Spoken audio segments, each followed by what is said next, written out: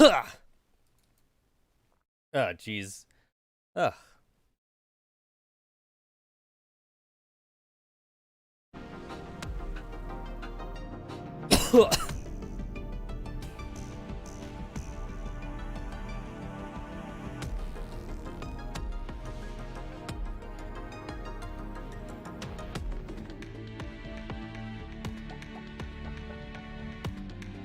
おはよう、指揮官。新しい一日の始まり。ただいま。あの子たちったら出かけるのがそんなに珍しいの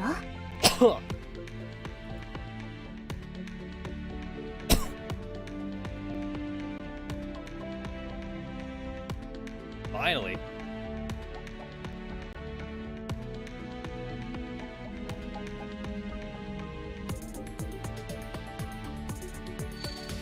この舞台が戻りました。異常はありません。ただいま。みんないる？仕入れ支援完了。規定時間内に戻ります。 Man, I hate major updates. Major updates suck.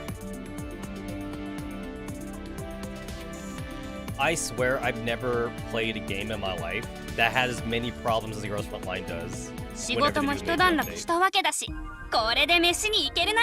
新人にしっかり訓練させとかないと。周りについて。ようやく見つけてくれたね、指揮官。 Okay, wait, what do we rate up for? Just the girls with the costumes, I think. Let me see, who the fuck is it for again? It's for...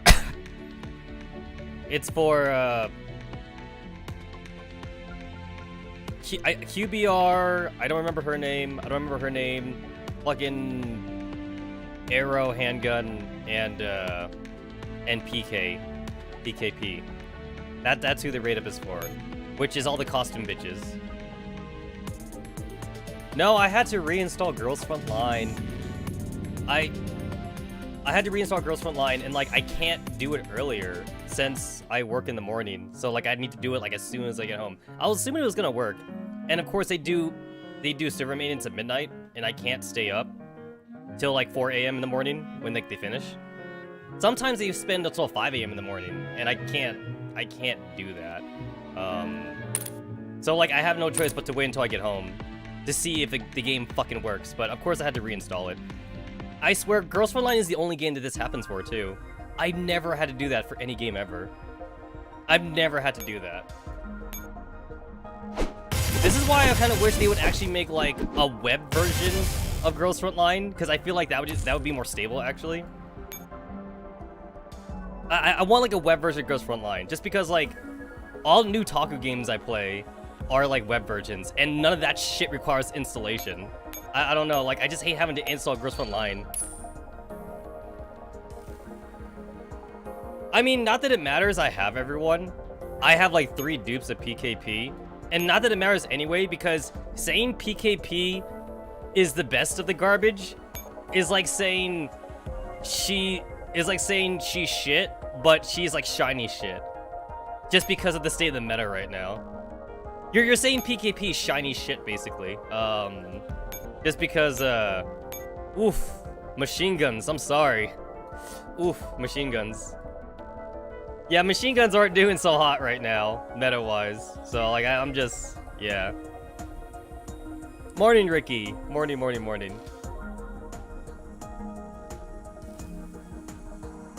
KBU actually isn't terrible. She's not terrible, but she's also not good either, though. The thing about Girls Frontline compared to like other games I played is that like you can't judge a character based off like how good they are generalistically, which is kind of weird. You have to judge them based on like very specific scenarios. It's just that some girls work in multiple scenarios than others. And right now, machine guns, they're basically good for like maybe 2 scenarios. Basically, they're good for like they're good for like 2 specific things. They're good if you need gunboat, which we haven't used gunboat since like Isomer. And then they're good if you need to kill shit super fast, but you can't kill shit super fast in this game anymore though. You just can't. All battles take too long now. So like now, basically just because of the fact that machine guns had to reload, it really kind of put a damper on things. And then you have two machine guns that actually do the opposite of that. So you have Lewis, and then you have Negev, who do the opposite, and they get stronger the longer the battle goes. But you need a very, very specific kind of battle where they would be useful, though. You need a super specific battle. And I remember in early Girls Frontline, Negev basically really only had one job, and that was to fight Judge. And it's funny though, because what's funny was the hype for Negev too. Like, I remember how a lot of guides, they definitely like overplayed Negev's role in the game. I mean, first off, she's a 5-star, and I guess she's really cute, but she's a 5-star though, so like a lot of people would like clamp to that 5-star. But because the way her skill works though, she's really only good in the super specific scenario of fighting Judge and shit like that. And small, yeah, you're right, she's small, but like, yeah, like she's just good in those specifically long scenarios that where you can afford to like fucking reload at, and usually you don't want to fight those long kinds of battles. So a lot of guides, and the thing is that like a lot of guides were saying the same shit, they were parodying the same thing. They were all like, oh, Negev's actually really good, you should level her up. And it's like, really? The first off, you don't need Negev to beat Judge anyway. Negev just makes the fight faster, because you could basically use like any other machine gun to fight Judge with. Any armor piercing would be good to fight Judge with. As long as you got the 2 shotguns to tank for the Judge fight, then you're good. But then beyond that Judge fight though, you ain't using Negev for shit, since Negev sucks ass in like regular combat. She sucks ass in that. I mean, okay, to be fair, when I say suck ass, it's not that her stats are bad. Her stats aren't terrible. It's just that, like, these stats don't mean anything in, like, a regular battle. What matters is the skill, and you don't want her reloading in a regular fight. So, yeah. It amazes me how... The funny thing is, too, it amazes me how, even to this day, actually, a lot of modern guides... So, obviously the game has changed, right? The game has changed. A lot of guides have been altered since then to talk about like new roles and new units and stuff like that. Negev has not changed, and I don't know if it's because guide makers were lazy to go back and redo Negev, or if people are parodying the same thing. But a lot of guides are still saying that Negev is good or like awesome. It's like, yeah, she's good in that one scenario, and that's it. So not really. Not really. Same thing too for Cord. I have 2 dupes of Cord because like she is really awesome. You know, don't get me wrong. She's like arguably one of the best machine guns in the entire game when you need a machine gun. When you need a machine gun, she's really good, but like now you don't really need her that much anymore. But she's great though. She's great when you need her. I don't have 2 dupes of PKP. I actually got 3 dupes. Oh my god. So there's my 2 cords. There's 1, 2, 3. My 3rd PKP is level 69 right now. I kind of stopped leveling her up because I realized I didn't really need it anymore. Wait, did I say 3? Oh my god, I got 4. Oh my god. Wait, did I say I have 3 dupes of PKP? Okay. I have 3 dupes of PKP, all past level 90. And then I have 1 dupe at level 69. I don't know what made me get that 4th one. We haven't needed to ever bring out 4 machine guns in a map in like forever. So, yeah. I have 3 dupes of MG5.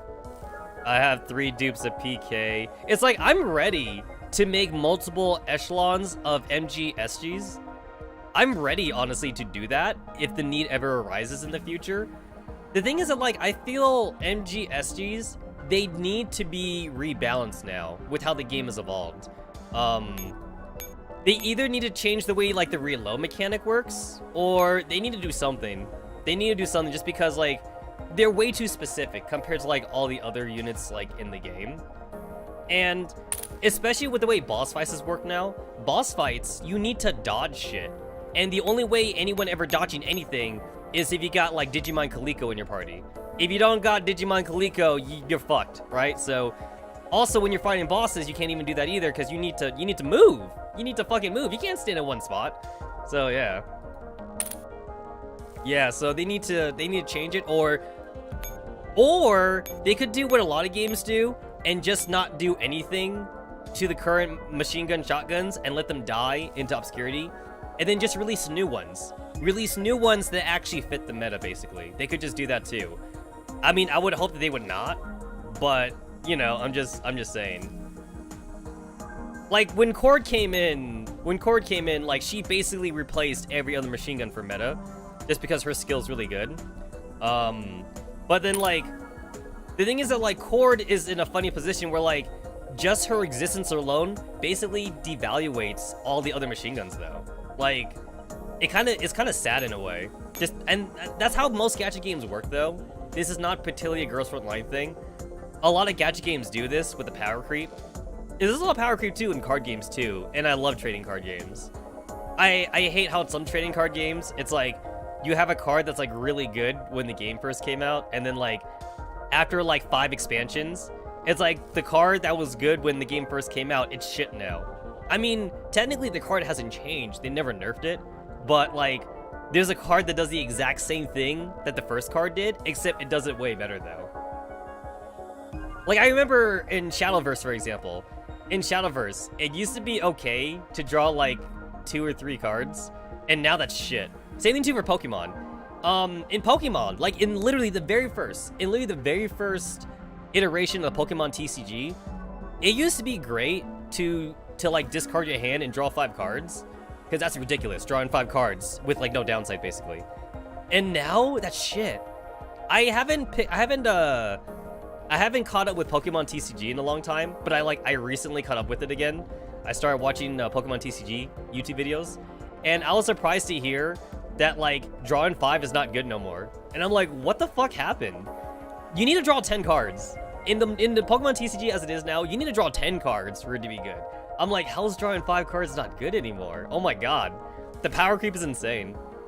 And like having 100 HP ain't shit anymore in the Pokemon TCG. I remember when it first came out, having 100 HP was great. Now there's so many ways just to instant die. You need to have like 200 plus HP. So they never changed the game. Again, it's a funny thing. They never changed it. They never nerfed anything. They simply just kept on increasing the power. They just made more and more powerful cards. So it kind of just power creep. That's the definition of power creep, you know? Just make everything worse, basically. And that's what Girls Frontline is facing right now. All the beginning shit is basically worthless. Like, okay, I've talked about this a lot. I've talked about this a lot just because she is one of my waifus, but like...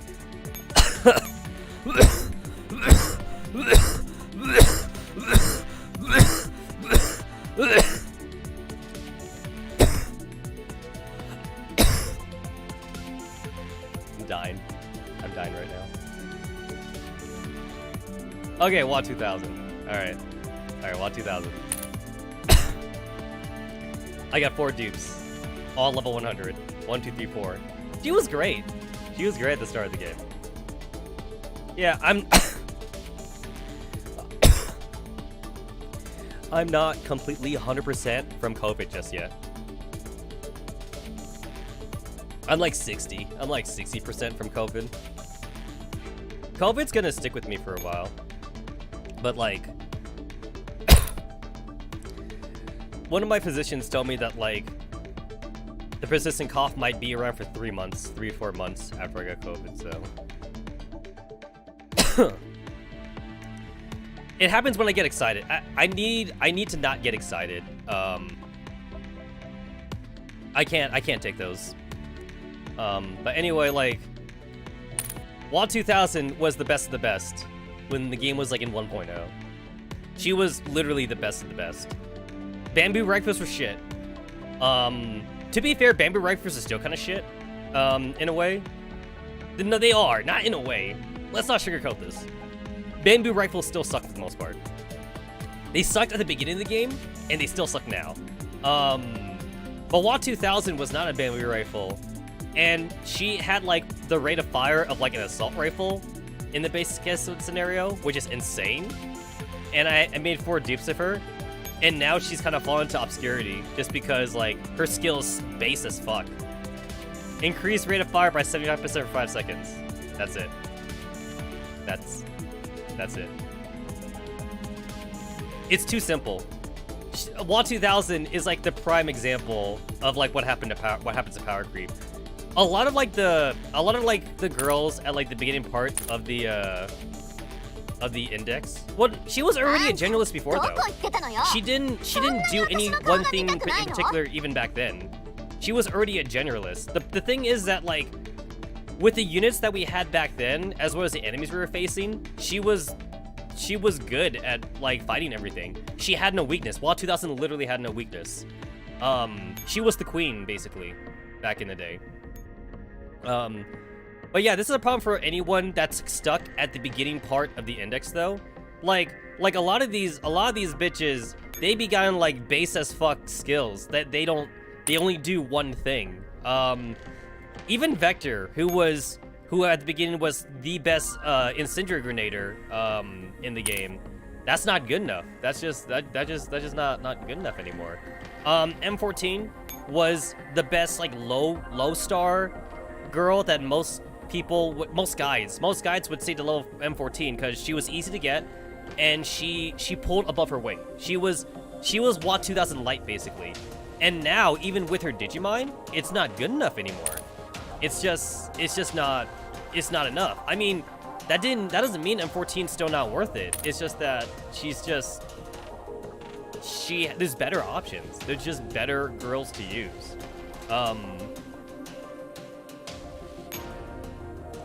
Like same thing with WA 2000, she needs a Digimine where she like either like increases firepower or like becomes half bamboo or something. Second best? Second best out of what? Second best out of being like mid-tier? That's woo! You really looking at silver lining there, buddy. She is second best if we tunnel vision the incendiary grenade part. She is second best incendiary grenader in the game, but she is basically been regulated to like mid-tier now just because of the way the meta has shifted. So yeah, she is second best, but she's still down though. And like that's the sad part of the meta right now. The meta right now is very stifled, and a lot of girls that like were amazing just aren't really that good anymore. Same thing too for AS Val. Let's go beyond AS Val actually. If we're gonna talk about AS Val, fucking Groza. Oh my god, Groza. Oh my god, the fucking Night Queen. And she was only limited time. She's like fucking Hoxie. You gotta fucking get her because she's so good at night battles, blah, blah, blah. And then like she got power creeped by AS Val's Digimine. And then neither of these girls got nerfed. They didn't get nerfed, but they got worse because of the meta change though. Because AS Val is a better Groza with the right team anyway. Groza works by herself. AS Val needs a team. She needs people to back her up. But AS Val in a vacuum is better than Groza. But just because of the way the meta has shifted now, they suck. They comparatively suck because of the way the meta has shifted. It's like, all in all, technically, like, we don't even need most of these girls anymore. And the only girl that has kind of like stayed relevant for the entirety of the game's existence is M4. Just because, like, they had to give her, like, main character OP status. She's the only one that has, like, remained relevant for, like, the entirety of the game. Everyone else has got power creep hard. Like, super hard. To be fair, M4 also has a base as fuck skill as well. Increased damage by 75% in 10 seconds. But then she got her Digimine, and then that changed the whole thing. That changed the whole ballgame. Same team with 416. She was a grenader, but then now her skill made it even better though. So she's arguably up there now. But 416 went backwards. She was not meta at the start of the game because fights didn't last long enough, and then she became meta like around the time of like Singularity. Singularity was when she started becoming good basically. And they didn't change her. They didn't change her when Singularity happened. It's just the meta changed. I mean, like, applaud for Micro Uzi for going from, like, worst to best. Because Micro Uzi beat out Vector and shit. But she, you know, it's like, you're just not using her as much as before, though. You're just not using her as much. That's why we can't really use a tier list anymore for Girls Frontline. You gotta look at what the girls are in very specific circumstances. Because MP5 is a better version of Thompson, like as far as shield SMGs are concerned. But like, this doesn't come up very often though, when you would actually need this specific scenario. I mean, again, her time to shine was Polarized Light ranking. Polarized Light ranking was when MP5 and Thompson were at their best.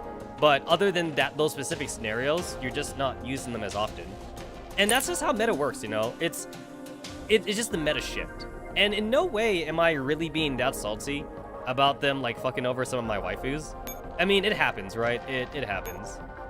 I'm not too salty. I want to say I'm not too salty about this. I'm not going to deconstruct my dupes though, just in case. If she ever becomes meta again, I have my dupes. If she ever becomes meta, but you know, until that happens, all four of my dupes get to sit around and look pretty, basically.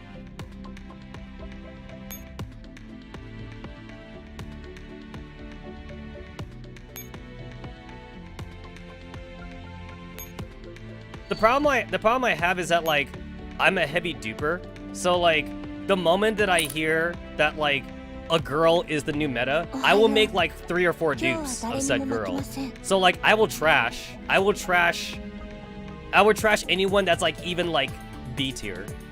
I'm such a meta whore. Like the moment that a girl goes from like A tier to B tier, I'm all like, yeah, you're dead to me. You're literally dead to me once you go to B tier. I'm such a meta whore. Like, for example, like, I am like, I know that like, okay, so I'm also careful too. I'm a little bit careful, but like, I'm also kind of reckless. So like, for example, I am so ready to like, fucking ID, super ID. I am so ready, for example, to like, where the fuck is she? Where the fuck is she? Where the fuck is she? Here it is. I have 3 dupes to G11. I am so ready to dupe Digimine, but I am going to be a little bit careful and maybe not go too overboard, but I am like so ready for that. I have 2 Grozas, and you know what's the sad part? So again, Groza, at the beginning of the game, super hyped up, super meta, super for night battles and shit. We don't really use night assault rifles anymore. I had 2. Guess what? I really only ever sent out 2 Grozas 2 times. That's it. My second Groza basically never saw that much action. Like I really only ended up using both of them, like maybe 2 times in my entire Girls Frontline career. Because like, by the time I got that second Groza, like it was already too late, and we didn't need more night battle girls. Same thing too for 9891. 9891 was the light version of Groza, and look at, I'm sporting the 9891 ranking equipment. This makes her really good, actually. This actually makes her good. It's just that like we haven't needed a need for night battle assault rifles. So you know that kind of makes me sad. Like, listen, guys, if I was allowed to, if I was on the Chinese server and I was allowed to get my dupes of M4, you can bet your ass I would have made like 5 of these bitches. All right. Basically, the only thing holding me back is the fact that EN won't let us do it. But if I was on the Chinese server, I'd have 5 M4A1s. They would all be Digimine. All right. I would basically do M4A1 only runs, basically. That's what I'd be doing, man. She does everything. But yeah, when you look at my account and when I sort by AD though, you do see how much of a duper whore that I am. I have 2 M14s, and they're both Digimine, by the way. They are both Digimine, and again, they're just not top. They're just not super top tier anymore. Oh yeah, I have 2 Digimine 3 416s. So yeah, I mean, this one is kind of biased though because she is my waifu, and I only had to do it because I had the second costume for 416. But yeah, I had two fully Digimon 416s. I have 2 clears. The second clear I haven't really leveled up that much, but like I locked it though, so like there is plans to level those up. Though honestly, I do feel the worst from my machine gun dupes though, because like I really do like the idea of machine gun shotguns, and I kind of like the downside. I like that they have a downside of needing to reload. I have 3 M2 HPs, and she's like the bottom tier of the high tiers, and that makes any sense. Because you get it for free. You get M2 HP for free, so she's the bottom of the best. And I made 3 dupes of her because she was good back then. And now, like, I'm never gonna use these bitches, like, ever again.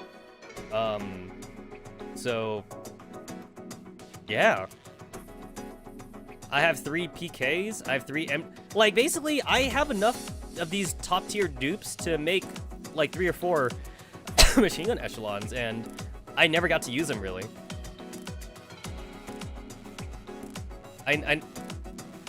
No, it was Kitsune. It was. It's because it was before they put in the core retrieval mechanic in the index. So that was the only way for Chinese players to get back their girls, their anti-rank girls, without having to restart their account. There is literally one girl that I don't have just because I don't like her design. So I could show this, but like the button, this is the recover button right there. I just don't like her design. She's the only girl that I don't keep around, but I have everyone else. I mean, she's in my index, so yeah, but this recover button didn't exist though. So like, there were Chinese players that like, you know, they dismantled M4 and anti-rain because they thought they were bad. They thought anti-rain was bad, so they dismantled them. And then they were told later on, like, you don't get those back. You can't construct them.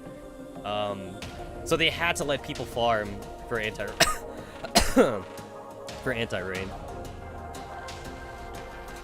Honestly, I think that sounds pretty stupid anyway. Even if you didn't know anything about Girls Frontline and you were a new player, I think it sounds stupid to dismantle one of the storyline characters.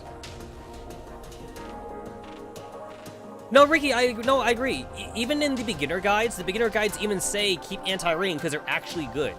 But we're talking from a newbie perspective though. So don't forget, we're talking from a newbie perspective. And a newbie perspective, they may read the skill on the anti-rain girls and they'll be like, oh, they're 4 stars, they're not even 5 stars. So like, they're dismantled one. And like, they'd be like, oh, like, they're just storyline characters, they're shit. So like, we're not going to need them. And then like, they eventually read meta guides and they're like, oh, they're actually good. Can I get another one? Can I construct M4? It's like, no, you don't do that. So basically, a lot of Chinese players got upset, and then they started making new accounts. And then that's when Mika was like, maybe we should have some like recovery option so people can get them back and shit. So that's why the recovery system came in. Unfortunately for EN server, the recovery system came in for us really early. Because, you know, like, we get all the UI upgrades early, basically. So we never had to worry about not having M4 and Star and, like, the anti-rain girls. Also, people were making translated guides of the Chinese guides, too. So, like, anyone that was playing EN server that looked at a guide, I'm pretty sure in big, bold letters from most of those guides, it said, hey, don't dismantle anti-rain. They're actually good. So don't do it. But still, though, there's newbies out there that don't read the guides, so even on EN server, people do still dismantle, you know, the anti-rain girls. You know, again, it makes sense. You don't know what's good, right? You don't know what's good. Increase damage by 70% for 10 seconds. It's all like... Also, too, if you're used to playing games with inflated numbers, this looks tiny as fuck. 46 damage, 48 damage, 48 damage. Well, bros, like, I'm so used to Nippon Ichi and, like, Idea Factory inflating their goddamn stat numbers. Like, at level 1, you're doing, like, fucking 10,000 damage, which essentially means nothing, but, like, they just add zeros. Idea Factory and Nippon Ichi love adding zeros to their games, so, like, you're doing like 10,000 damage at level 1. And then when you get to like level 100 in like an Idea Factory game, you're doing like 100 million damage. You're doing like, your basic attack already does like 200,000 damage. Your skills do like 1 million to 2 million damage, and then your ultra skills do like 10 million damage. It's all just super inflated numbers though. You can't even wrap your head around that.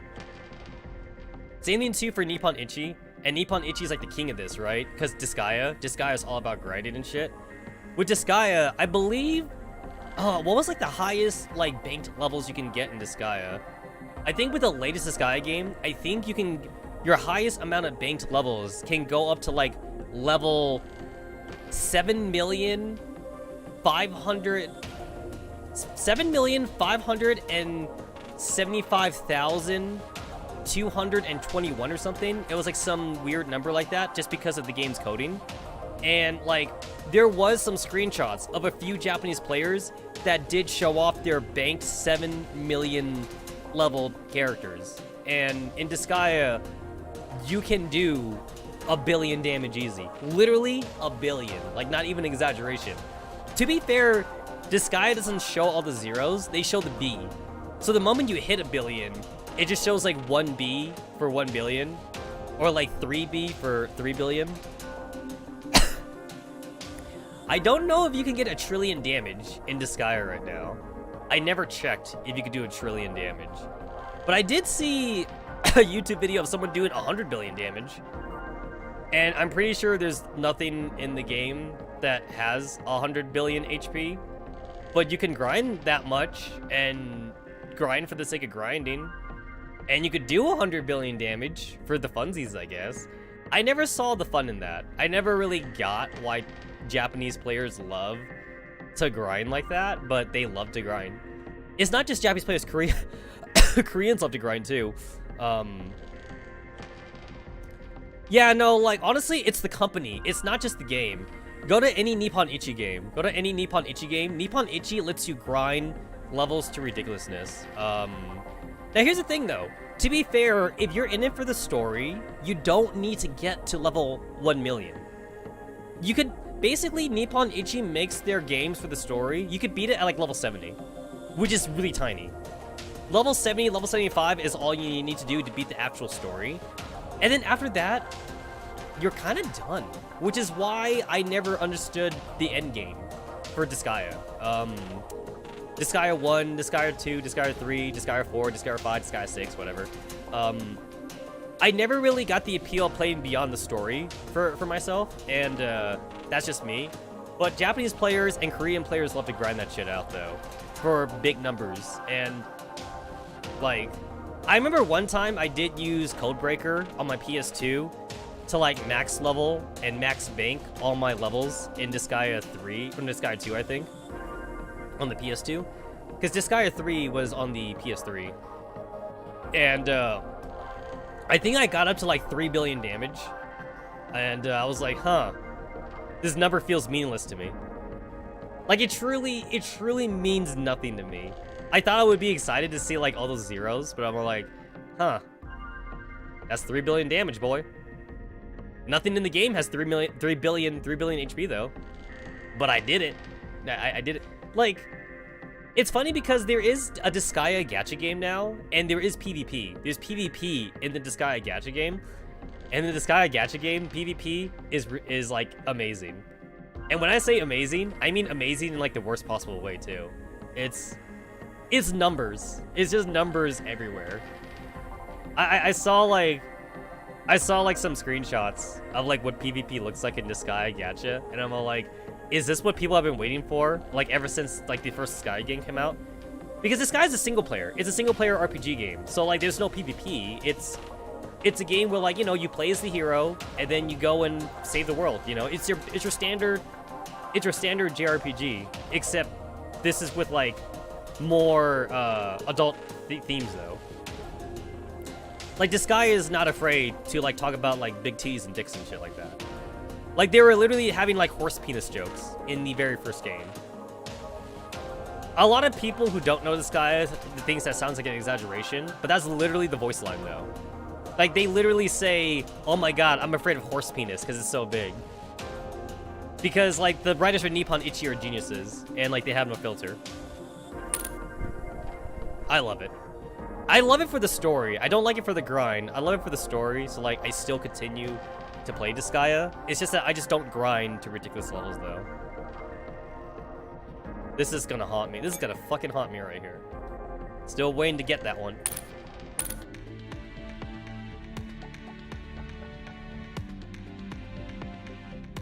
Man, we're getting like a major event and a point event at the same time.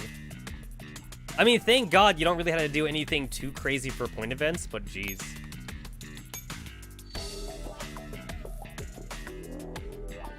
Alright, boys, make sure we give each other likes.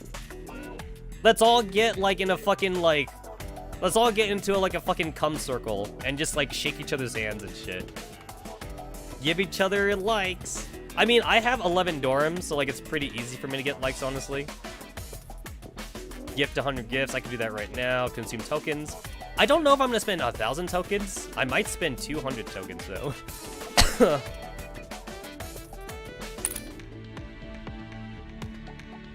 Alright, alright, what do I want to do first? Well, first off, let me hit that shop. Let me hit that shop. Okay, costumes.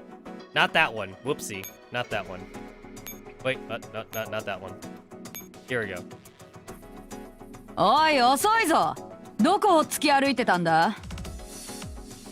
Love the Christmas tree.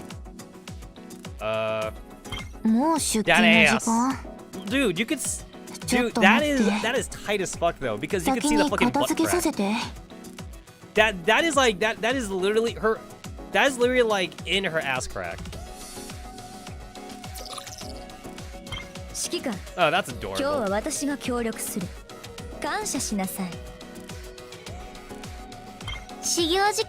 Oh, that's adorable. That's cute.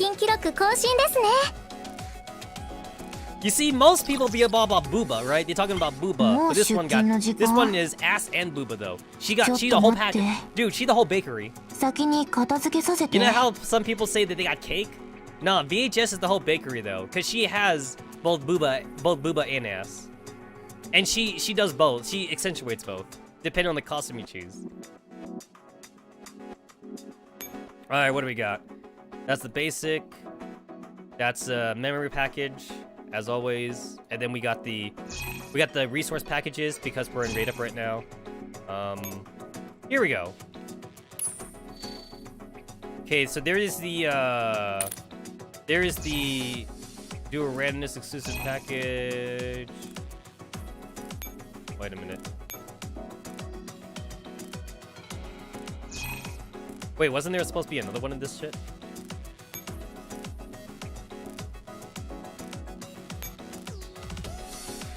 I could have sworn there's supposed to be another one of this shit in here. Go into the Girls Frontline Twitter. Because I feel like there's supposed to be another package in there. Because I was literally on the Reddit. I was on the Reddit talking with some other users about the packages. And I feel like I don't see something in there. Go into the Girls Frontline Twitter. Let me look at those server maintenance pictures. Where is it? Where's the server maintenance thingamajigs? Here we go. Okay, January 25th scheduled maintenance. Tiger Year exclusive package. February 1st, Tiger Year exclusive package 1st. So there's one that comes with like there's one that comes with... Wait a minute, what? Okay, so this one has 500 tokens.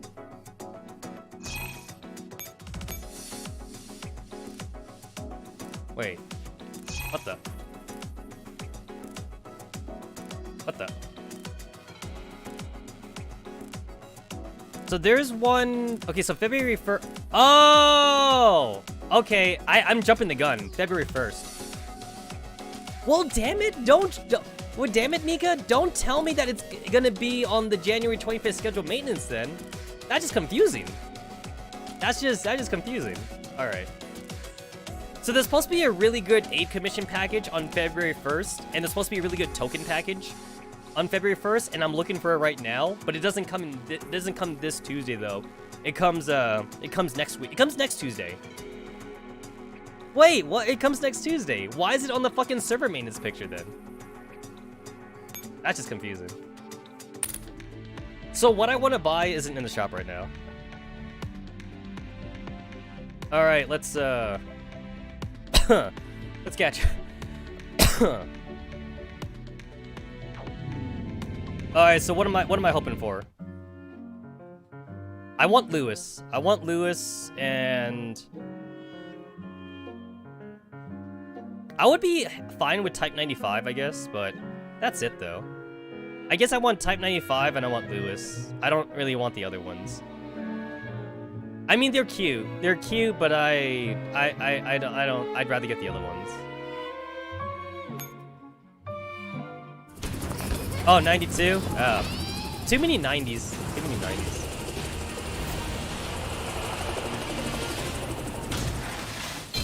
Holy shit! Oh, I'm coming, guys. I'm coming. I'm coming right now. Bro, guys, this is the streamer luck right here. I am winning, son. Motherfucking bitch, motherfucking bleh. I got KSVK. I already have 3. I already have 3 KSVK costumes. I don't need another one. Does anybody want this? Does anybody want this? I'm willing to give this away to somebody. I'm willing to give this to someone. My god, I want to gift this shit.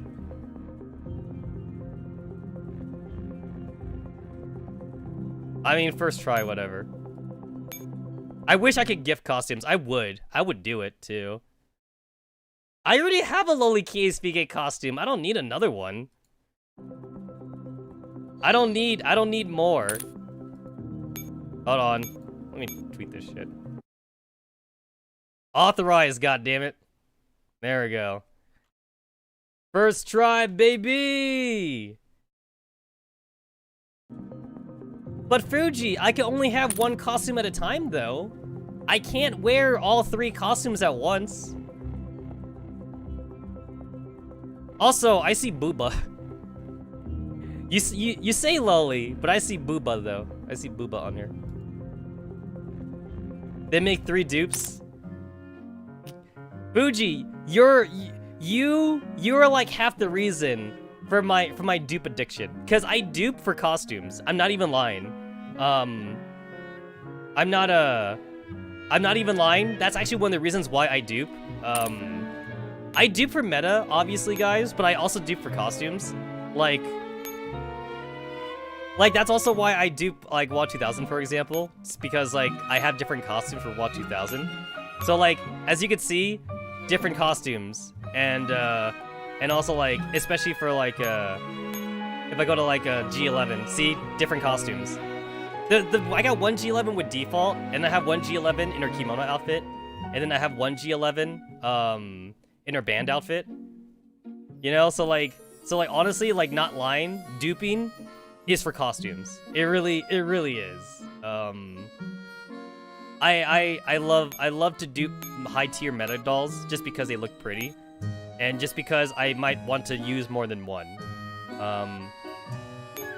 Do I still? Yeah, look, I had 2 dupes at 45. I have Lully 45, and then I had the Digimon. Then I had the Digimon 45.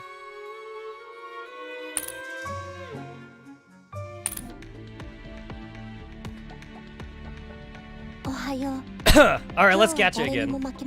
Let's catch it again.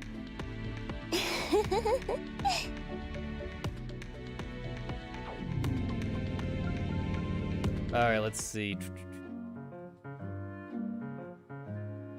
Let's see.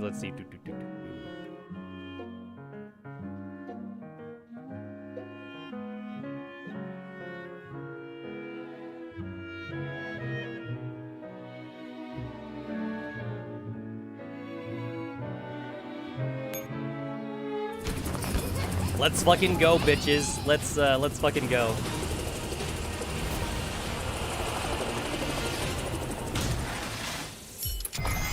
Up, I didn't get another costume. I didn't get another one.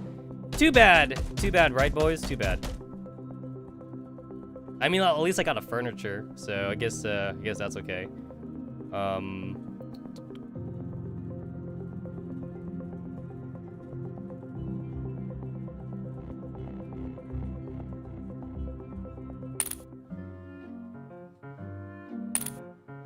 Let's see, I have 1,600 tokens left.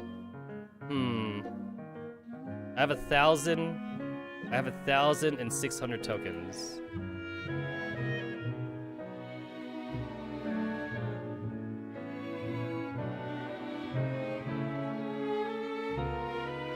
You know, I'll try one more time.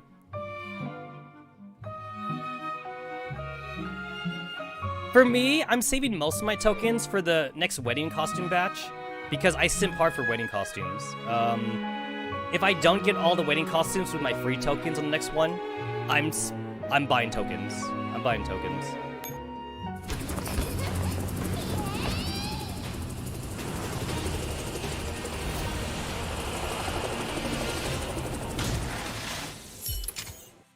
Nope, didn't get it. Didn't get it.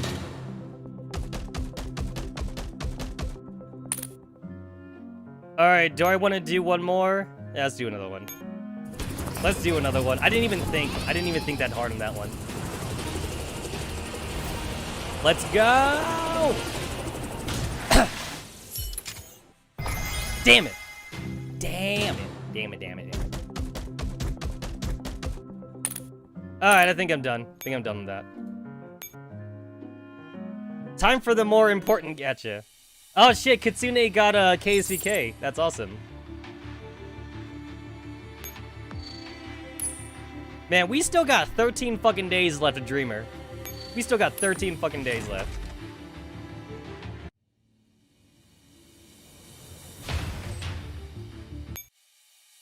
I would love to get a Dreamer dupe.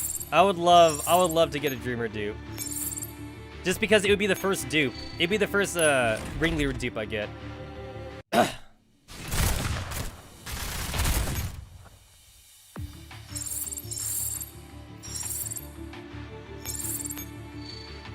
It's like I have to use my points because they're wasting away if I don't use them.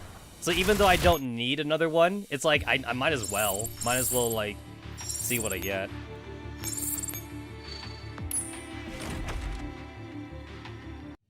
My Dreamer is just a dream. No, don't say that. Don't say that. She'll come home a second time. A second time.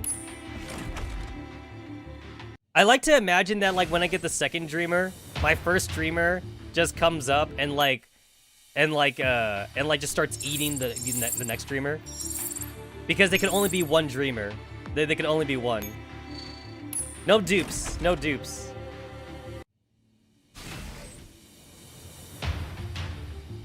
Oh, you got another costume, bro! For Neil, showing off his gacha luck. Everyone's getting a costume. Everyone's getting a costume in this stream. That's the Tetsamaru. That's the Tetsamaru guarantee. If you gacha during my stream, you get a costume.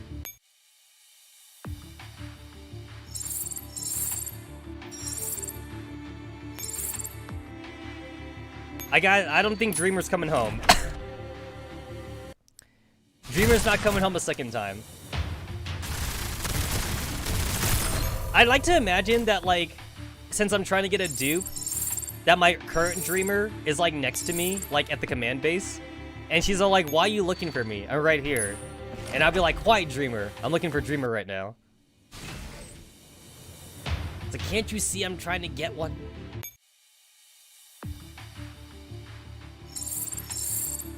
She's not popping, though. She's not popping. You know what? You boys showing off your fancy gacha. But you know what? You know what we need? You know what, man? You know what? I'll show you what a real gacha looks like. Let me go to my screenshot folder. Where's my screenshot folder? Here it is. Ah, here we go.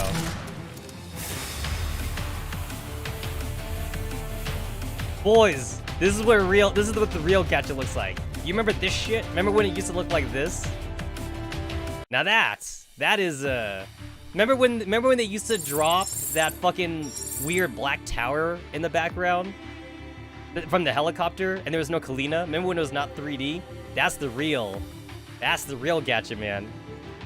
Back in my day, I mean back in all of our days, we were all playing back then. Oh, okay, no dream.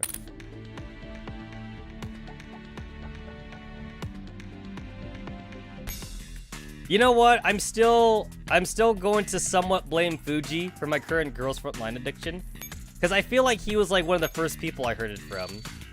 Like maybe Fuji and Kitsune were telling me about it back in the day, so it made me download it. And I said I wouldn't get addicted to. I said, oh, it's just another average gacha game. I'm not gonna like spend money on this or anything like that. I'm not gonna do that. Another fucking machine gun thing. I don't need another machine gun thing. I'll say yes though. It was Fuji and Famil.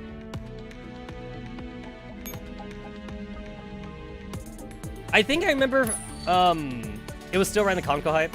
I think I remember Fuji telling me like at least the first time it came around, but I said I didn't want to do it just because like it was when there was no EN server. I think Fuji first messaged me when there was no EN server, so it made me like not want to try it at least, because I didn't want to play the Chinese server. And obviously there was no Japanese server because Japan was the last server we got, so yeah. So I didn't want to play on the Chinese one. I need to go on my second account. Got you on that one. Played Sense-CN before the CCP fuck up, then you lost all that progress. Can't be bothered to play EN. Unless you lose your account again. If you lose your account again, then you can play EN with the rest of us.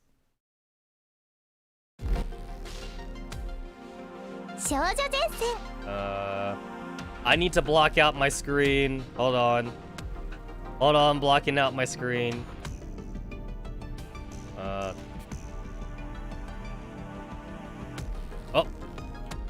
There we go. Where is it? Here we go. Gotta type in my password. Gotta log into Facebook, my other Facebook account.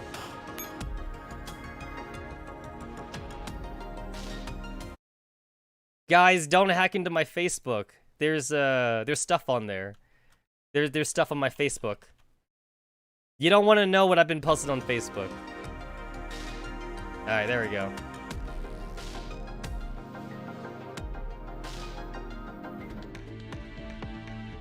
Alright, second account.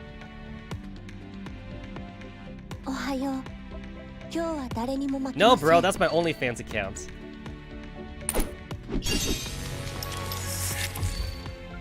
And my Pornhub account. And my Chatterbait account.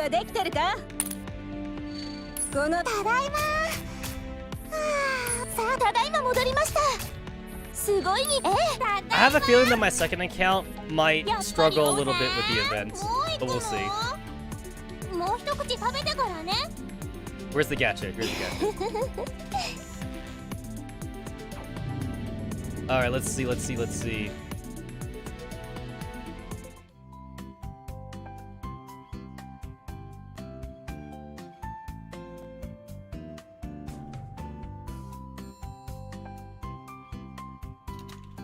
Oh, hold on.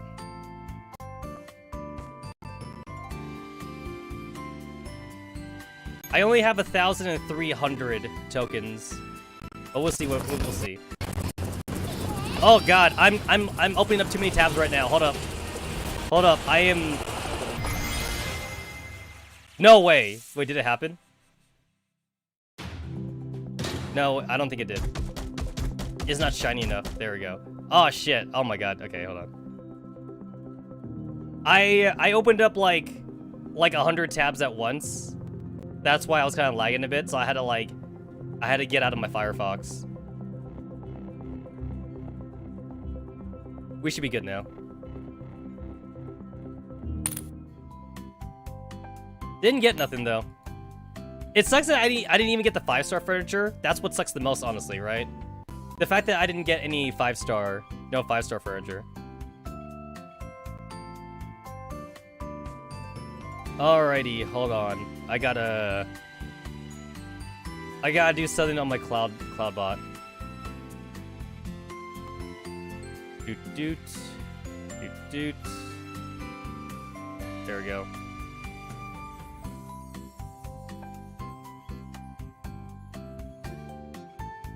Because my OBS is not working the way it should. That's why, like, I need to change something.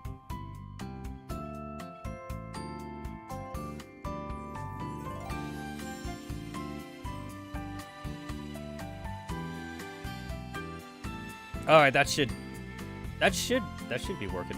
Alright. What's the best FNC costume? Wedding costume, definitely the best one. Wedding costume, definitely. 100% wedding costume. No contest. No contest.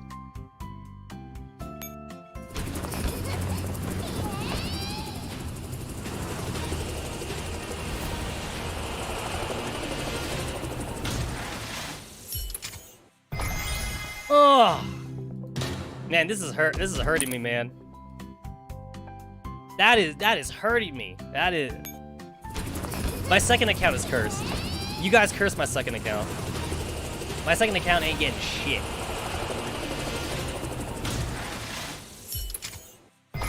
Oh my god. Oh my god. Well, obviously I ain't getting crap on my second account.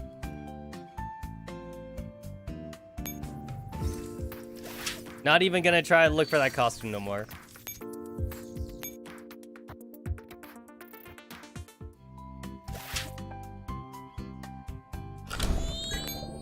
But maybe my second account can get Dreamer. That'd be fun.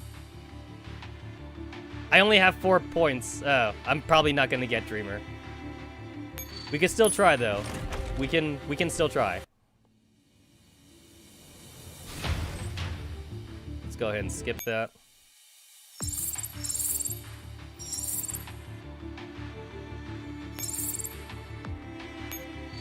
I have 3 more impulse energies to try and get Dreamer.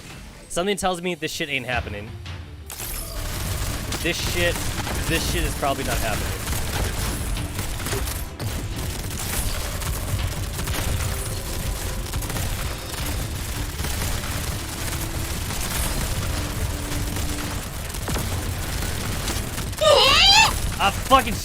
That was the wrong button. That was the wrong button.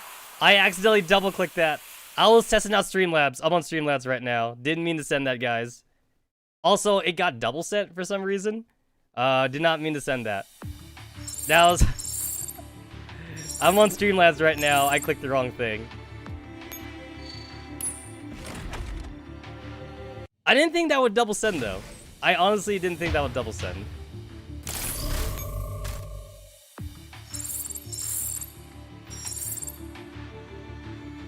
Man, I ain't getting shit though. I ain't getting dick.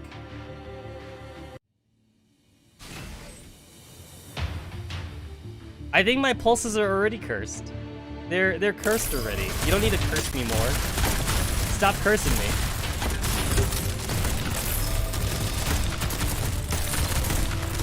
No more curses. No more curses.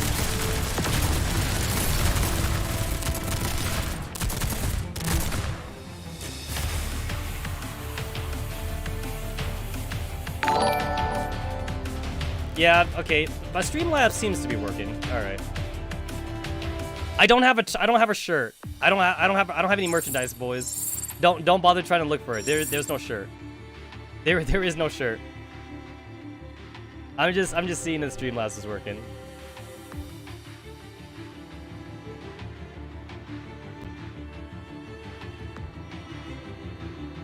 I got myself a medium Jaeger. That's kind of cool. Alright, well, I guess I'll see if I can get Dreamer some other time.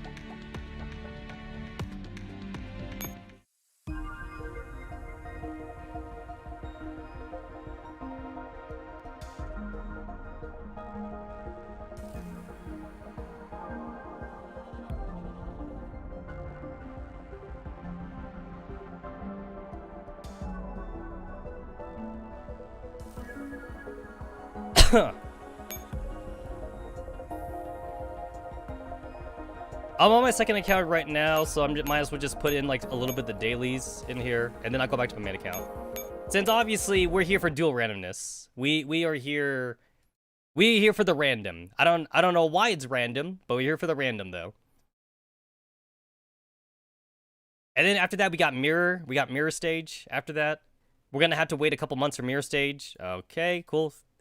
Way to go, Mika Spaghetti Code. Thanks for the spaghetti code. I wonder how long it would take if I were to like. I wonder what their answer would be if I were to ask them how long it would take them to like recode Girls Frontline from the ground up to get rid of all the spaghetti coding.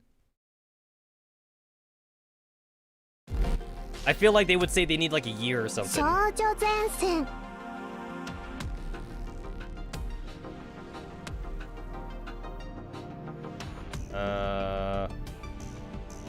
Where's the black screen? There's the black screen. There it is. So I've done my best to like avoid too many spoilers about dual randomness, but based on what I'm seeing from the splash screen though, it does seem like it's an Angie. Seems like it's a very Angie specific chapter, so that's cool. Angie and Team Defy. Well, obviously we know that Team Defy is very important because of the huge spoiler, because no one in China can shut the fuck up. So like everyone already knows what happens in this chapter. Everyone already knows like the big fucking plot twist of this chapter. So yeah. All right, so oh yeah, before I actually head on to the fucking thing. Right, newer upgrades a thing. Lucky Tense angle, he can't be spoiled if he doesn't really know the story in the first place. Oh yeah, alright. Who do I love more, Girl 635 or G11? Well, G11 is more like a Musume rather than a waifu. And Girl 635 is more waifu than G11. So if I base this on the fact of like, who do I wanna bang, it'd be wrong to do G11 first. That's right, guys. I'm thinking with my dick. I think with my penis. My penis. Penis.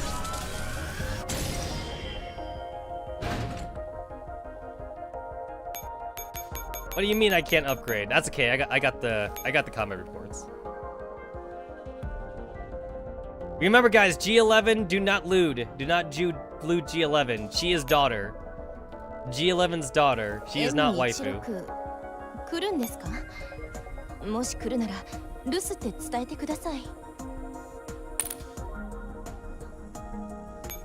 I am so prepared to like Digimon them like since like 5 months ago, man. Bed warmer for warm bed.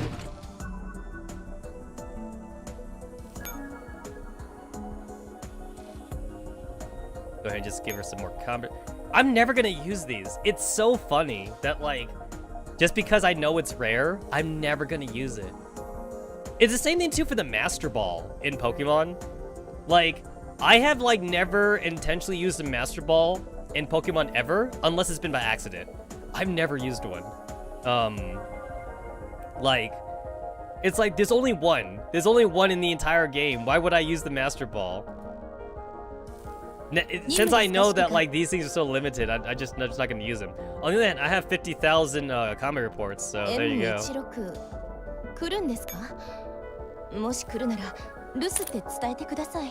Oh yes, here we go. CG change. It's changing. Yay! Awesome. I want to admire her before I change her back. Because I'm gonna change her back anyway. I'm gonna change her back anyway. Oh, she's amazing. I honestly, the thing I love most about this though is the little SOP mod keychain. That is the best detail that's on this fucking thing. It's like, yeah, she's so side booba, and side booba is good. Don't get me wrong. I also love the jacket. The jacket I love. I love how flowy it is. I love that she actually has a gas mask. I think the gas mask is awesome too. But like the soft mod keychain, that's the best. The keychain's the best part. I want to buy that, man. I want to buy that keychain. Where can I buy my soft mod keychain? She got a new artist? Ah, I did not know that. Well, first, the cake. We gotta give her the cake, man. She's at 150. She's at 150 out of 200 affection. That is unacceptable. We all know that is unacceptable. We need to give her the cake. It's kind of funny how cake is actually more common than the lollipop and the ice cream. The lollipop and the ice cream give less affection. The cake gives the most, but this is the most common though. There's not many. The game doesn't really give you the other ones that much.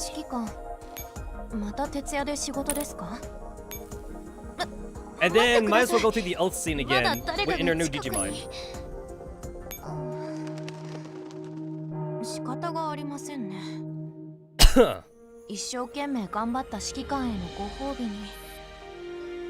She's still talking from when I clicked on her. 私を選んでくれたのはきっと指揮官なりの理由があるのでしょう。でも近寄りすぎです。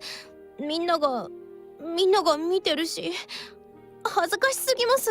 Oh, she's embarrassed. She's hazukashi. She's embarrassed, dudes.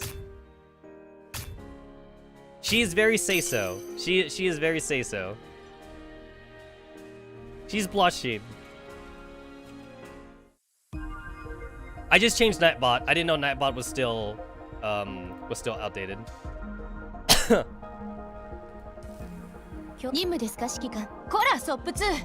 基地の廊下で全力ダッシュはやめろと言ったでしょ。There we go. それと AR15。Alright. M16 の残していったお酒をこっそり飲むんじゃありません。She sounds very authoritative now, which is kind of cool. I mean, she was always authoritative beforehand though, but she definitely sounds a lot more like not mommy. I don't want to say mommy. She sounds more like she's like the school teacher. She sounds like she'd be like a school teacher and it'd be like, kids, pay attention. Like elementary. I want to see like elementary school teacher. Oof. I was at like 9,000 memory fragments and now I'm back to 5,000. That hurts, man. That hurts. I gotta make sure I do the G11 that's oathed. So my kimono one's the one that I oathed. Now I got nagging waifu. Hashtag that's the best part, maybe. Maybe I want to be nagged at.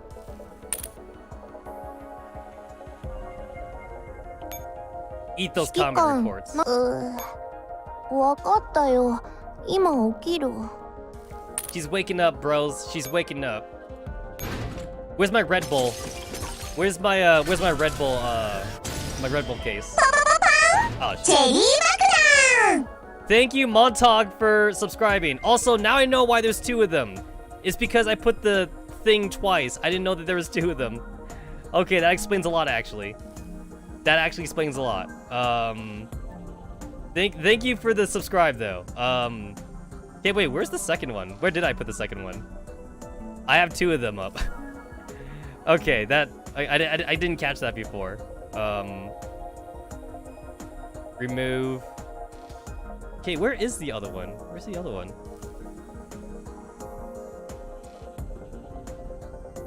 I don't know where the other one is. I think it's that hold on.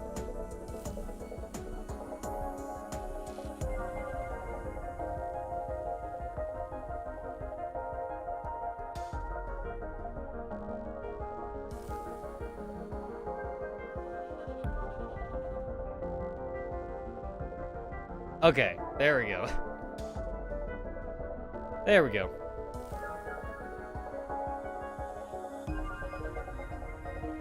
Ah, damn it, I hit the wrong button. Okay, so I think I just fixed it. So like, let me go back to Streamlabs really quick and let me just test it to make sure it only sends out one alert and not two alerts. I mean, the two alerts was kind of funny, but I'd rather just have the one alert. All right, let's test it out.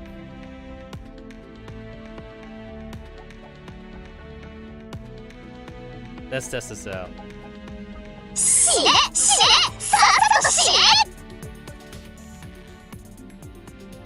I feel like maybe it's double autoing. It's doing the 1, but it sounds like there might be a little bit of an echo in there or something. I'm not actually sure about that. But it looks like it just shows the 1 for now, and I'm okay with that. So that's fine for me. That's fine for me. I'm not sure about the audio. Might have to do something about the audio later.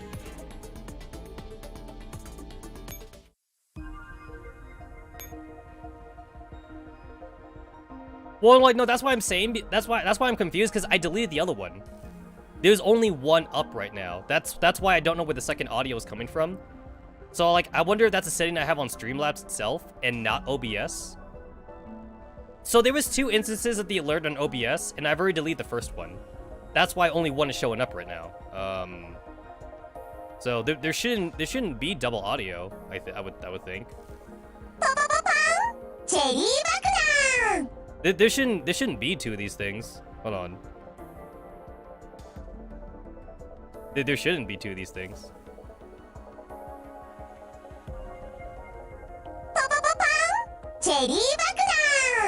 Wait, what the? Wait. It's playing the. I just deleted all of them. I deleted all. Where's the audio coming from? Wait. The audio. The audio. There's no alert anymore, but the audio's there. I don't know where the audio's coming from now. That's weird.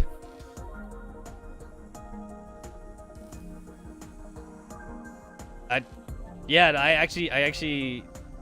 don't actually know. I don't know.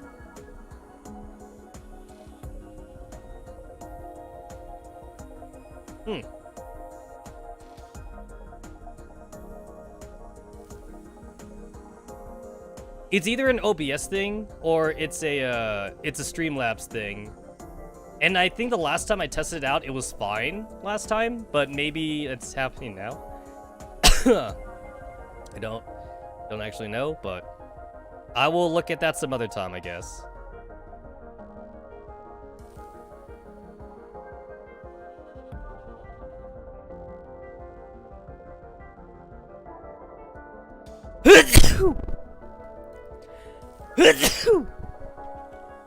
I mean, to be fair, it's not that big of a deal. I would say it's not that big of a deal, so it's okay. It's fine. It's fine.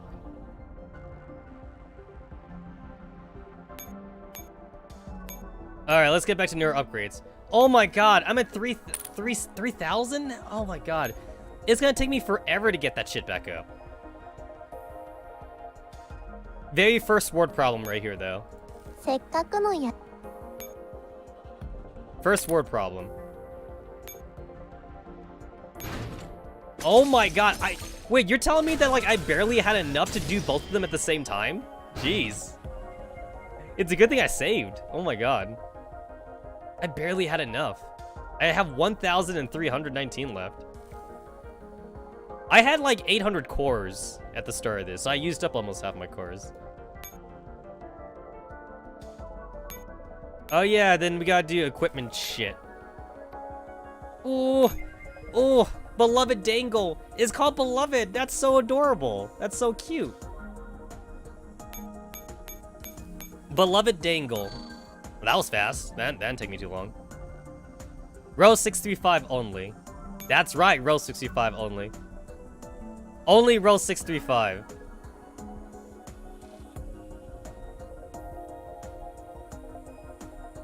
You know what? We're getting fucked right now just because it's 2 5-stars. You know what I'm saying? It's 2 5-stars, so like it requires a shit ton of resources, and it requires the fire thingy, the control rod thingy. What was it called again?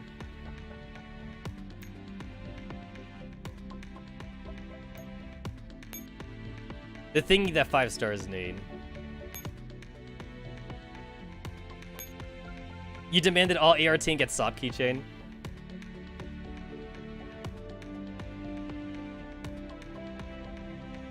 Wrong. Okay. There we go. New type fire control component. It requires this shit, and this shit is hard to farm. I mean, you can't really farm it. You get like very little of them per month. I still have the fucking division shit. It's like unless we get a rerun, this shit's gonna be here forever. I got 160 grenades. When can I use it? Can I use it now? I want to use it now for do a randomness, man. I want to throw that shit.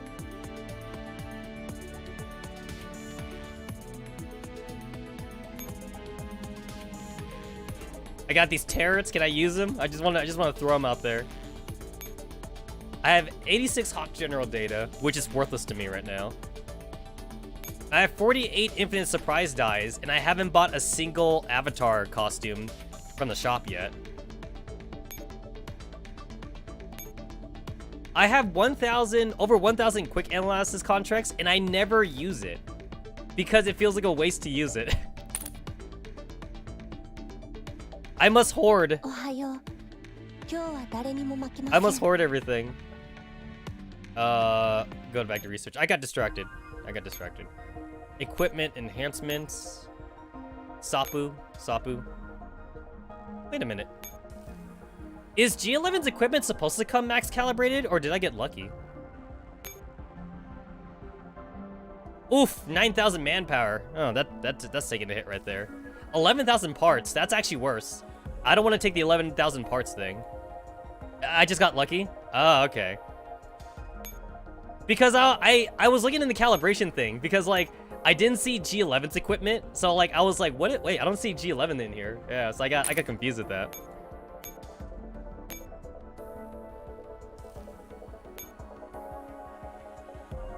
The G box. Not to be confused with the G spot.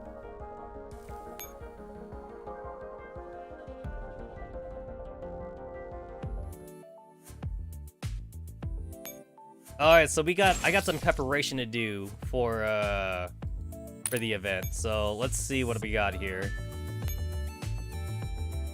I mean, as always though, like I'm not gonna look up any guides or anything, so I'm just gonna like just spitball this. I'm just gonna spitball it and just see where I go. Whoopsie, didn't mean to do that. Okay. This was the team I was using to farm the tokens in the Christmas event. I always tend to use these three, 94, K2, and M4, just because like they work well together. Alright, so I guess I'm just gonna pop in Beach Ferry. Because like when would I not pop in Beach Ferry?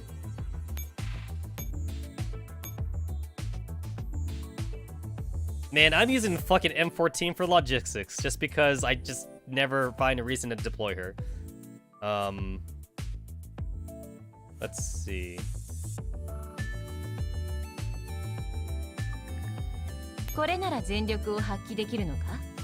ASVK and I'll toss these two in together. And then handguns. Palico.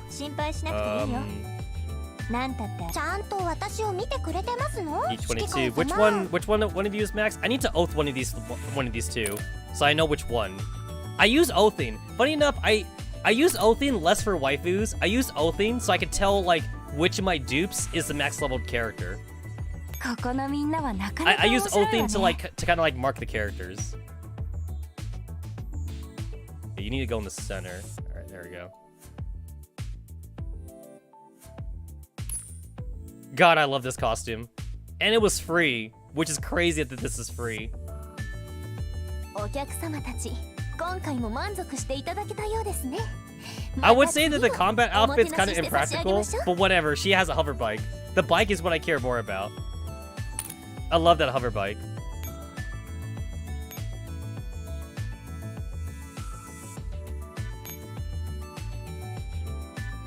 Alright. That seems good. We'll load up our second beach ferry. Where's my second beach ferry? I know I have two of them. Oh, there it is. That one. And let's see. I'm just kind of just making up a team for the sake of making a team. And then I'll see what I need when I actually get there. I just want to like pre-make something so that way I can be lazy and like try to like coast through this with like the least amount of effort.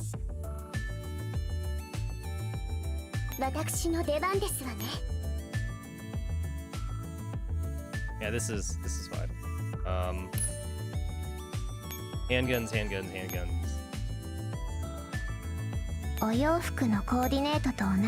Look, yeah, I put her in tank. That's adorable.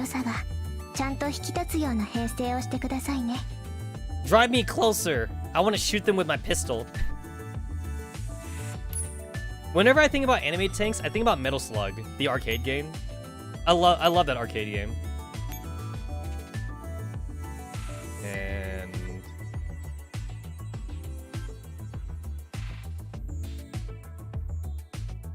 I'm really tempted to like Digimon Coleco again. I'm really tempted to, but that's gonna be pretty expensive if I do that though. So I'd rather not. I'm super tempted though.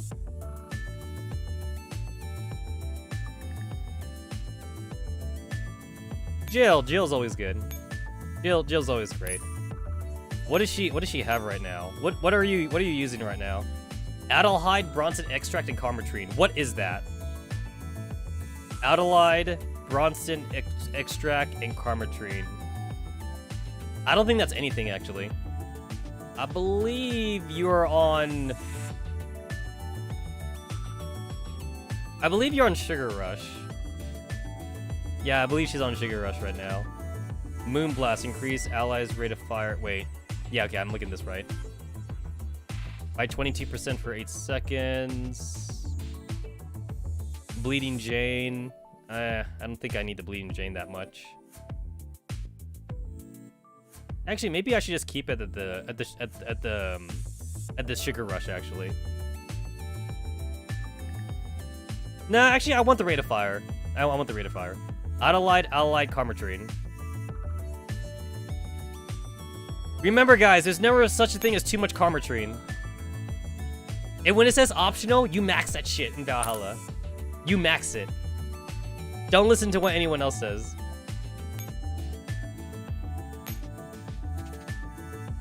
Man, I cannot wait for Nirvana to come out. Still waiting for Nirvana.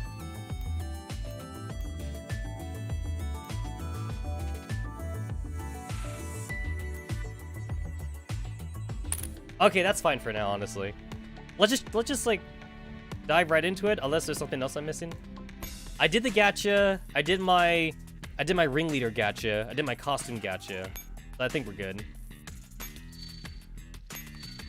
Look at me fucking speedrunning the fucking day 1 of the point event.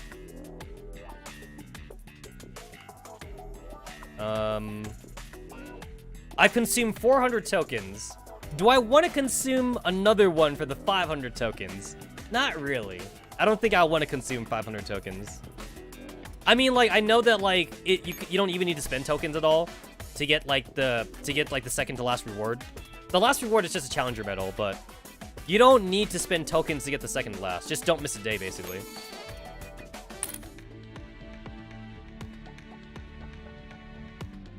Now, if we were in the wedding costume thing, I'd be spending 1,000 tokens. Easy spend 1,000 tokens. What's the target practice? Oh, shit. Okay, these look fun. I'll look at these things later on. So that's the target practice right now. Ah, fuck, I gotta do this thing. Let's see, what's good? You're good. You're good.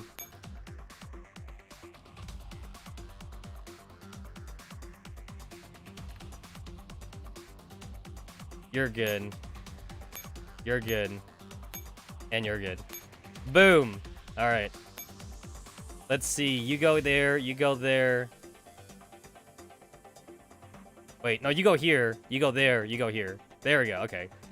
That works. This should work. Okay. This should work.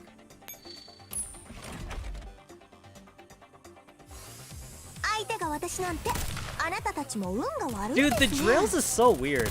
Like, when we make a team, we're trying to make a team that survives. When you make a team in drills, though, you're making a team that just kills fast. Like, you don't give a shit if they take damage. 41%, good enough for me, guys.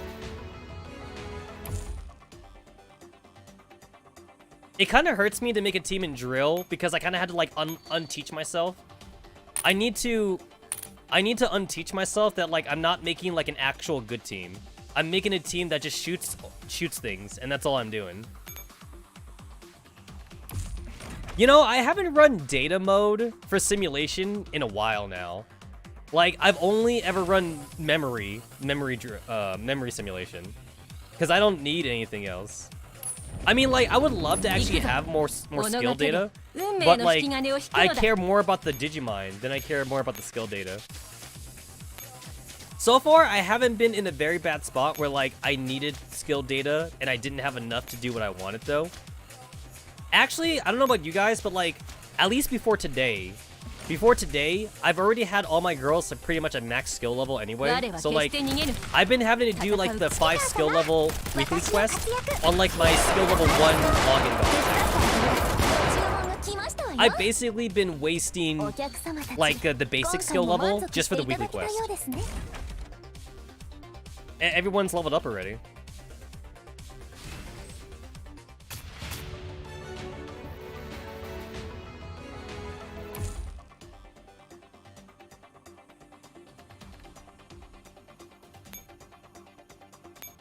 Because obviously any girls that are meta, you've already skilled leveled them for, you know? Any girls that are actually meta.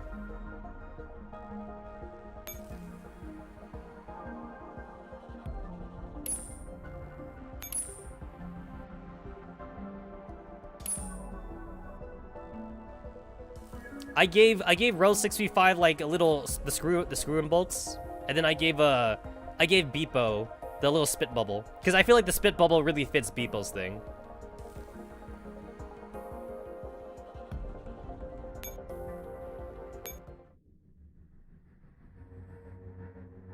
Ooh, fancy.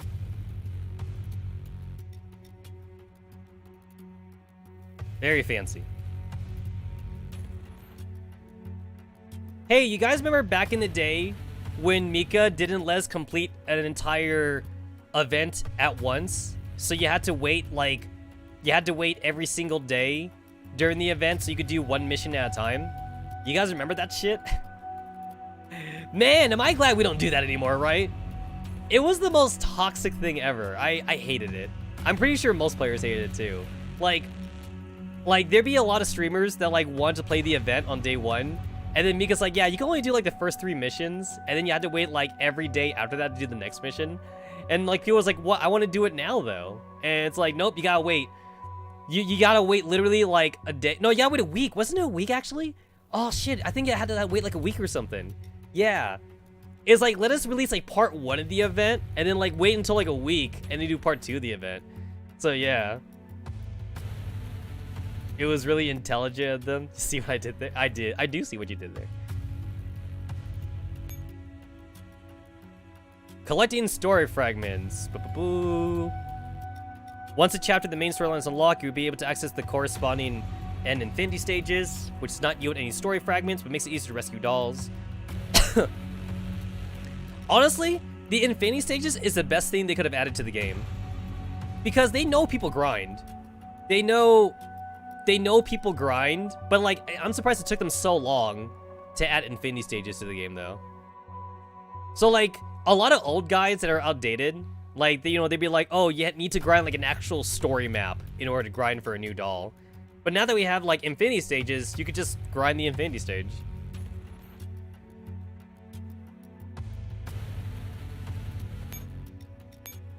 All right, cool.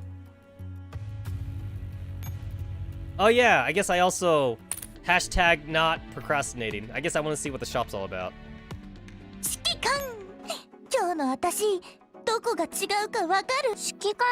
Dude, Kalina just called off Architect. How rude.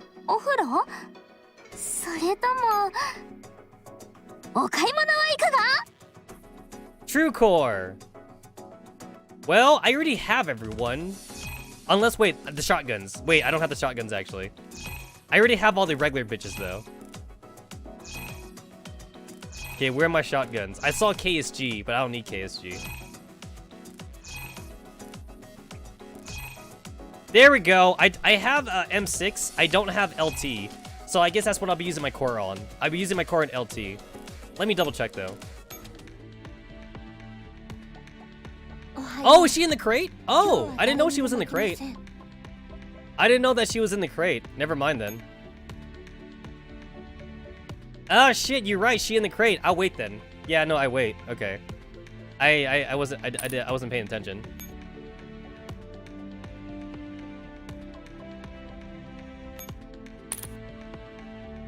I mean, with my luck, I probably won't get her in the crate anyway. But that's nice to know, though. Alright, let me scroll all the way down. I'm scrolling slowly just to see who I'm missing. I'm pretty sure I'm only missing the shotgun girls and the fucking polarized light girls. You want that fancy faceplate? Oh, you wanna fucking flex? You wanna flex on everyone? Yeah, I'm pretty sure the only girls that, like, I just can't get right now is the polarized light girls. These two fucking bitches. These two bitches right here. God, I hate being homeless. Guys, fucking my TED Talk. Don't be homeless. Don't be homeless. Anyway. Yeah, so I'm missing LT. I'm missing PM5, but she's a 4-star bitch. Who cares about her? I'm missing LT for the 5-star shotgun. Alright.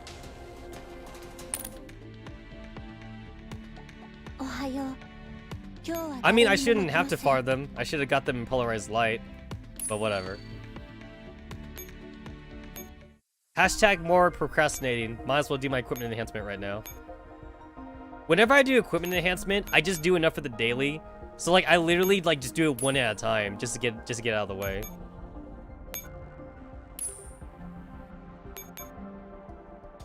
One at a time. One at a time.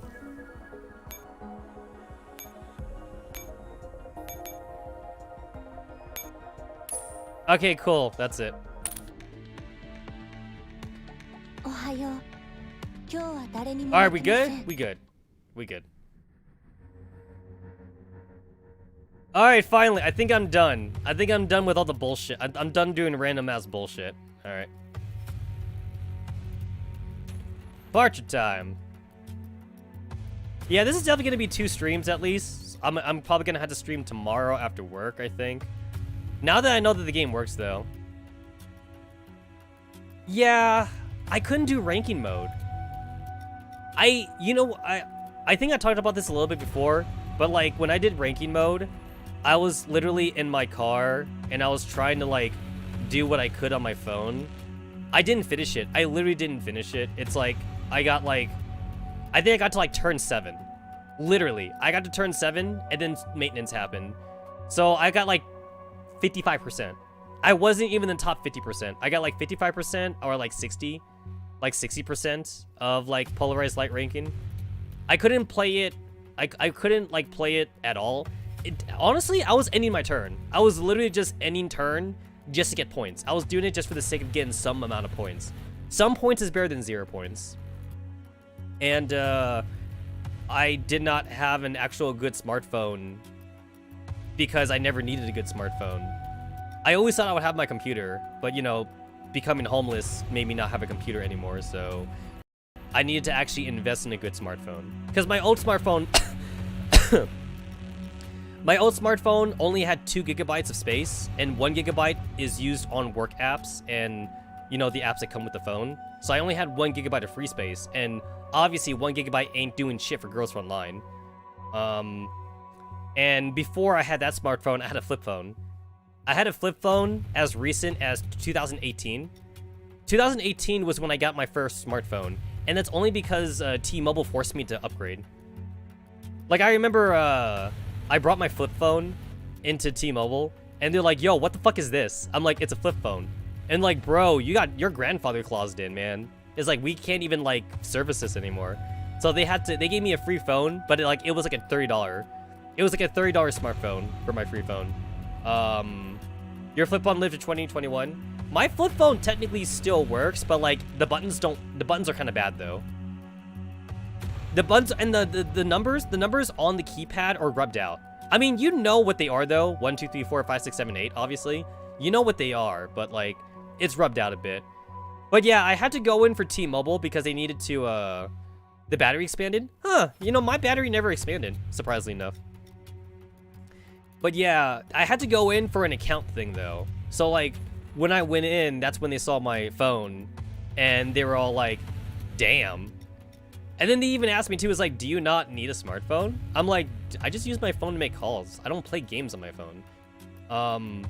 To me, the phone really was just to make calls, and that's all. I mean, it could text message. As long as it text message, that was good. I guess the one bad thing about me using the flip phone though, was that I couldn't receive pictures that well.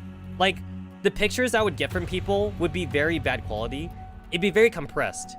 Like, if somebody sent me like a high quality PNG, it would be like super compressed to be like a fucking JPEG. A lot of times too is that like the screen was small, right? The screen is super small on my flip phone. So like, a lot of times people would like send me shit and they'd be like, bro, do you see it? I'm like, see what? I can't see anything. And like, oh yeah, you're on a flip phone, never mind. Yeah, so like I couldn't, yeah, they couldn't do it. Another thing too is that like, a lot of businesses nowadays, they have like actual work apps for smartphone users and stuff like that. And everyone should have a smartphone. I never needed it because my company is very old fashioned. So my company didn't actually upgrade all their shit for technology until the year 2019. So by 2018, when I did upgrade, they were still doing paper and pen for everything. We didn't have any like actual technology at my company. Like, honestly, the highest tech that we had was like literally like the fucking cashier and like our punch-in, our clock punch-in thing. Anything else that was like related to actually work stuff, it was all paper and pen, And then in 2019, we finally like upgraded to actually having like real computers in the office, and they actually upgraded like all the registers. They upgraded even our cash machine and shit. And I was like, oh my god, we actually upgraded. And then they were like, oh yeah, we dropping this. Now you actually can like check on your pay stubs and check on like your work related like vacations and stuff like online.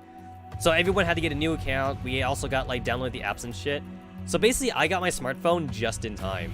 But yeah, it took until 2019 for the company to like upgrade and shit. Who the fuck uses fax anymore? Japan and China.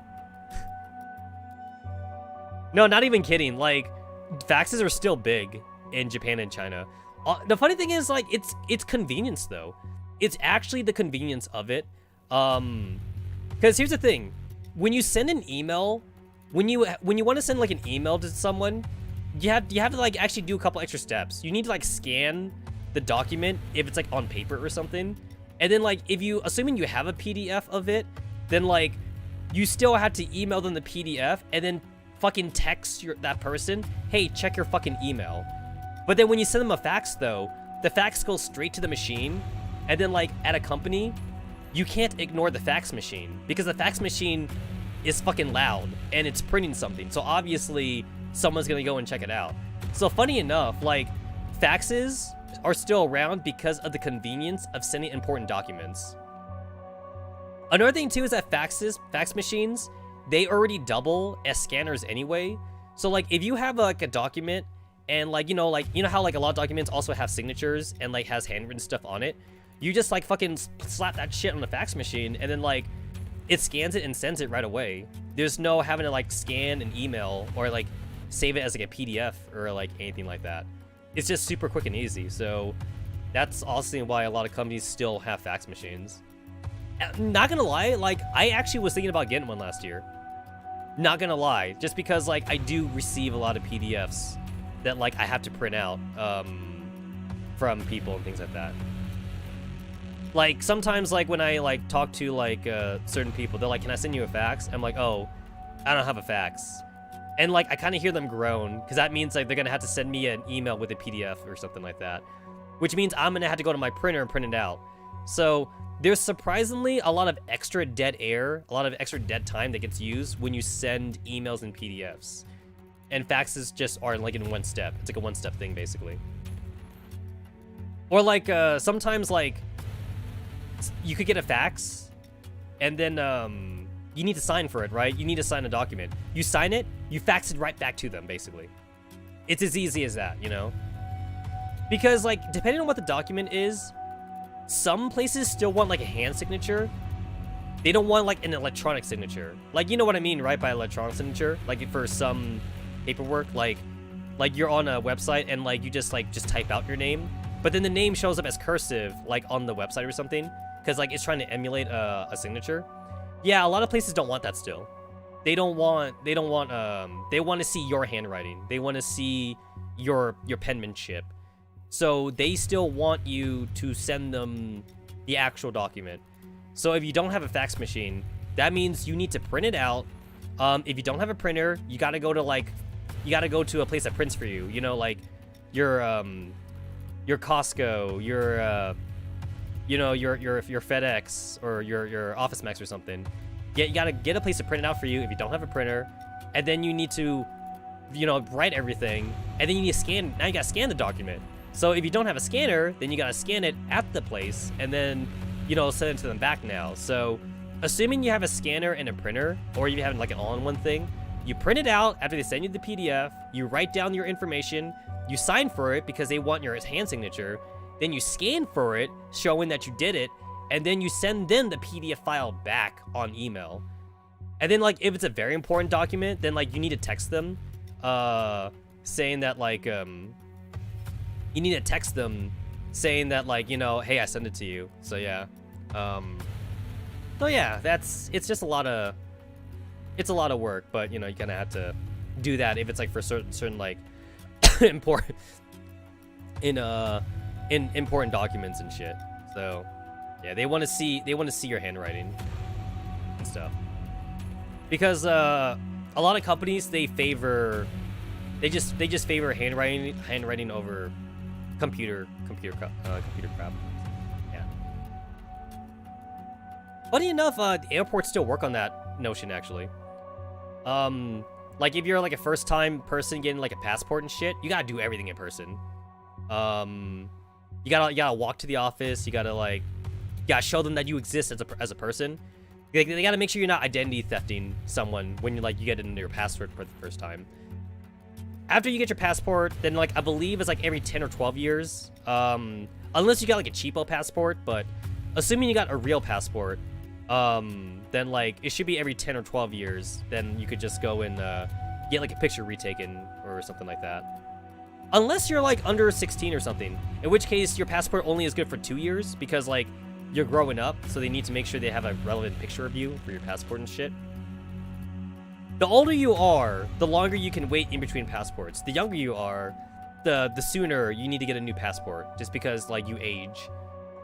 There's gonna be a huge difference between like a 16-year-old and a 20-year-old, but there's not that much of a difference between a 25-year-old and a 35-year-old, depending on the person, Because like Asians, for example, don't really age that much. But some white people and black people, they really age really quickly. I mean, obviously, if you treat your body like shit, that also causes you to age too. Smoking and doing all that terrible stuff.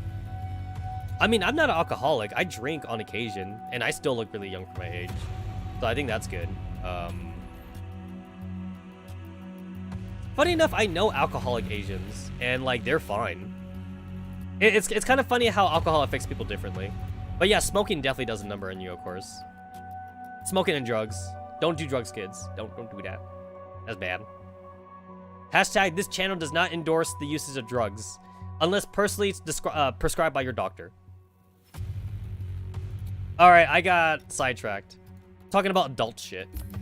We need to stop talking about adult shit. Let's play video games. Let's do waifu shit.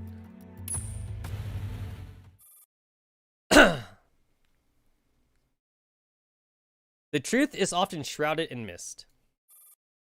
When you wade in the broom, there is no telling what you're running into first, be it monsters, sheer cliffs, over a bottomless abyss, or a little girl's ball of string. However, that will not stop the seekers of truth. They will strike down the monsters, cross the abyss, and follow the string forward, until the truth is revealed before their eyes.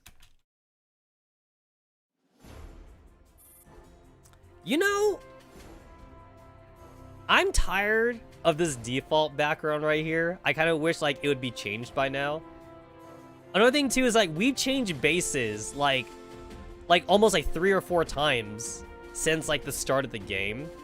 So like I feel like this OG base, this is gone. This OG background shouldn't even be a thing anymore. I feel like we maybe should have even stopped using this one like by chapter 7 or something. Also, dude, that OG, the OG echelon formation thing. M16, Star 15, M4, SOP mod, and Colt Revolver, boys! Colt Revolver is forever cemented as the OG handgun in the anti-rain squad. Like, bro, man. You guys ever think about how like anti-rain they might hang out with Colt Revolver sometimes? I like to think in my headcanon, I like to think that like before Row, right? Before Row 65 came in the picture, like they had a team of 4, right? And the commander was like, okay, you girls need to be a team of 5, so just grab someone from the base and just just fill out your team. And then like Colt Revolver just happened to be on standby or something. And like since M16 was like de facto leader, maybe M16 grabbed Colt Revolver. She was like, yo, handgun, come join our squad, or like some shit like that. And then like Colt Revolver just became like she became honorary. She's honorary anti-rain. I like to think that. You know what's also kind of sad though? It's kind of sad that like Row 65 never really got to hang out with like M16. Because M16, by the time Row 65 came in, M16 was already like getting ready to join the SF. So kind of too bad about that.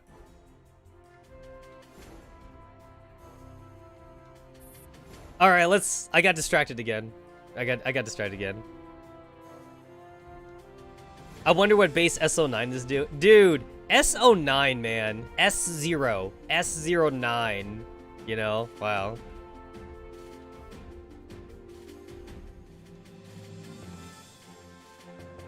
A week after the end of Battle of Submarine Base in the Fort Operating Base in Griffin-controlled area SO9.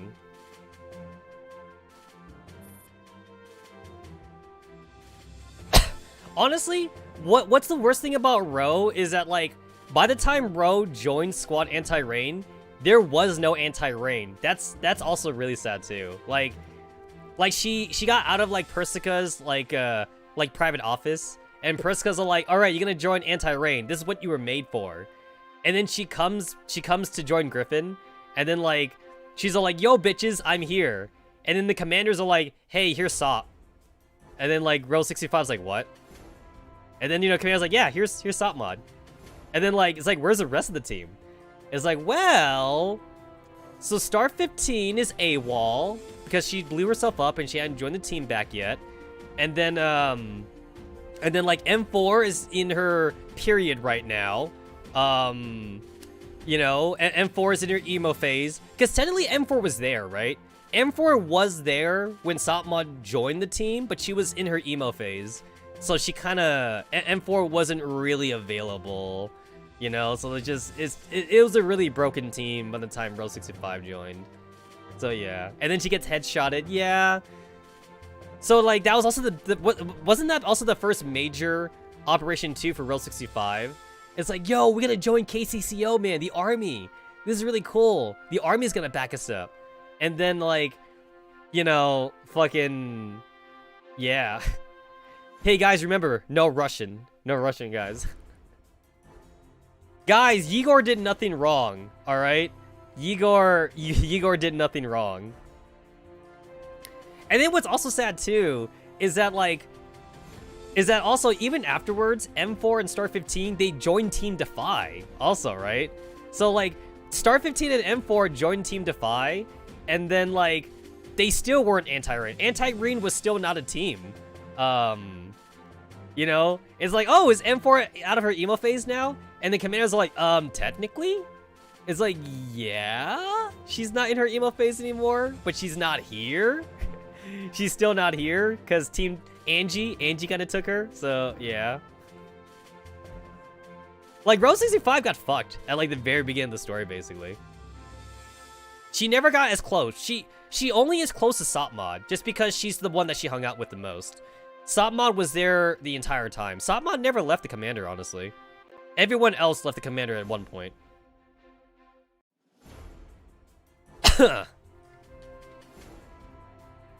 Woohoo, we're back! Kalina's joyous cheer at the empty front entrance of the base goes unanswered. Oh, you know, I was kind of missing the train. I was kind of missing that train. How did we get back to base again? So, like, at the end of Polarized Light, we got a pickup.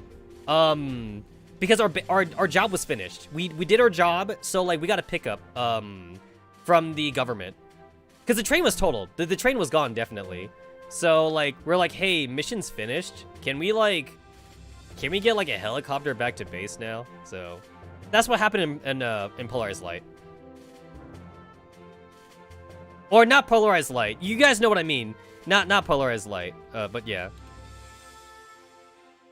The chapter after Polarized Light, you know. You know what I mean.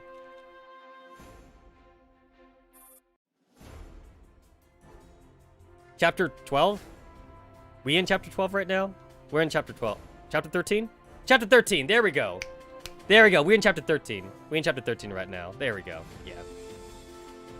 It's not PL, but it's PL because it's cut content? Yeah, basically.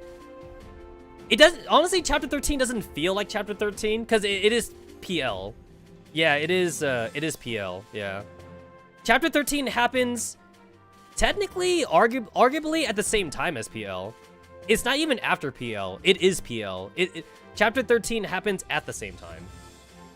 So yeah, it's not a continuation of it.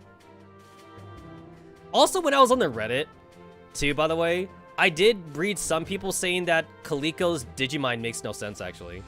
And I was like, what? So, like, there's actually a lot of people writing how, like, Kaliko's Digimind, it's in a very bad spot in the Polarized Light story. So, canonically, Kaliko's thing is in Polarized Light, but a lot of people are saying that, like, in the grand scheme of things, it doesn't make sense for it to be in Polarized Light. Do we learn about Igor in chapter 13? Yes, we do.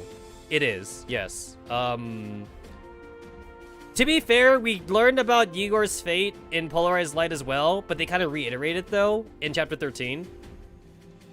We already knew about Igor's fate in Polarized Light, but chapter 13 kind of, like, reinforces it, though. It reinforces Igor's untimely demise in chapter 13. We already knew what was happening. Guys, Igor did nothing wrong. He did nothing wrong. Just like Hitler. Hitler also did nothing wrong. Also, you know what, guys, do you know what really triggers me, by the way? You know what kind of fan fiction really triggers me? Igor x Rose 625 fan fiction. Oh my god, does that trigger the fuck out of me? There's fucking mangas, man. People have made manga dojins from Igor and Rose 65 being a couple. And I'm like, why do people do this? Why would someone draw this? I remember reading one just out of curiosity. I read one out of curiosity, and like, it was Rose 65 got amnesia. So again, he shot her in the head, obviously, right? He shot her in the head, but Igor like brought her back with him, so she has amnesia, and Rose 65 is his wife. He literally made Rose 65 his wife, and I'm all like, no, this is so wrong. Why? Why would you write this? This is like NTR. It's NTR without being the NTR genre, basically. You know?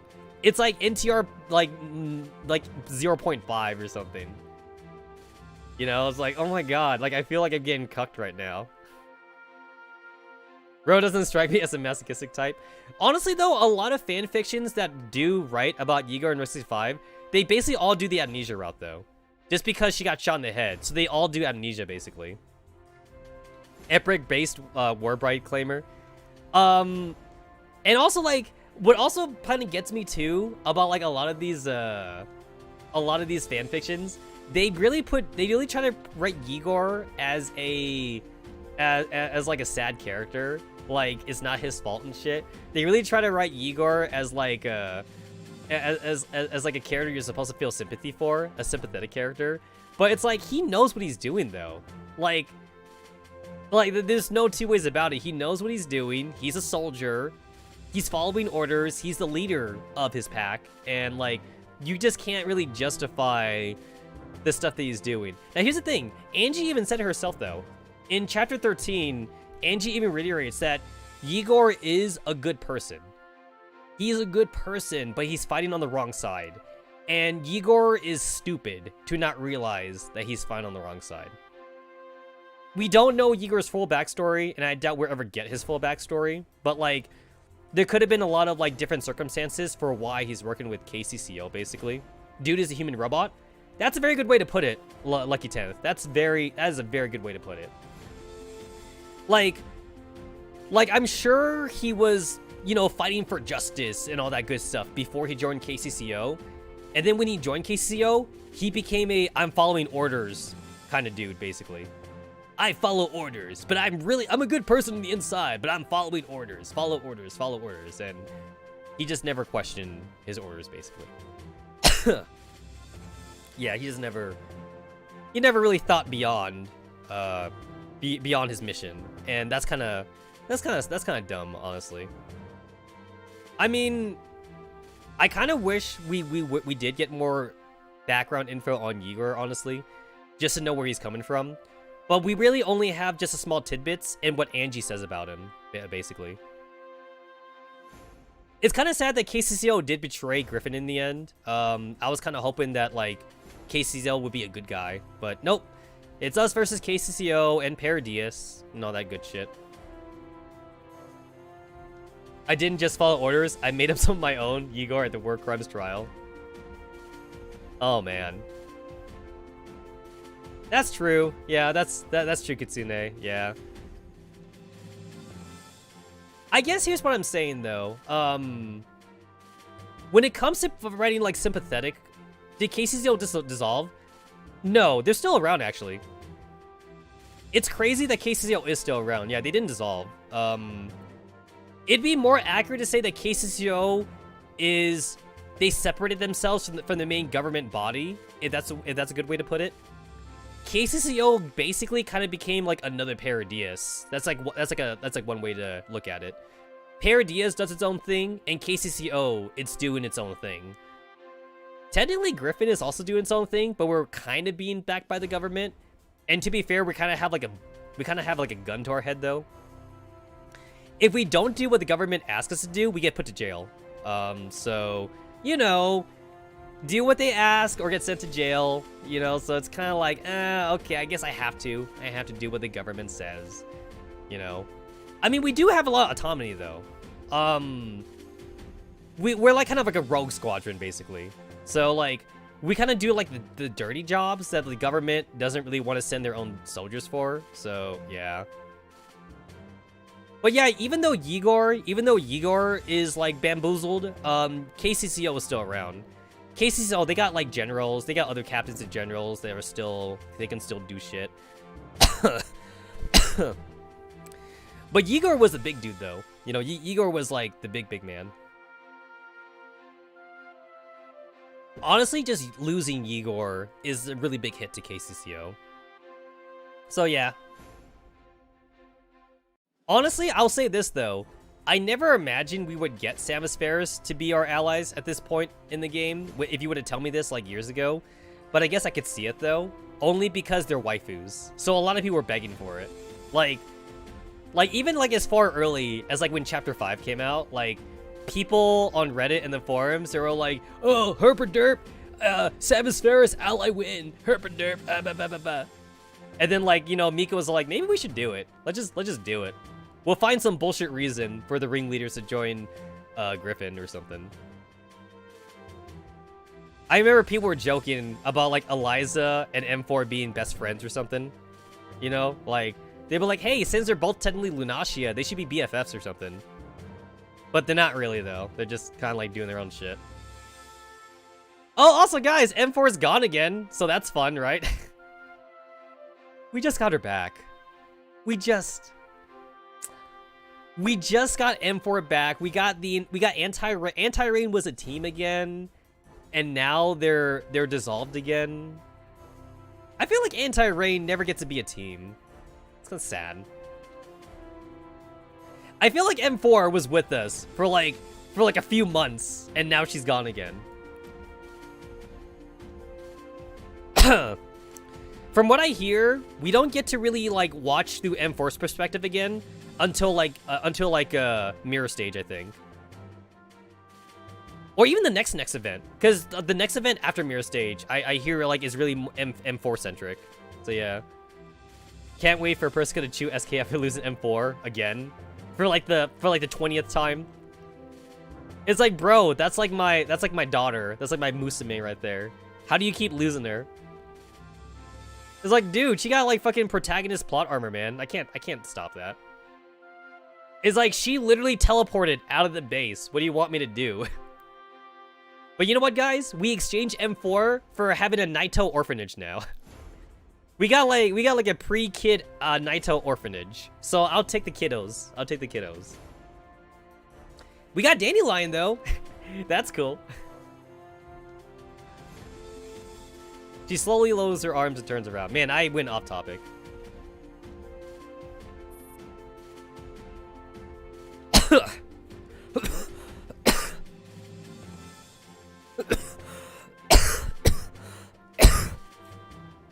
I did take medication.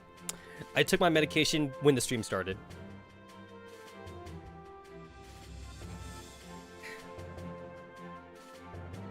Welcome back, Commander.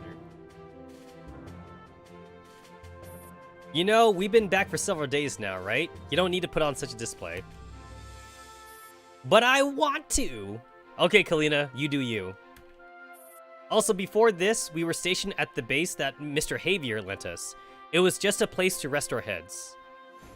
That's right, it wasn't a real base. Area SO9 is our real home. But now we're back at the base that truly belongs to us. I can't help but feel sentimental about it. Really now? I actually felt more comfortable living in the new base. Honestly, Commander, you don't have a romantic bone in your body. That's right. Why do you think the Commander has so many Oath T-dolls? At least until Girls Frontline 2 happens. Then we only have Groza. Sigh. The past few days were a total pain in the ass. With a gang of people in suits asking all kind of questions the moment we got back to base. Fortunately, they didn't seem interested in our dolls. They didn't manage to find the baddies mixed in with our dolls either. It scared the hell out of me back then. Still, they are absolute pros at pretending to be dolls. If you ask me, they seem to be having fun with it. Is everyone settled in? Of course they are. Okay, wait, question. How did they miss the ringleaders? Oh my god. How did they fucking miss the ringleaders? I wonder if they like dyed their hair or something. Can you imagine like Destroyer like dressing up like as a handgun or something? It's like who's that one? Oh, that's Desert Eagle. We have like a Desert Eagle dupe. Yeah, that's Desert Eagle right there. And what about that other one? Oh, that's Star 15. We got a dupe of Star 15 somewhere along the way. Yeah. Let's go with that. Because we have dupes, all right? We have dupes. Don't judge me. At least Scarecrow can pass as Calico. Have you seen the fucking memes about Scarecrow and like Calico and Thunder love triangle? I love those fan arts. Just because like we have that one girl that looks like she's Scarecrow's daughter. I can't remember how the love triangle worked though. I think it was Calico that's cheating on Thunder. I think that's how it was. I think it was Calico x Thunder and Calico x Scarecrow. I think that's what it is. Ricky says a lot of hawks for PMC. You could make the ringleaders a hawk. That's true. You could do that. Of course there aren't any problems whatsoever. It's just that everyone's resting, so the hallways are empty. Do I see a Manticore over there? No, that's not a manticore. No, no, of course not. Of course not. The base feels kind of lonely when it's so quiet, though. It won't be like that for long. We've got several $100s worth of NeuroCloud backups to restore, you know. Oh yeah, Dandelion was like backing up like everyone's NeuroCloud. Dude, Dandelion is like the walking hard drive. She's like a walking like server, basically. Will you give me a hand when the time comes, Commander? No need to worry about that. A voice comes from the far reaches of the main halls, and a familiar figure approaches the two of them. I'll transfer more logistics staff to this base to help you recover your dolls. Fine string. This is like the first time we've seen a human Hellion in the main story now. And no, obviously I'm not counting the Christmas story. I'm not counting the Christmas story, but this is the first time we've seen like an actual Hellion without the hologram. Ah, Miss Hellion, you're back too. Yes, I'm back. I've been worrying about you ever since you left with those men in black. We got off the plane. You know what? Knowing that Hellion left with men in black makes me want to make like a hentai joke, but we all know that the real joke here is that Hellion tried to actually get with the men in black, but then they didn't want her because Hellion is too old and she's not Christmas cake enough. So that's the real joke. You see, no way. You guys know that meme with the brain with like the neurons activating meme? So wait, neuron activated. Hellion got Hellion getting sex time with men in black, but neuron super activated. The men in black didn't want Hellion because she's too old. Rather than worry about me, why don't you use this free time to update the doll's tactical directives? Also, I'm sure there are numerous combat logs waiting to be compiled into combat reports. Groans. Well, that's Miss Helen for you. She went right there. She went there right away. Our dolls have gone through a lot of hard battles, and the records of those battles are very important assets for Griffin. However, there's no hurry in doing that yet. After everything that's happened, I believe you two need a good long vacation. A vacation? Is that really okay? It's safe now, and you don't need to go around with your nerves on edge all the time. God knows the two of you deserve it. Thank you both for your hard work. That's wonderful, Commander. Oh, what should we do now that we got some time off?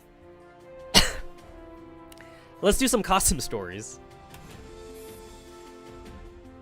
I remember the devs did say that costume stories are canon, but you gotta figure out like where they belong in the story though.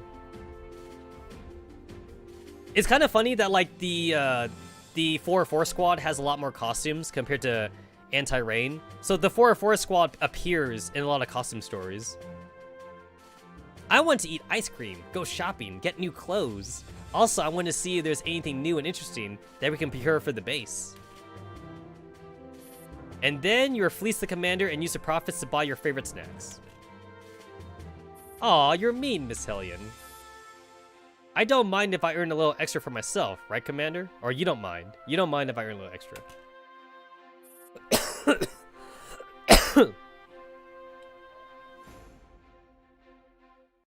I'm getting too excited right now. Now that I'm in Do Reddit, I'm actually getting too excited. My heart rate's going up right now.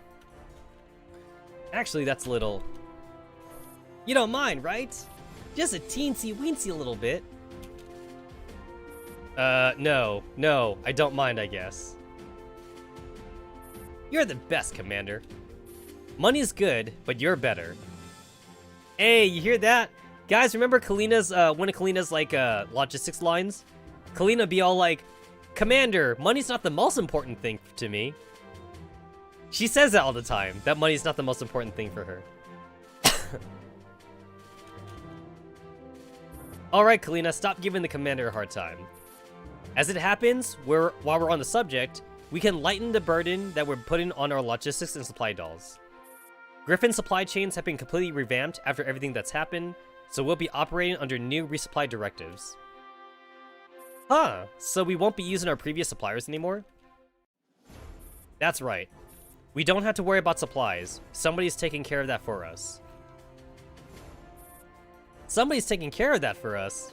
Does that mean we won't need to spend money on supplies at all? You always pick on weird things like this. But yes, you're right. However, they've got problems of their own to deal with, so it'll take a few more days for our supplies to arrive. Is it Javier? Correct. The operational cost for this base will be all borne by a certain IOP trust fund, so you won't have to worry about money in the short term.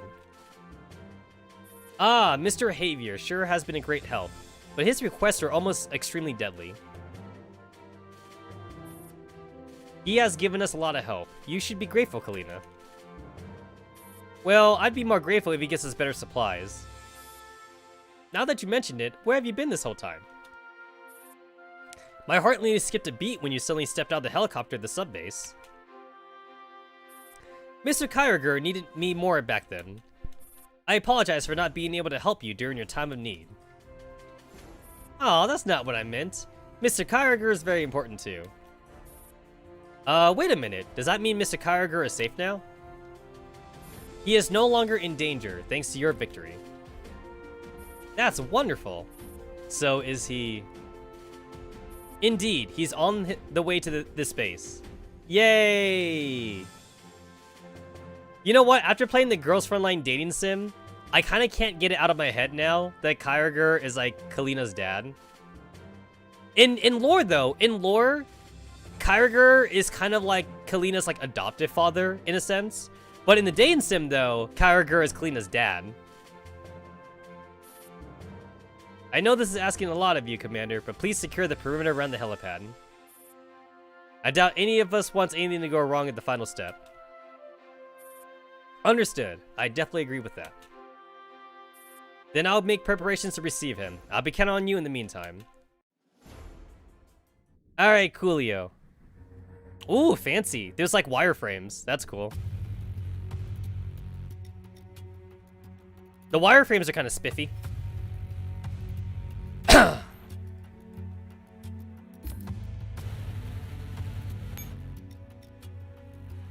Coolio.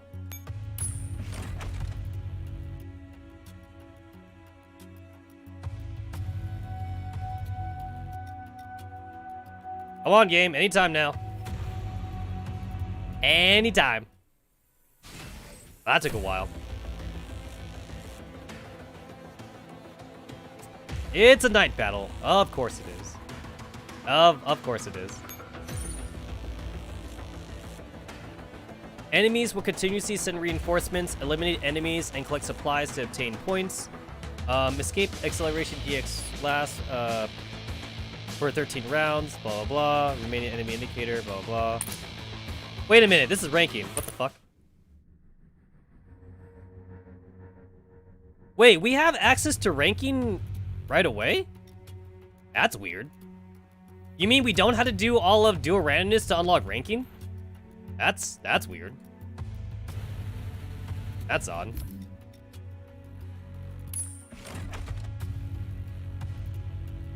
Why is it so early this time? There we go. That's more normal. That's weird.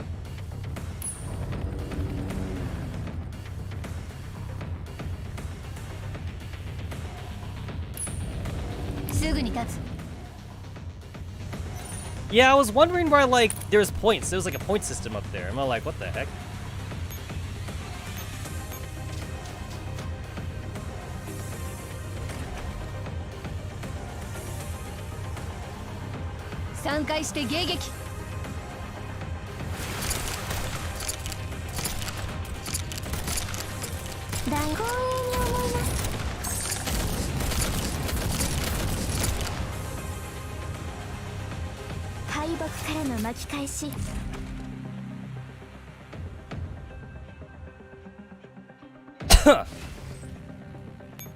Well, I'm already here. I'm not leaving. I'm already here, so yeah. I can't exactly leave anymore.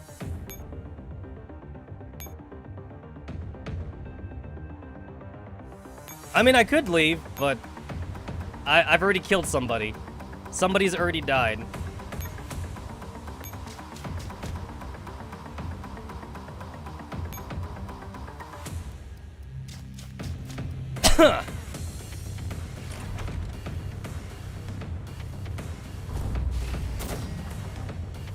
So we killing bitches.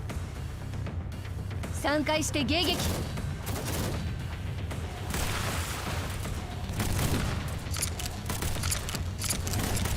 Come on, Jill. How long does it take you to make me a お drink? 洋服のセンスがなってないですわよ Don't keep me waiting, girl. 私の狩りの失 I 敗の need my drink now. これは I need something hard. I need my stiff drink. Also, I need to make combat reports. My surplus experience is full. I need to make combat reports.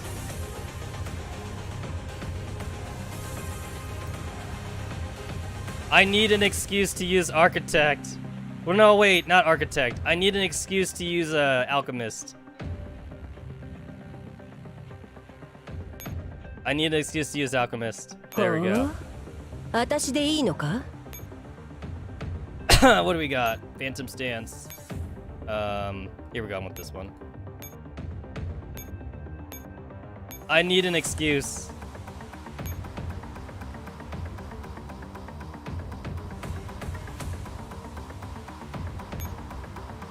I never get to use ringleaders because I never have a reason to use them. There we go. Everybody gets a buff.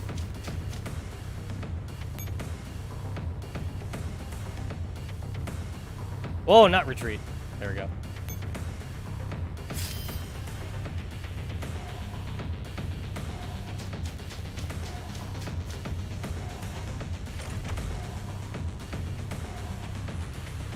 Yeah, but like, I don't get why we just unlock right now, though. It just seems kind of weird to me.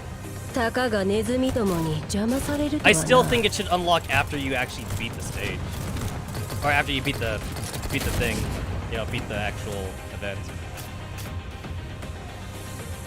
Because if you're a noob, you're not going to be doing a ranking at the start anyway.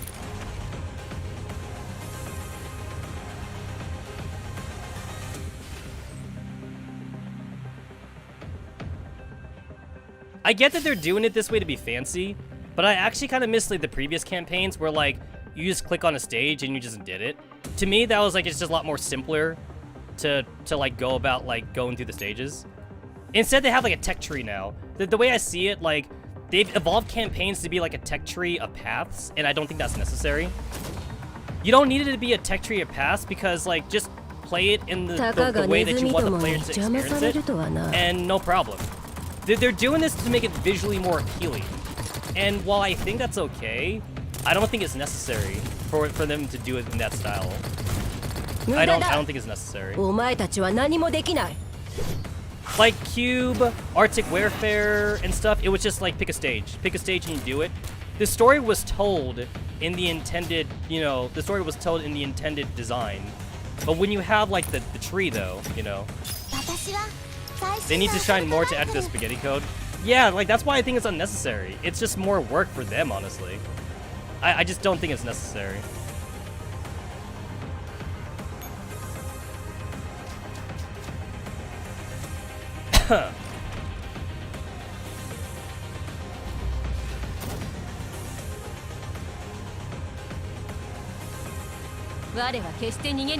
Hey, remember when campaign didn't have easy mode and hard mode? 油断した報いだこの手伝ってあげる盛大なおもてなしですわ It's a good thing they added in easy mode and こ hard の mode 勝 though. 利はあなたに捧げますわお返し To be fair, I お返ししてます am よ someone that does think about the newbie players though. Because like, back when I played Ragnarok Online a lot back in the day, I would always get tired of seeing like newbies complain that they can't do the event. Because like, you know, like they're fighting like level 100 monsters, you know? And the GMs and the moderators back in Ragnarok Online, they were kind of elitist. Like, they'd be like, oh, you're level 30 and you can't do the Christmas event? Too bad. Like, that's literally what they said. Like, basically, their answer would be, get good, son. Like, go and start grinding, you know? And, like, I kind of didn't like that kind of attitude I was seeing from the GM sometimes.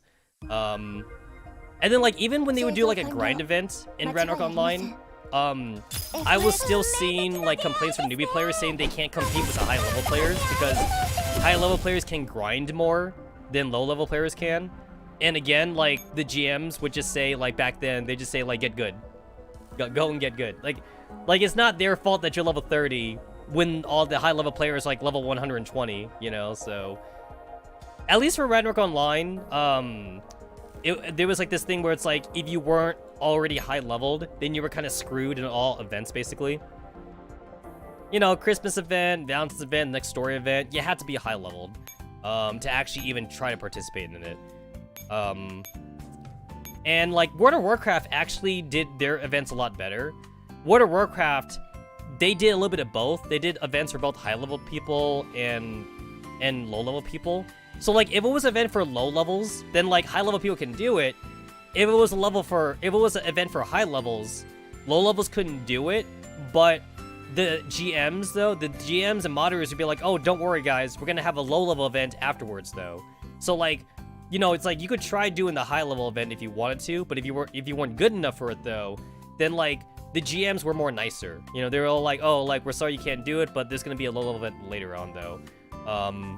So like I just didn't like that elitist attitude that like I saw a lot in Ragnarok Online. And the thing is that look, I'm saying this as someone that was part of the 2% of players though that was hardcore though. I was part of the elite player base. Like I played Ragnarok Online professionally. I literally paid my bills with Ragnarok Online. I was a part of a professional guild, and I participated in the raids, and I participated in the tournaments and shit. And even though I was super hardcore into Ragnarok Online, I still cared about the newbie player base. I was often one of the players that like would even hang around newbie zones. I would give away free shit. I gave away items. I tanked low-level players. Like I'd be like, "Yo, you just started the game? Follow me. I'm gonna get you like level 50, like in like 2 hours or something." So yeah.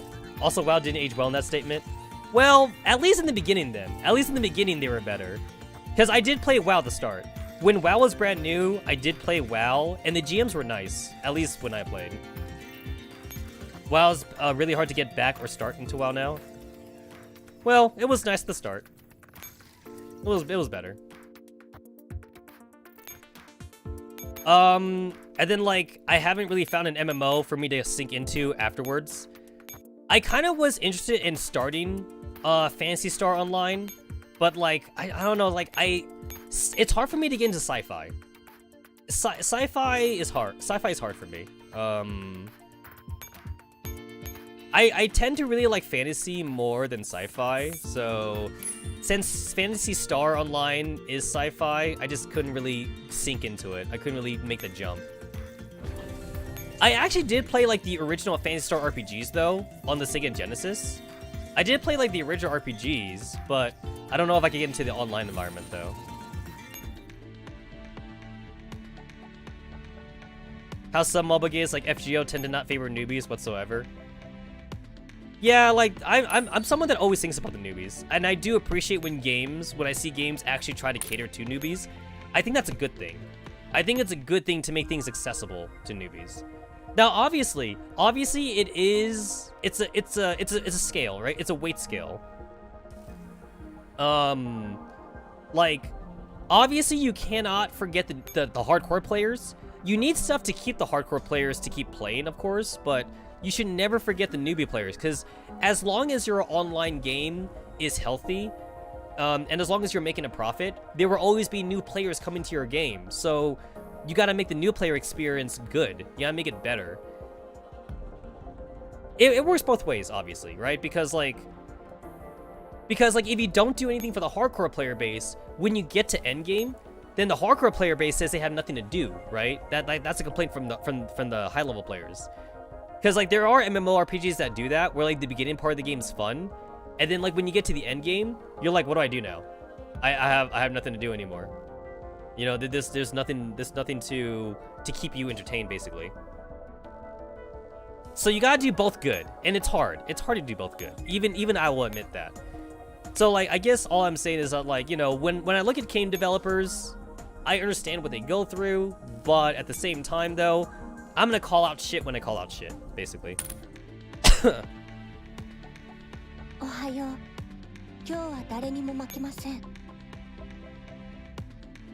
then, like, also here's my thing too. you just can't make a new character and call it a day, basically. Because some MMORPGs do that. They're like, oh, we made like 3 new characters. Because the hardcore players know how to level up, though. So, like, even if you make 3 new characters or something, the hardcore players go, oh, yeah, cool, I'm gonna try the 3 new players. And then, like, if they like them, I'm gonna max out the 3 new characters. And then they max them out in, like, a week. And then it's all like, oh, now they have nothing to do again. You know? You need something ongoing that can keep the hardcore player base active, basically. Because that was me. That was me in Ragnarok Online. So Ragnarok Online, they would release like new classes, right? Like, you know, like if you played like Ragnarok Online way back in the day, we only had like 6 classes. You know, we had the swordsman, we had the mage, we had the thief class, you know, we had like the bard class or whatever, right? And we had the basic classes. And then when they made the new classes, it's like if you were already like a hardcore player, then like you knew how to level up, so you played with the new class, you leveled it up to max, and like you're done. You're just done so quickly, and you're like, okay, now what, you know? So making new classes, making new characters is not good enough for the hardcore player base. You need something better. You need something better than that.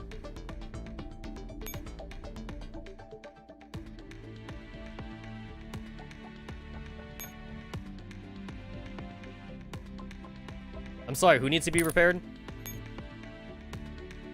Oh, right, because I didn't finish it. Right, I forgot about it. I didn't finish it. Oopsie. Also, hold up, guys. I need to actually exit out of everything right now. I need to let my computer retain back its memory. This usually happens like whenever like I have like all my tabs open and shit like that, or like whenever I have my emulator running for a long time. So I need to let it like catch up, and then like I'll be ready after that. Okay, I should be good now.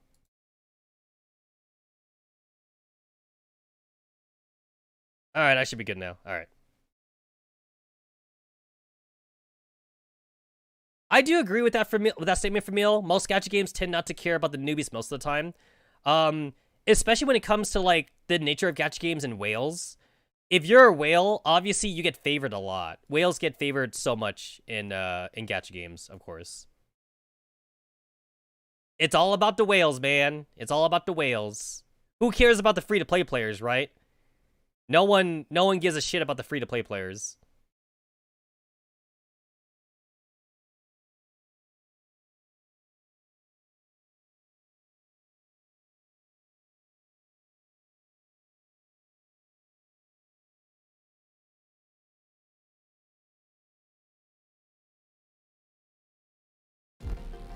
There we go. Alright, we should be good.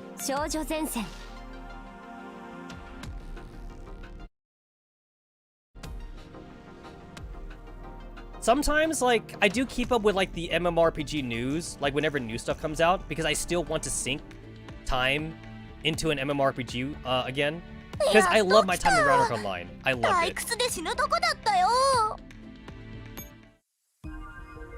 I still wish I could actually play Ragnarok Online right now. The problem is, though, is that, like, it's old, it hasn't aged well, and the population is just not there anymore. And the population is what makes an MMORPG fun for me. And if there's no population, there's no new content from the fans being made. And that's what the kind of stuff I love to see when I play an MMORPG. At least to me. To me, that's the most important aspect.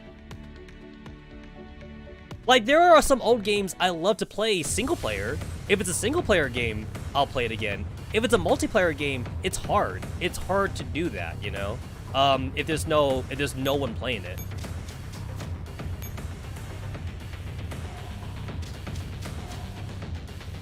Like I remember seeing the meme about Halo players. I don't play Halo, but I do understand it a little bit. How like whenever a new Halo comes out, there are Halo players that like are still stuck on the old version, but then like they lose like a big chunk of their population when like a new Halo comes out or something. And then like they lose like their longtime gaming buddies. It's like I understand how that feels. I get it. I understand how that feels.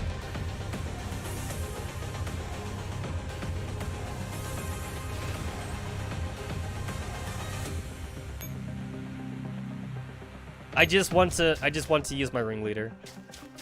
Let me use my ringleader.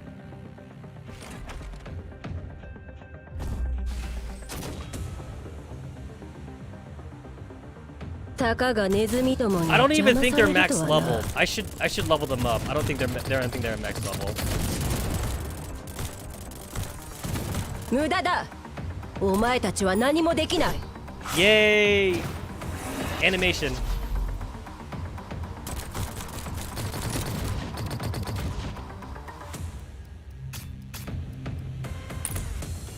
I only have memories of Halo 1 and 2. I'm not really an FPS player, so I only have memories of Halo 1 and 2 because that was when I was in high school. Man, am I old.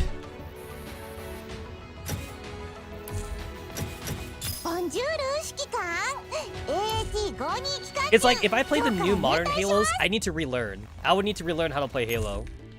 Because everything's different. The guns are different, the damage is different, everything's different. I would need to be retaught. I'd be a noob again. If you were to ask me to play Halo 2 right now, yeah, I'm in, you know. I could do it.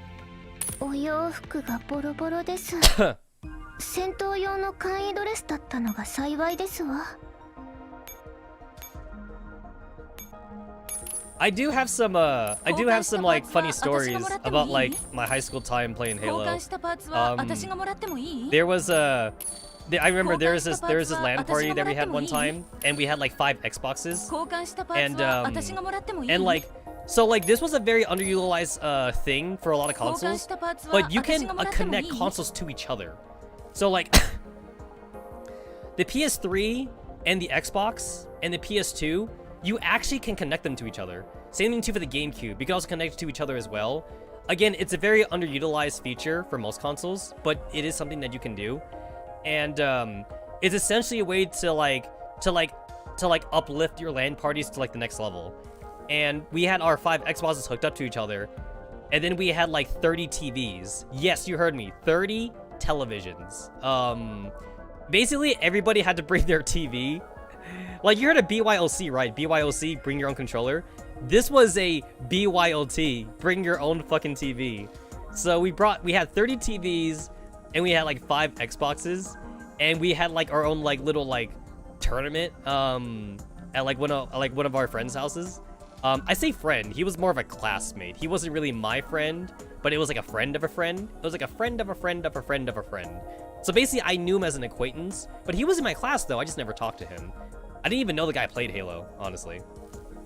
But we had like our own little like little LAN tournament going on. And the reason why we wanted so many TVs is because like his dad was like really big like engineer or whatever like that. He wanted to make it look like super legit. So his dad like wired up like, so first off he had the 5 Xboxes on their own TVs, of course, but then he had like the other 25 TVs all around the house, so that way they could all mirror. They were all mirrored of the match basically. So like I think like he had like maybe like, oh, how do you do them? How do you do math again? 7? 6. He had 6 TVs like mirroring. He had like 6 TVs. No, 5 TVs. He had 5 TVs mirrored for like each of the players, and then he had them like in different parts of the house, and then that way you could go to like different parts of the house and see the match from different viewpoints. And then like he had a big TV that had like split screen, so he could see everyone's TVs all at once and basically be the judge.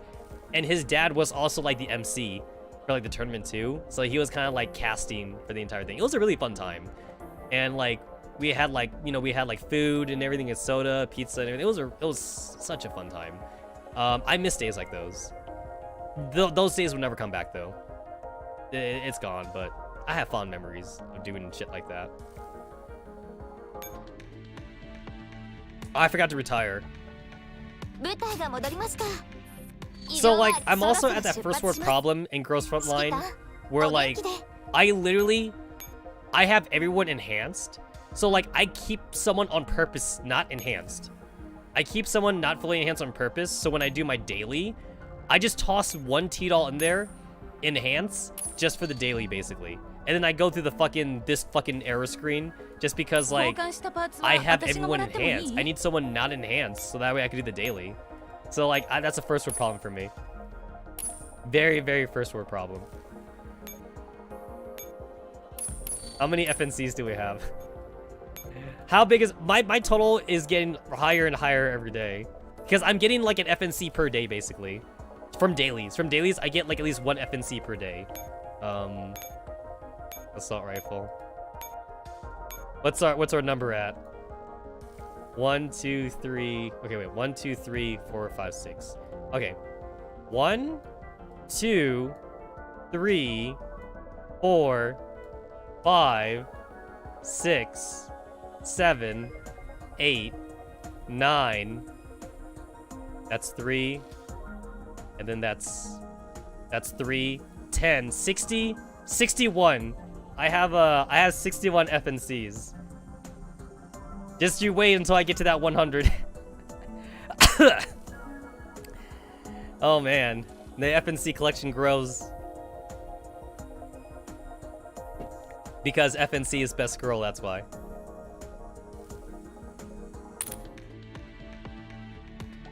Why would I not keep myself? Health them all. Man, how much money would I need to spend? 580 times 61 basically. I mean, wait, do I even have the first one oath? Wait, I don't even know if I had the first one oath.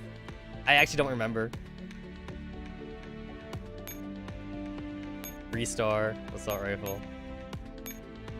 Nope, she's not oath. I don't even have the OG. This is the OG FNC, the very first one. Max them all.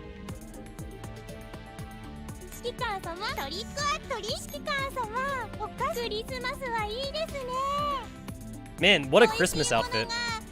This looks like a swimsuit. This looks more like a swimsuit than a Christmas outfit. It's so fan servicey. But this is the best one. This is obviously the best one. Now, if I wanted to for funsies, it's like I can make them look different, right? Just because I have I have the costumes. I can make them look different.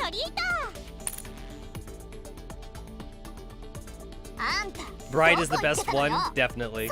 100% definitely.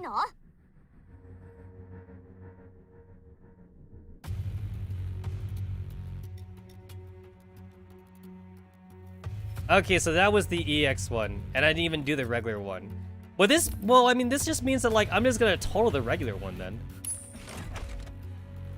Hashtag first world problem. Oh my god, this is the normal one? Holy shit. This is the normal one? I feel bad for being here. Where's my ringleader? Let me bust up the ringleader.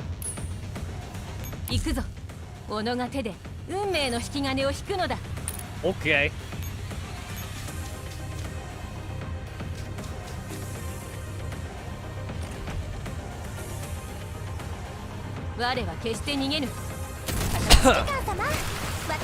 Oh shit, they dead. They dead.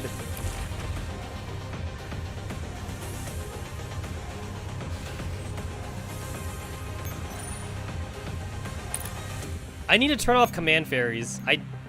Combat fairies. Fairies ain't doing shit for me. Wait, I need more excuses to run SF. I need more excuses. I'm already running Alchemist. Time to pop in Architect. I need an excuse. No one cares about Scarecrow. Scarecrow is the free bitch everyone gets. No one cares about Scarecrow.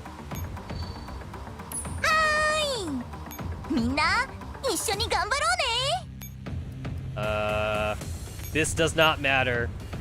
This does not matter. Hold on. Let me give you some levels. This is not necessary. This is 100% not necessary, but I'm doing it though. I'm doing it anyway.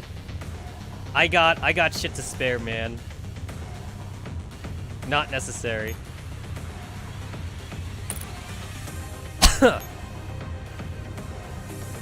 I can fit one more. I can fit one more. Alright, there we go. Formation. Boop and boop. Yeah, this is fine. I want another one. Give me another one.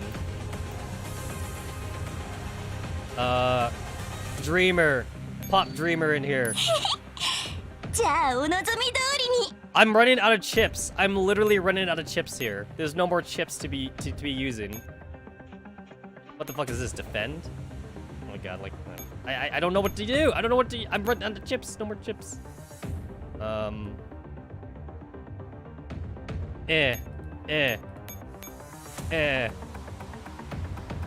wait, I have a Dragoon I could toss in there. Oh wait, I have these swaps. I have these swaps I could toss in. Do I have any more swaps? Oh yeah, there's a swap. There's a swap. Let me give you some reports. Not that I need to. I don't need to, but I'll do it anyway. I just want an excuse to use them. I need excuses here. Yeah, this is fine. This is fine. No, that's level 1. Level 1's not fine. Gross overkill. I can still fit somebody in here. Tarantulas? Tarantulas. Wait. Do I not have a large tarantula? Do I actually not have one? That's a medium tarantula.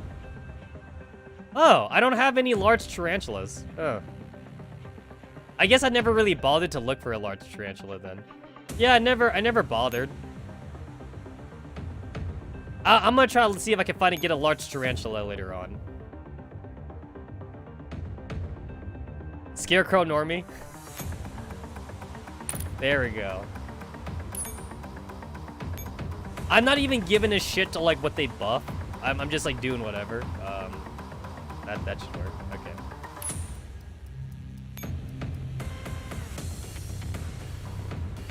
You're surprised at how little 2 stars I have?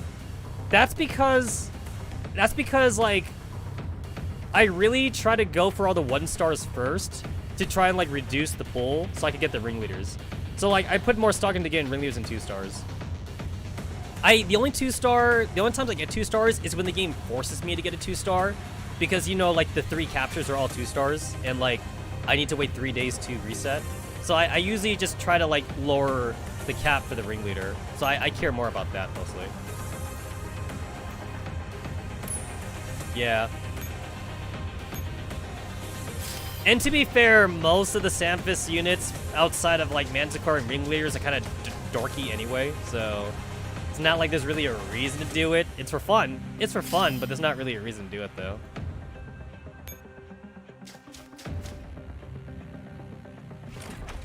But hey, fun though, right? It's fun. もうショータイム Guys, I used the SF to beat the SF. これで全滅つまんないの私は最新のアサルトライフル No ringleaders. You were supposed to fight the Griffin Commander, not join him.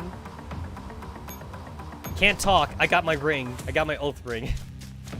Every ringleader gets a ring from me. Even if it's the ones I don't care about, like Executioner. Which we're getting the Executioner rerun next month.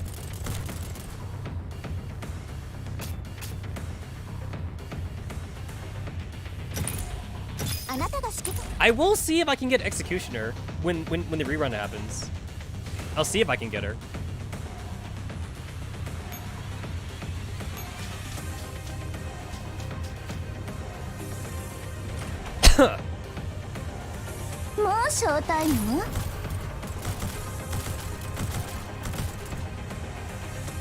Yeah, I want a new ringleader too. Oh wow, I got links. Oh shit, that's one of the login girls. Wow. Hey, you guys remember when 3-star login girls were a thing? I'm so glad that's not a thing anymore. Honestly, 3-star login girls, it just kind of like just fills up the index, really. I'm glad we're getting like equipment now. ろしくお願いします。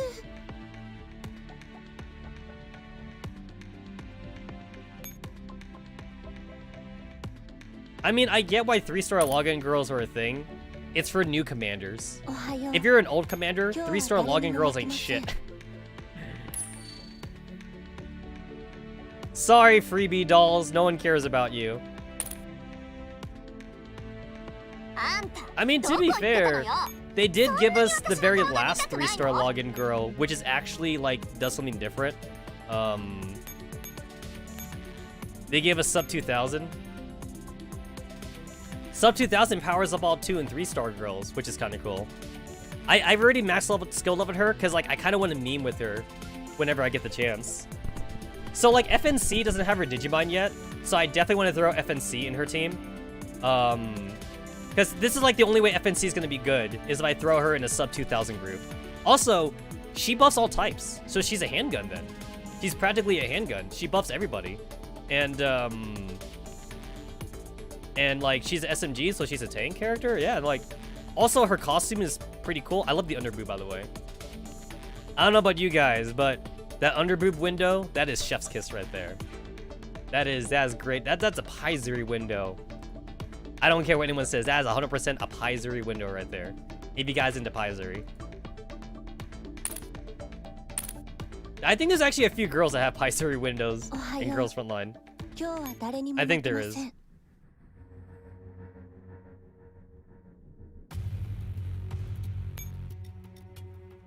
Ah, okay.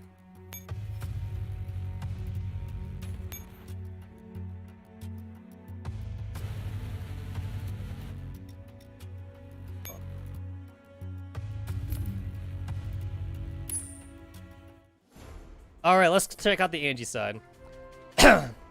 We're standing at the edge of the landing pad, and the gentle breeze is especially refreshing in the sunlight. Soon, a helicopter lands, just like Miss Hellion said it would. The cabin door opens, and 2 heavily armed PMC troopers jump out of the cabin, providing cover for Mr. Karger behind them.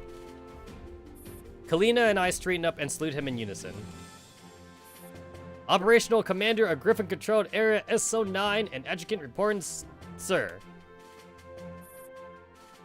Bro, it has been forever. Man, we haven't seen this guy's handsome mug since like pretty much since like since he got arrested, which makes sense. No visiting, no Kyriger visiting hours since he got arrested. I'm glad you're alright, Mr. Kyriger. Since he gave you the gun? Well, a little bit after he gave you the gun. Mr. Kyriger is still wearing his trademark crimson coat, but his hollow cheeks betray how frail he is. I'm sure he has been fighting a lot of battles we couldn't see. Several more supply helicopters touched down after Mr. Kyriger's chopper. Their automated transport carriers detach and send their cargo as supplies to the base. Those must be the new bodies for the dolls.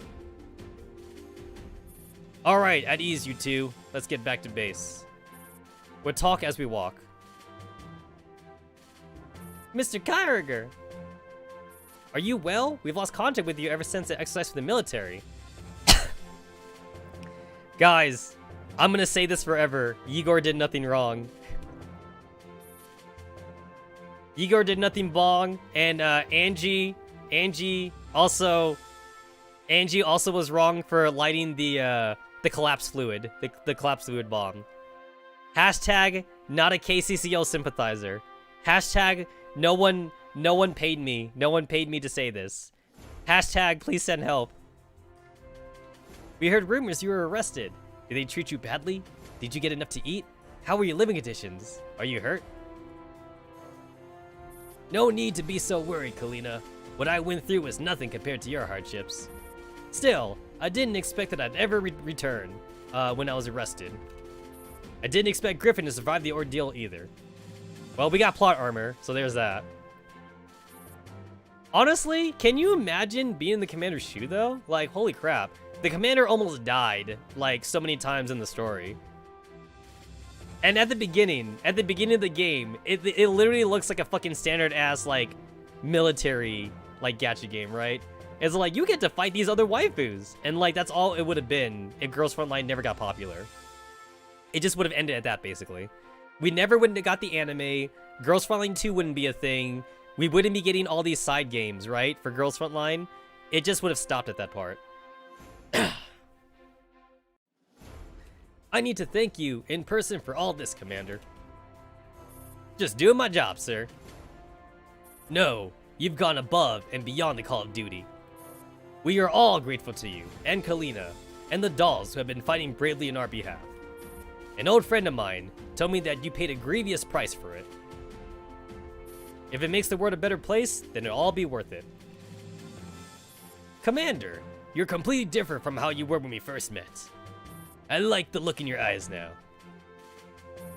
Mr. Kyriger, your room has been prepared for you. Please come with me. Thank you. Now then, let's leave at this for now. Commander, I'll save formalities for later. Okay, that deep voice kind of strains my vocal cords a bit.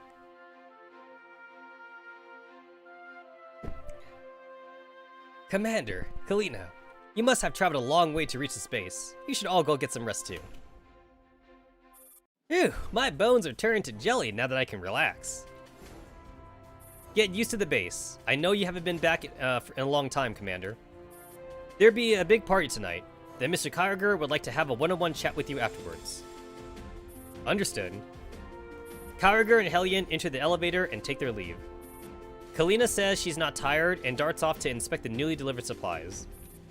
I take a while to ponder my options and finally decide to return to my office and kill some time. The way back to my office is silent. Oh, it's a sad music. I feel like in between like major events, I feel like the music actually is probably the weakest part of Girls Frontline. I feel like we need a more variety of like different mood music, because I feel like we hear the same music all the time. I don't know like how in depth their music department is at Mika, but I feel like there needs to be different kinds of mood musics. Like basically, I'm saying like when I play like a Dane Sim, for example, there's like 5 different kinds of like sad musics, and like there's like 8 different themes for like dating music, like for the girls or something. I don't get that level of depth here in Girls Frontline. Now, obviously, I know it's a gacha game. I can't put them on the same level, obviously. But you know what? I would like it to be on the same level. I don't think there's anything wrong with that. I just want the game to be deeper. Hopefully, Girls Frontline 2 would be better for that, since Girls Frontline 2 would be actually like a game. It'd be a real game. It's not going to be a free mobile app that you download, right? So, Girls Frontline 2 looking to be a little bit better. It's XCOM, and you guys know my love and hate relationship with XCOM. I'm basically a masochist when it comes to that game. I'm like a super masochist when it comes to that game. On a normal day, you'd be able to hear the dolls' laughter, hushed conversations, or simply the sounds of their footsteps as they pass by. But there is nothing now. There are barely any dolls left, and the corridor is as dead as a tomb. Never thought I'd get such peace and quiet. There is a musty smell of old mildew in the office, and I can't help but scrunch up my nose. Yet for some reason, the smell fills me with a sense of reassurance, and I haven't felt in a while. I open the window to let some fresh air, then I lounge back on my sofa. I've rested already, but at this moment I feel tired all over again. I let myself sink into the sofa, and before I know it, my eyes are closed. My slumber is particularly peaceful in this familiar environment. After what seems like a long time. Humans are all so vulnerable when they sleep, no matter how remarkable they are. Which means humans are only truly equal when they are asleep. What an interesting discovery. A soliloquy drifts into my dreams. The voice is familiar, but I can't quite connect it to a face for the moment. Now, whose voices have I heard recently? Oh well, there's something I'd like to discuss, but I'm not exactly in a hurry. I'll just sit down here for a bit. Is she one of my dolls? This human looks rather cute when asleep. You'd never guess that this is the commander who pulled off all those incredible exploits. The door is open all of a sudden, and I hear someone enter the room in a hurry. Who's in the commander's room? I'm thoroughly awake now, and I see GRSL-8 with her gun raised in my direction. When she sees me, she immediately lowers her weapon, then her eyes sweep over to the chair beside the sofa. I follow her gaze and see Dandelion sitting casually on the chair. No one's here? I knew I heard a voice that wasn't the commander's. While I cannot see you, SL-8 cocks her weapon. The dust, the temperature, and the rumpled fabric are proof that you're definitely here. Who is it? Show yourself! Dandelion smiles at me and places her index finger over her lips. Knowing that I must keep her presence a secret, I sigh helplessly and turn to SL-8. Shoot the chair! Shoot the chair. It's fine, SL-8. Commander? SL-8 tilts her head and takes it in the embarrassment on my face. She hesitates and finally puts her gun down. Oh, so that's what this is about. Got it. This isn't something I should be sticking my nose into. Is that right, Commander? I'm glad you understand. Don't tell anyone else either. Gotcha. Sorry for disturbing your rest, Commander, but Miss Kalina sent me over to remind you that the party is about to begin. Please get yourself ready ASAP and head to the banquet hall. Understood. Thanks for the reminder. I'll be there soon. SLA gives me a nod before leaving my office. It would seem I leave behind traces of myself even when I am personally invisible. That doll of yours has taught me an invaluable lesson. I won't make the same mistake again. And what are you doing in my office? You asked me to stay hidden and avoid being spotted by others. I believe there is no better place for that than your office, Commander. You're sure you're not trying to seize control access over the base of my computer? You're being paranoid. If that had been my intent, why would I need to come all the way to your office? You have a point. Don't worry, Commander. The control system in this base are far too run down. I did poke around for a bit, but it's so boring, I lost interest right away. You shouldn't have touched them in the first place. Anyway, given SR8's reaction, I doubt there's any need for you to hide in my office, is there? What do you think? So I gather there's something you'd like to discuss. You saw right through me. Well done. Such hollow praise. Haha, not at all. I do mean it. Well, I mean, when you look at the latest costume story, I mean, there's at least like maybe like a few dozen dolls that know for certain that someone is living in the commander's room. They can't say anything about it, but there's at least a dozen dolls that know that there's a doll in the commander's room. And there's a few dolls like for example like G36 that like knows that there's hair. There's like long black hair found in the commander's room. And it's like, this is pretty sus. Who has long black hair, you know, and shit like that. Dandelion stands up and trolls around the room. To an ordinary human being, this would be an ordinary office. But to me, this is a place I've never been to, even after searching through all the memories within me. Frankly speaking, I'm quite curious. How does a normal life feel to a normal human being? I see. Those girls never had the chance to live an ordinary life. Though granted, my life hardly counts as ordinary either. Even so, your life is still pretty normal compared to the misfortune they've experienced. Fair enough. After all the things I've been through, I can deeply appreciate how precious normality can be. I want to let them see this world through my eyes. There must be many different places in this world, and every unique location I witness brings a thrill to my heart. Therefore, I will keep taking it all in, even after 10, 50, or 100 years. You can exist for that long?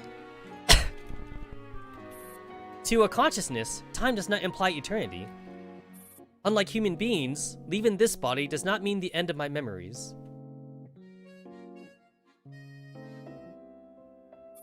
In the banquet hall, the evening gala is a grand event. The delicious food we haven't had in a long time, and the comrades we haven't met for so long, fill the night with joy and laughter. After chatting with the others at the party, I learned that another team was tasked with rescuing Mr. Kyriger.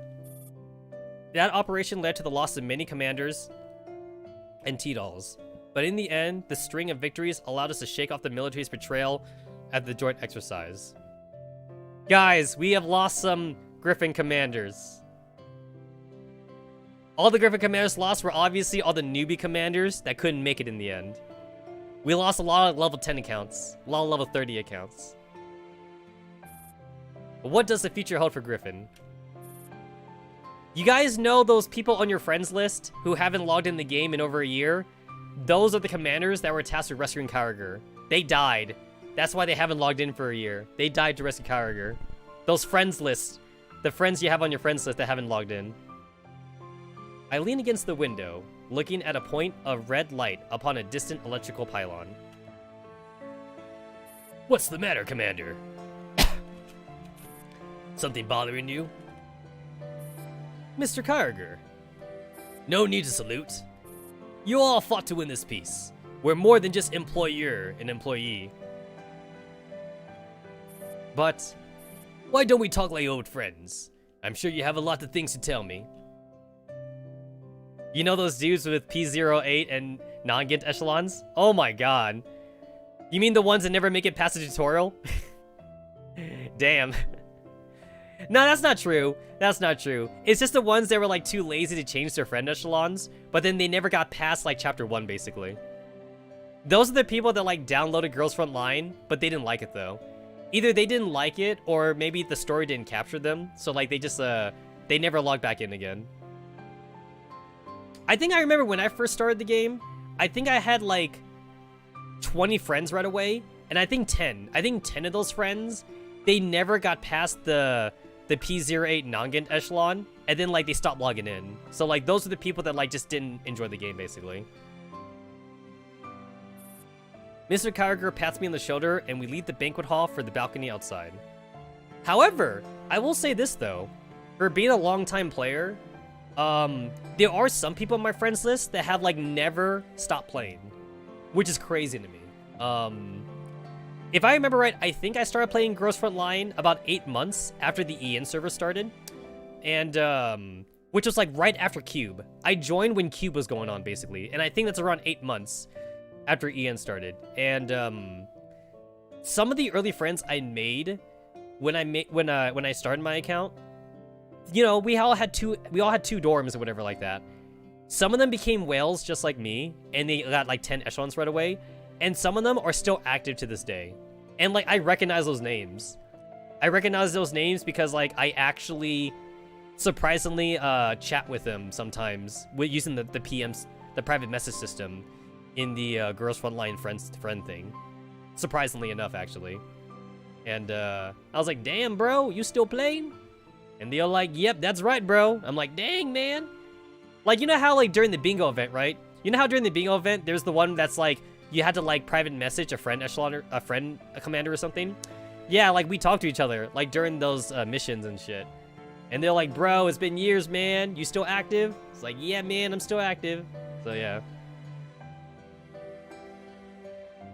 Because you have that list of friend dorms in your head. I think there's like maybe 3 friends I have on my friends list that haven't logged into the game in 3 years, but I only keep them around because they have 10 dorms. They have 10 dorms, so I keep them around. I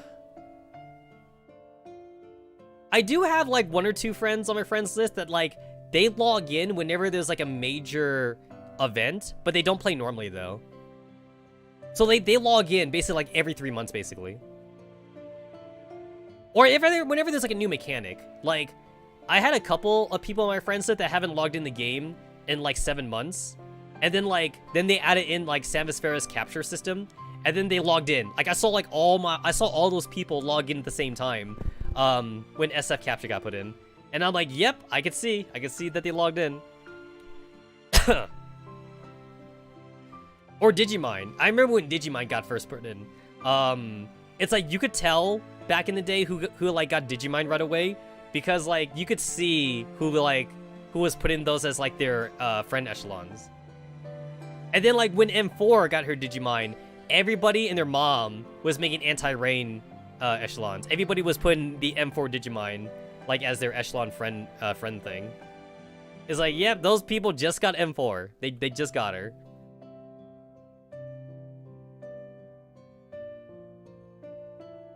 Yeah, Destroyer. Destroyer, having Destroyer as a friend echelon actually is really good though, just because like she's a free hawk when you do your friend echelon, but also Destroyer is also part of a grinding technique. You need like a friend Destroyer to like grind experience or something.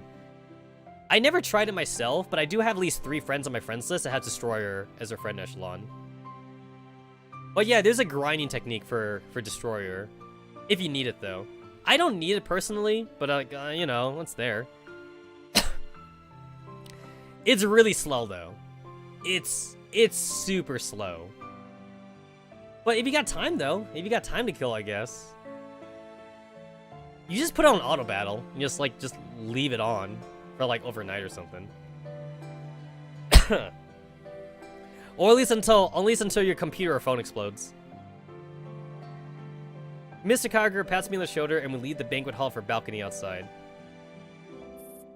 The moon tonight is particularly large, and the cool night wind blows through the air. What a lively party. Yes, we haven't had this much fun in a while. I saw your combat logs.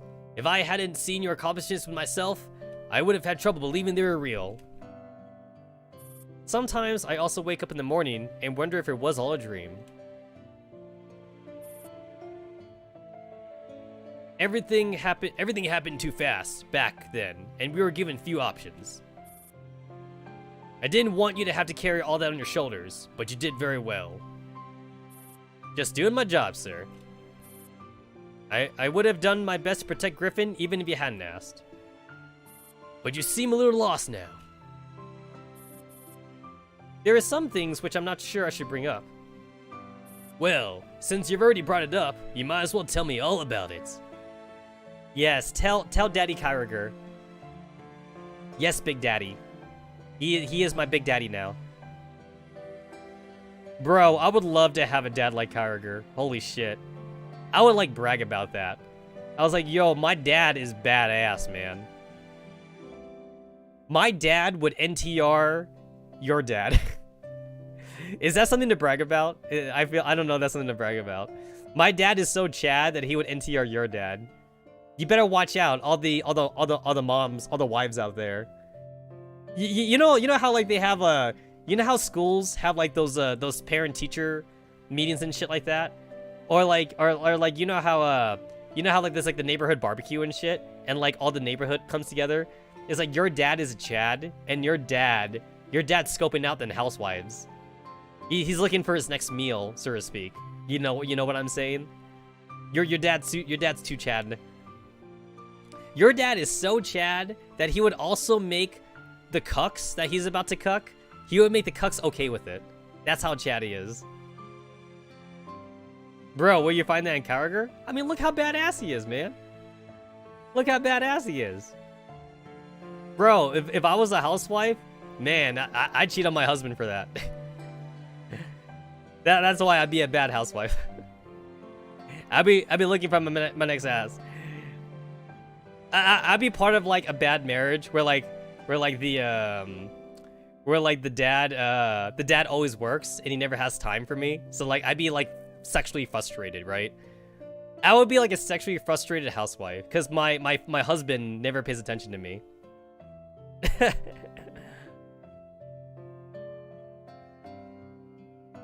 Bro. No, I'd be the sexually frustrated wife. I'd be NTRing my daughter. You know how there's some hentais? You know how there'd be some hentais where like you got the super sexy mom character and like the daughter has a boyfriend and like the wife is like, that boyfriend looking really juicy right now. Yeah, there's some hentais like that. I'd be all up in that, just saying. And then the husband's gay for him too.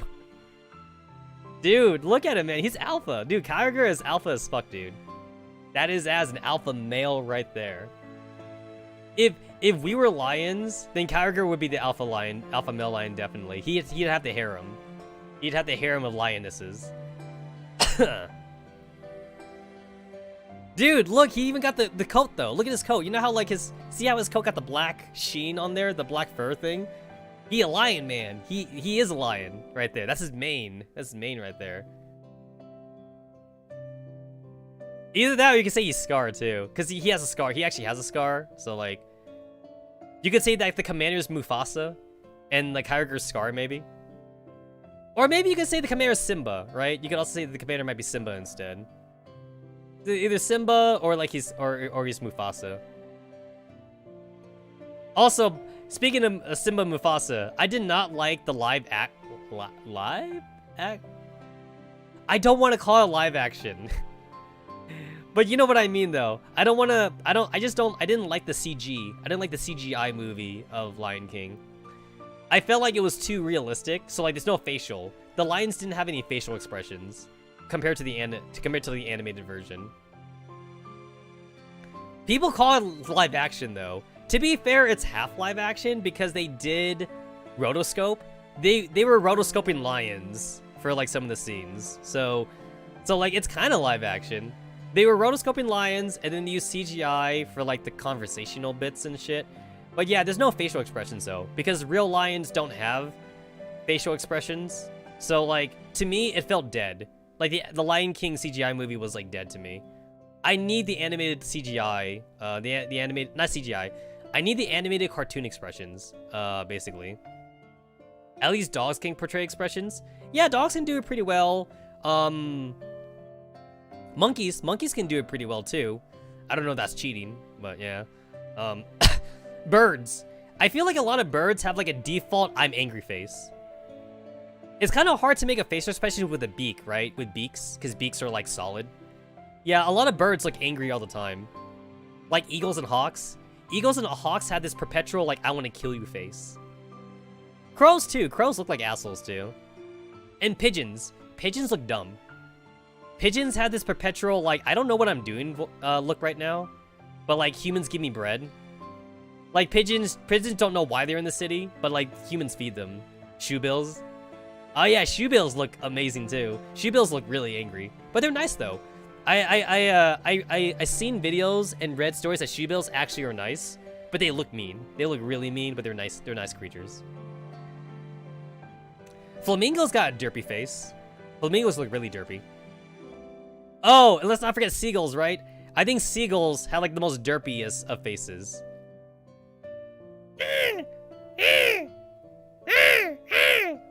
That's my best seagull impression. I don't know how to do a better one. It's already been several days since we came back, but I just can't forget the faces of the fleeing people in Belgrade. The faces of the garrison troopers holding the walls. The faces of the refugees in the contaminated zones, twisted and sillificated. And the faces of the soldiers who fought against us to the bitter end.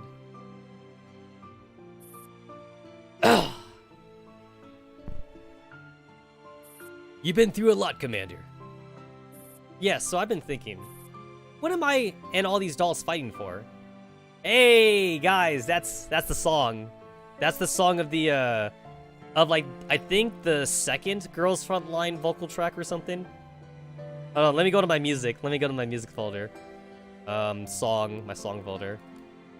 Song folder, Girls Frontline. Where is it? Let's see. I think it's the second one. It's actually on disc 2. Yeah, it's on disc 2 of the OS2. Yeah. What am I fighting for?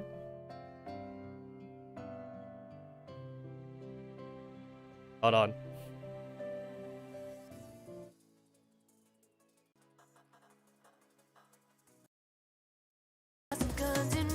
Yeah. Dude. This music is popping, yo. This music is popping. I literally play this music in my car, by the way. I made a Girls Frontline CD for my car. It plays the Girls Frontline vocal tracks. Like, I had the character tracks, and then I had the regular songs. I need to update it. I need to update my song list to include the anime. Like, the anime and, the anime OP and ending and shit like that. But, yeah.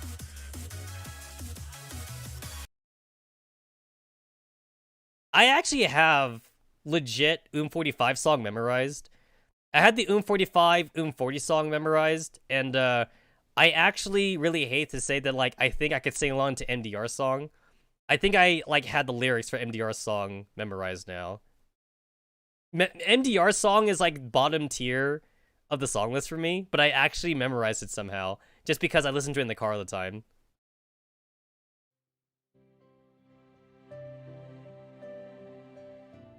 I really like 5-7's song, but, like, I don't have it memorized, though. Because 5-7 has a really happy song. Anyway, what are we fighting for joke? That there it is. Countless people died for no reason, and yet here we are having a party, celebrating a mind-boggling victory. Have we really won, Mr. Kyriger? I venture a glance at Mr. Kyriger and realize that he is looking me in the eye. There is a reason why you survived to this day. Your eyes see more clearly than I imagined. Keep going, Commander. Your insights are worth listening to. Yes, sir. Our true enemy remains hidden in the darkness. We wiped out several military detachments, but the mastermind in the shadows barely even felt it. All we've done is repulse them for the time being, but the enemy will surely return. Perhaps we won't be the victims next time, but I'm sure that many more people would die because of them. But I can't think of anything that I can do about it. I just feel so powerless. Let StateSec handle those masterminds. That's what I keep trying to tell myself, but my instincts are telling me that things probably won't be as simple. You are an excellent employee.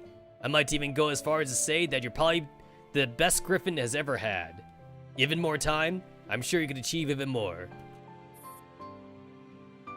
But you're talking about things that PMC can't change. We've just clawed our way out of the maelstrom, and we got our hands full just taking care of it ourselves. You should know how dangerous it is to insert yourself into the affairs of nations. Oh boy, do we know it, man. Do we know it, or do we know it? Hell yeah. Dude, the whole government body in Girls Frontline is, like, messed up. The government is not in a happy place right now. You know what's kind of funny, though? The commander is in an arguably better place than, like, most other people in the world, which is kind of crazy. Like, you would look at the commander and be like, damn, sucks to be the commander. But then, like, you would also look at the other people, at the other poor schmucks in Girls Frontline, and then you'd be all like, damn, son. Like, you would rather be the commander, right? You would rather be the commander than most of the other poor-ass bastards in Girls Frontline. As long as you're okay with the Naito's kidnapping and stepping on you. You should know how dangerous it is to insert yourself in the affairs of nations. Yes, but even the slightest difference we make might mean that countless people won't have to die. You once told me that we had to be the shining beacon in a brave new world. Doesn't that mean we should make this world a better place? You've met those soldiers in the Chief StateSec. They're either paranoid or stubborn. But either way, it's the reason they survive until now, in such a high position. Currently, Griffin exists because they need us to do jobs they don't want to do. And these jobs are often ignominious things. Harder, Mommy Naito. You know what? We were really close to dying, though. Just because they were ordered to kill us afterwards. We were really close to dying. If 45 didn't save us. Changing this world is harder and more painful than you can imagine. Griffin will change something, but the method in which this change is effected would be far beyond your expectations. You've given and sacrificed enough of yourself for Griffin. Therefore, I cannot ask you to once again throw yourself into inglorious danger. I managed to return alive because they knew I could do the things they didn't want to do. But you're different. You have talent, and you can make a career for yourself no matter where you go. But, Mr. Kyriger, you don't have to feel guilty about this. You've done enough for all of us. You deserve the chance to step away from the razor's edge and enjoy a happy life. You mean in the train? In the train, it was team Calico Thunder, which is like pretty crazy. But yeah, like in the Calico Digimon story, they do go into more detail about what happened in the train, which is kind of funny. My friends and comrades are here. I can't just abandon them. There's no way to predict what will happen next. Once the flames of war blaze up again, none of us will be able to return back. There's no turning back for me.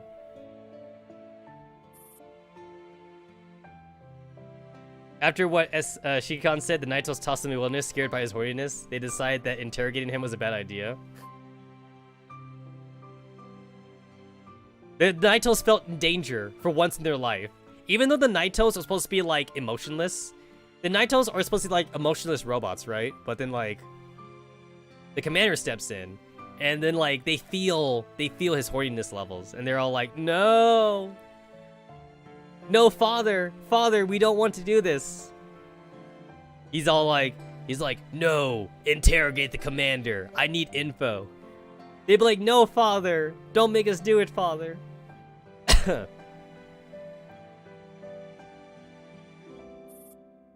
I'll give you this green zone ID pass first, just in case. Griffin is honored to have you among her ranks. Mr. Kyogre stuffs the card into my hands and pats me on the shoulder again. Resilience is your strength, but being flexible in the face of difficulty isn't a bad thing. See you later, Commander. In the dorms. I wake up and it's another cool morning. I stretch out on the bed before reaching out to my clothes, hanging from the headboard so I can get up and wash myself. The blue card falls out of a pocket and lands on the bed. I put my clothes down and pick up the card to study in greater detail.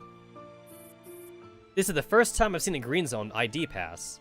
It sure is well made. The card has a sleek decorative edging, and my name is clearly written under the national emblem. I stretch again, then toss the card into the trash. I look at the clock. It's almost time to meet Kalina, so I hurriedly climb up to bed. Dude, what a fucking baller, man. What a fucking baller. He don't need no Green Zone ID. Toss that shit in the trash, man.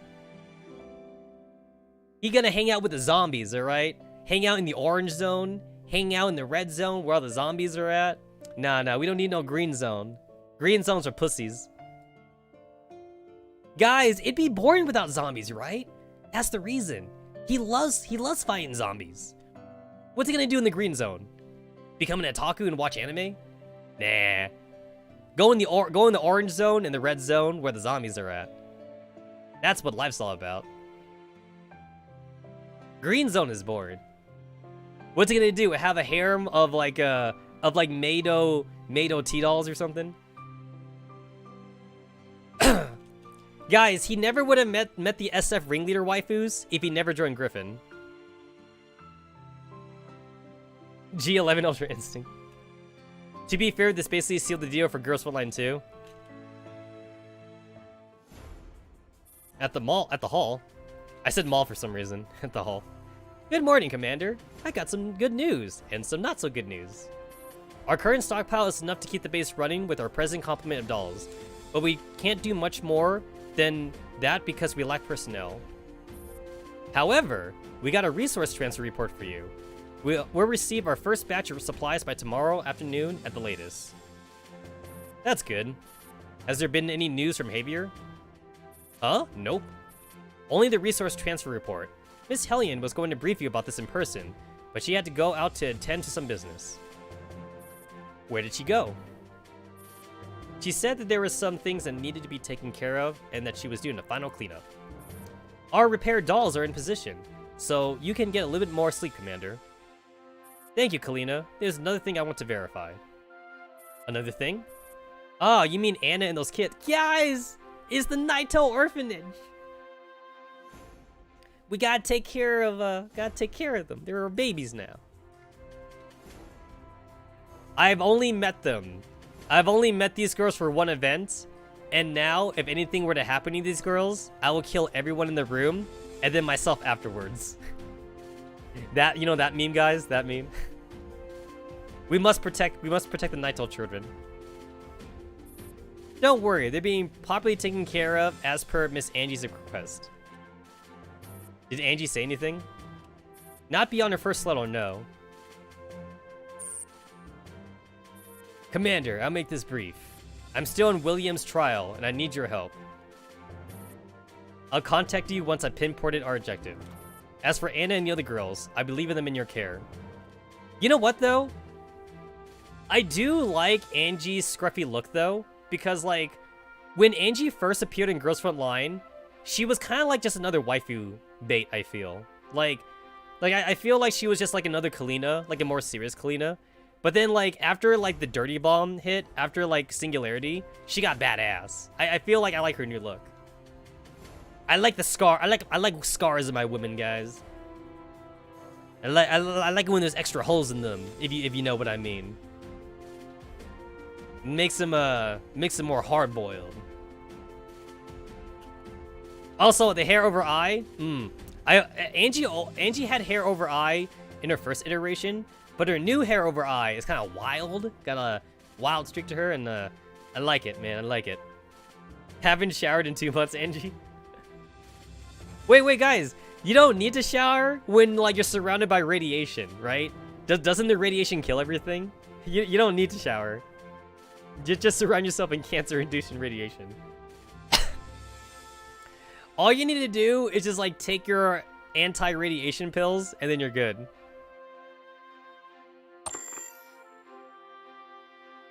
Kill all the germs, guys. The radiation bath kills everything. Maybe we'll hear from her tomorrow. That means we'll be busy. So, get some rest, Commander. The base still has me. We'll be fine. Really now? To be honest, I can't relax at all knowing that we got so many dangerous things inside our base. Yeah, you have a point. Actually, the thing that really worries me is Miss Dandelion, who's still in your office. Dude, I can imagine, like, the gossip going around for Dandelion sometimes. It's all like the commander has a secret like slut bot, and he's not telling anyone. Who is the slut bot? Who's the slut bot for the commander?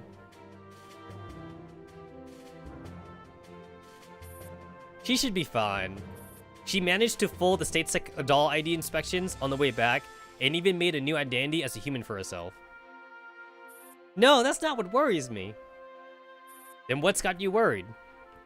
I mean, is it really okay for her to be in your office? What if she tries to does something to you? Good point.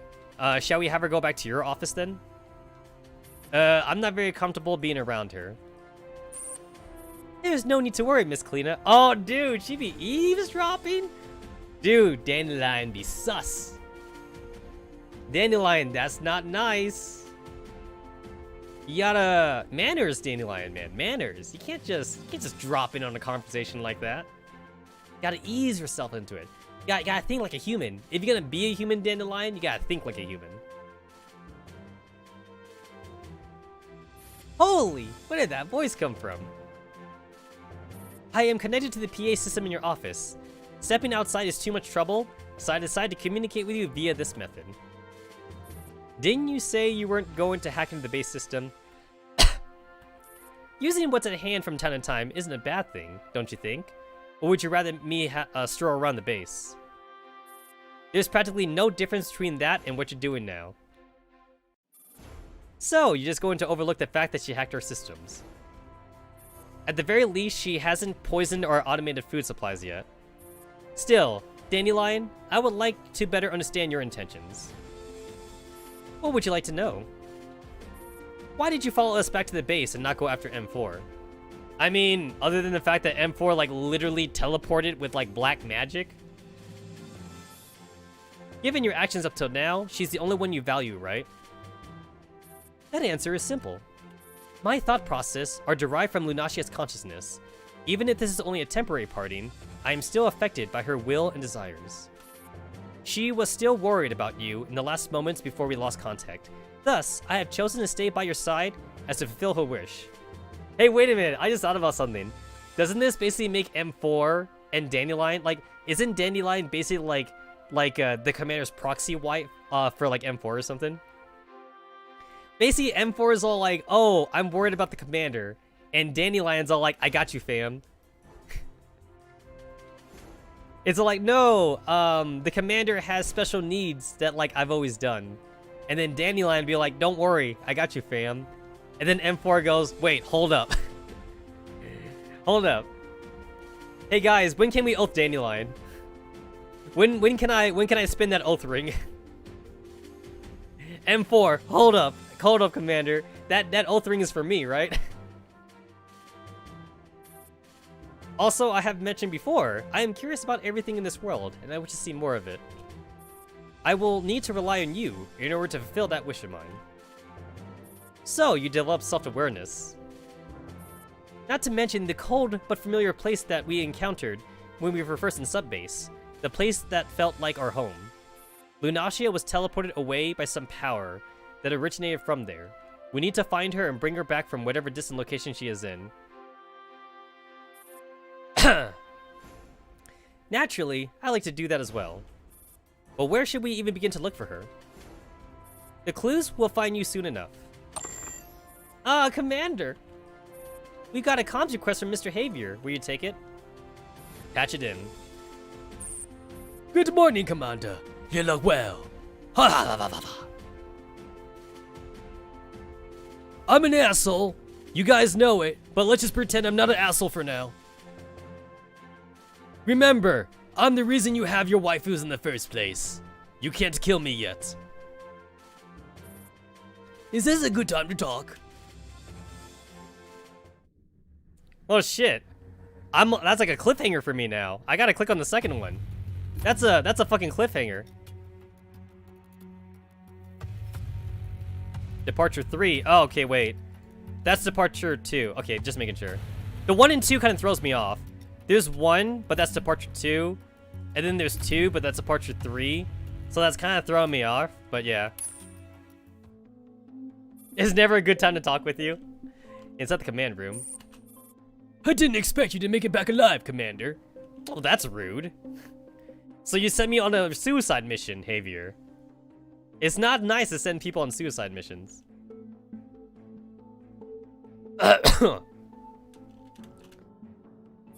Thanks for your support, Mr. Javier. Oh, that Mr. sounds very forced. You sound like you got a lot of pent-up frustration, hmm? You know, my IOP does make specialty dolls for commanders with pent-up frustration. Perhaps you're familiar with the Womb Force 2000. I'd like to let you know that we recently have an upgraded model called the Womb Force 3000. It is better than the Womb Force 2000 in every way. It's a bit more expensive, but I think you're fine that the Womb Force 3000 can definitely help with your pent-up frustration. Mr. Javier, are you trying to sell me something right now? Hey, I'm a businessman at heart. You can't blame a guy for trying. Now, do you want the Womb Force 3000 or not? Can I get like 10 of those? I would like 10 of those, please. Please ship it first day for 1-day delivery. Can I get like 10 of those in Amazon Prime, please? Amazon Prime delivery for the Womb Force 3000 Javier. Add it to my tab. Add it to my tab, Javier. Wait a minute. Didn't Kalina say that Javier is paying for everything right now?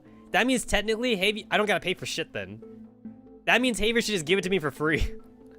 Hey, Javier is paying for everything, so just give me that Womb Force 3000. Oh, Javier, you pleb. 3090 Womb Force is where it's at. Dude, can I get the 3090 Ti? 3090 Ti Womb Force. I wonder, would the Womb Force be compatible with the ringleaders, or do I need to like special order? Do I need to like get custom-made Womb Forces for the ringleaders?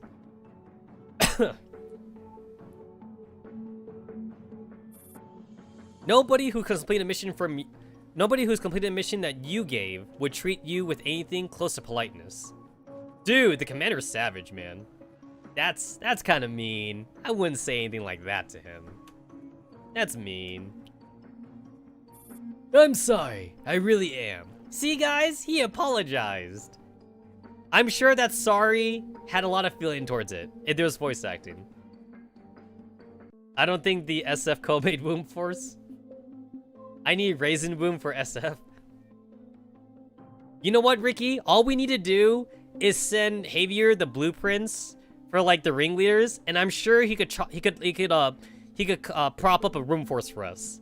He needs the blueprints though. We gotta send him the ringleader shit. None of us expected that it would be such a long battle before you could come back. How dare you slap that sweet old man? Death and sacrifice are unavoidable, but in the end you achieve victory. Isn't that good enough? I think we're still a long way off from victory. The more I go through, the more messed up I think this world is. That is why we exist. We are the shining beacon in a brave new world. At the very least, your victory this time has made this world less of a mess. While the starfish did activate for a moment, it didn't lead to any irrecoverable consequences, and old Misha is very happy with the results. The people who want to mess up this world have failed. What could be more heartening than that? If only things were that simple. What happened to the submarine base afterwards? Vimple has taken full control of the place. However, you took all the goodies away, so they won't be getting their hands on anything other than corpses.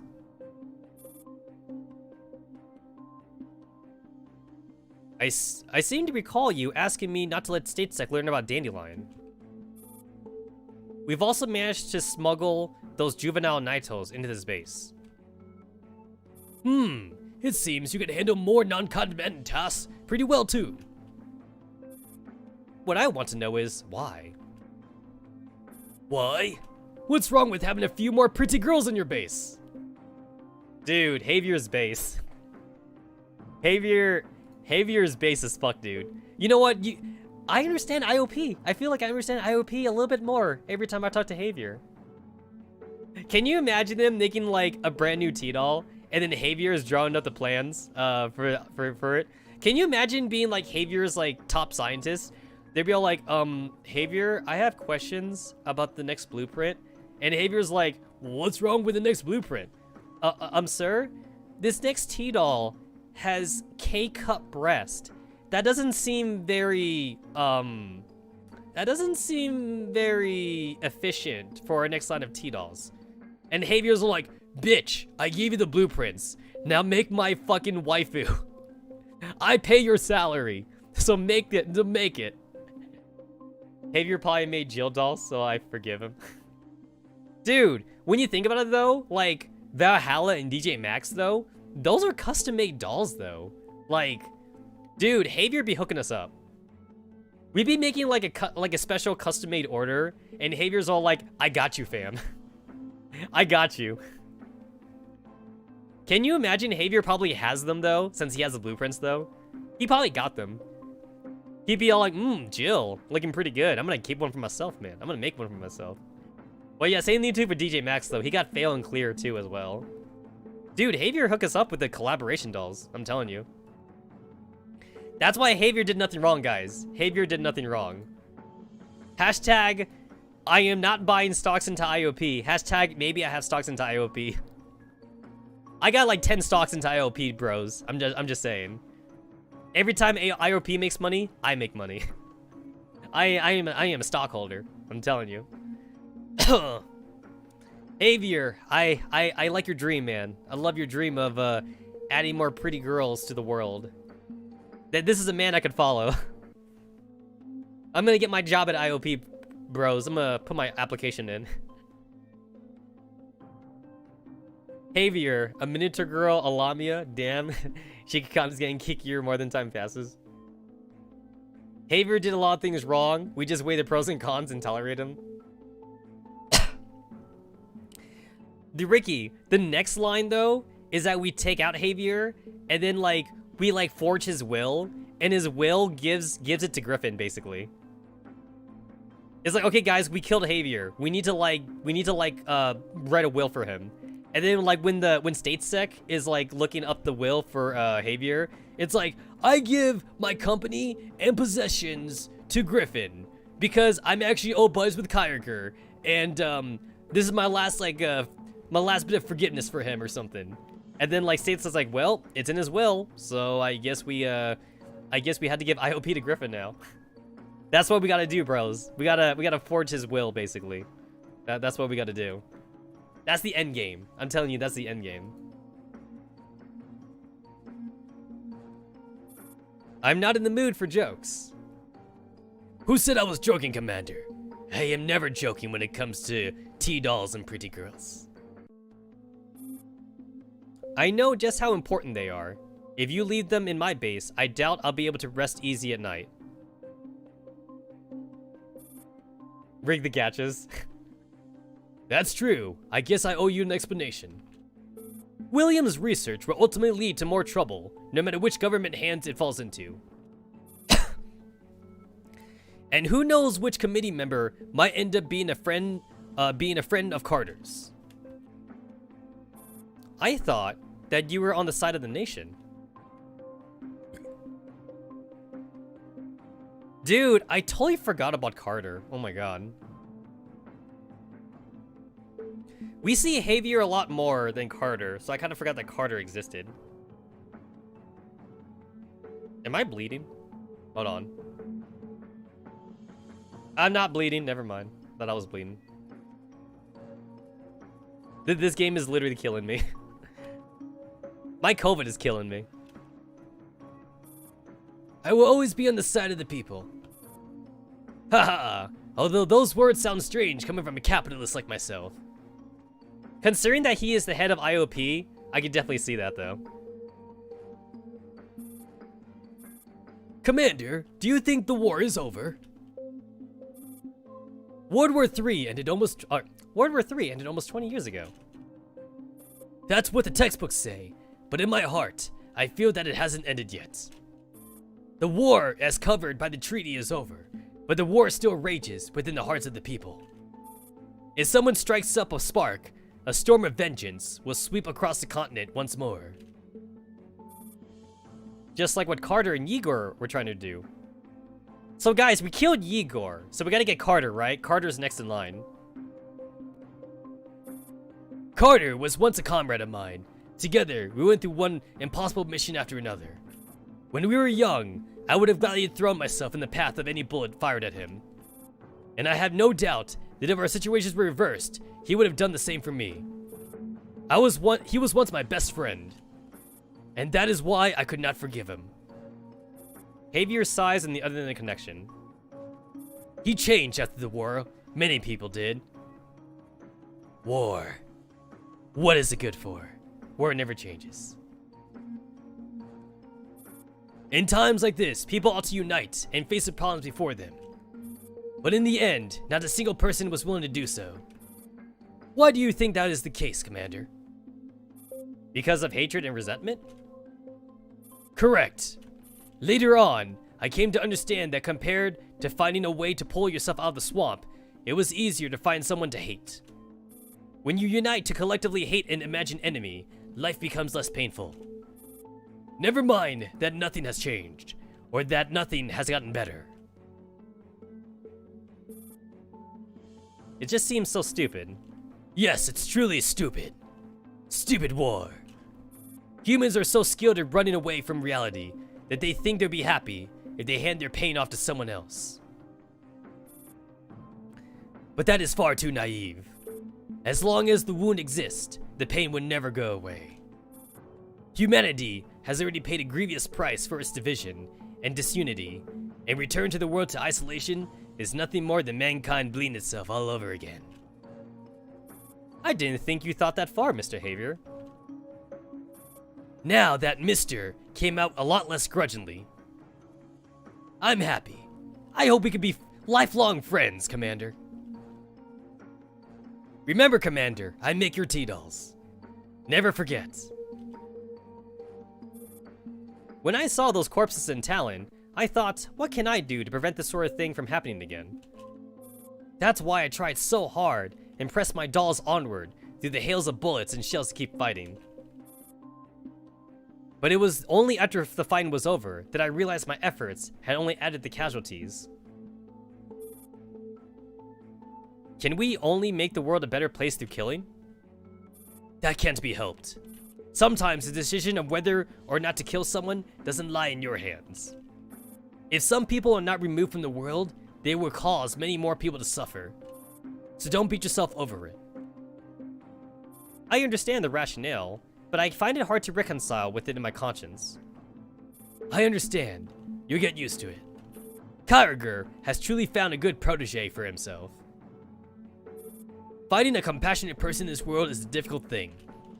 I hope you'll take care of those dark-haired girls. They are all human beings, and they shouldn't be treated as the products of technology. They seem to like this place. Good. They'll be staying there for a long time. Ooh. Guys, we're a father. Guys, the Naito Orphanage, they are our Musume. They are our Musume daughters right now. We will have to watch over them and take care of them. Dude could be likable if he stopped saying all those creepo things. I have a feeling that these girls would change our future. Our future? Oh yes, did you receive the resource transport manifest?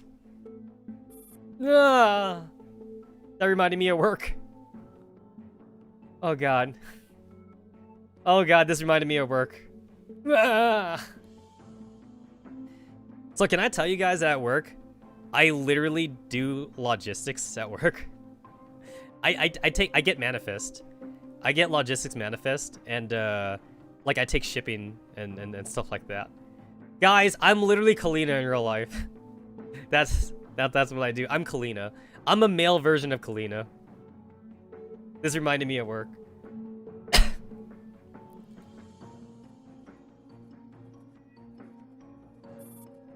When will it all arrive?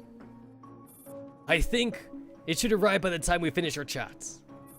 Until then, I hope you can protect the convoy and ensure it arrives safely. These supplies are very important to us, so I've already taken that into consideration. You are a truly reliable person. You took far too many losses in the previous battle. I'll do my best to help replenish your ranks. But before that, I have a job that requires your attention. Lucky 10th, I used to do that, but then I got promoted. So like I don't do the moving stuff in the trucks no more. Yeah, I let other people do that for me now. But yeah, when I first started, I definitely like did the heavy lifting, but now I got promoted, so I don't do that no more. I watch other people do it now. I get to have a clipboard. I get to have a clipboard and look important.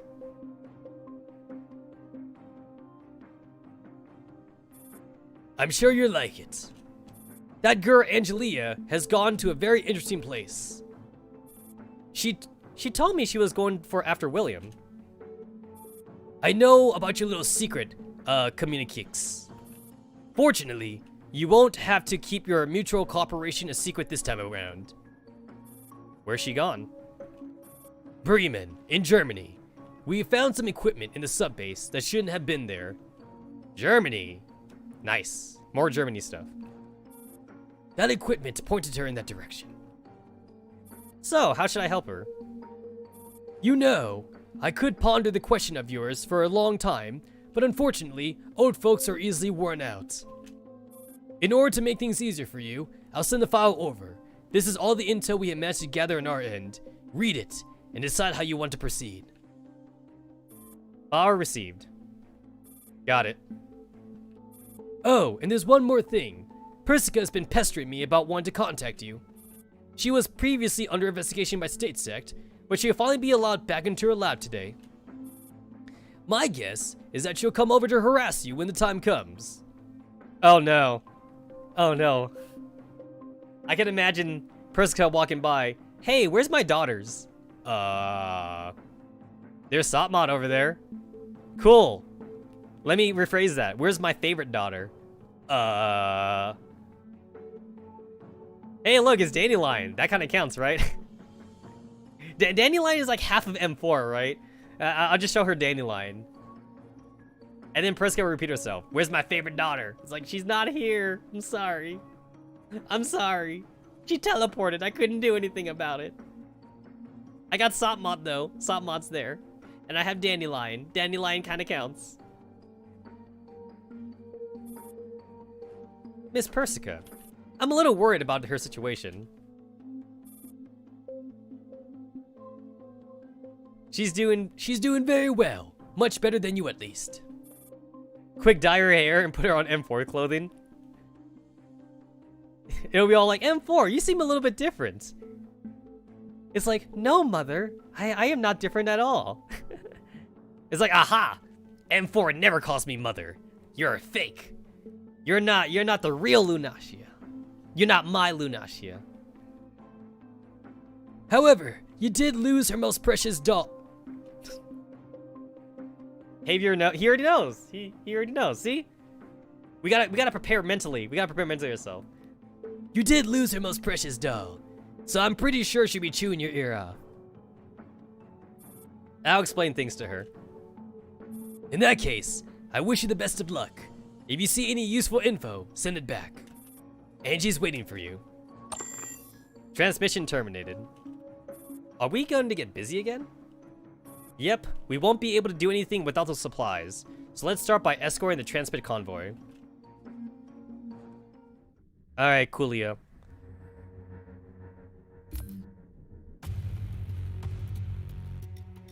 I just want to do EX then. I actually get something out of doing EX.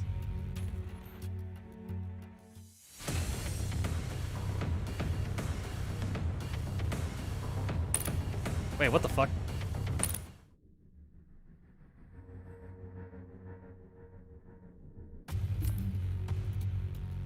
Oh, I get it. Okay, in that case, I might as well just do the regular one. Alright, never mind.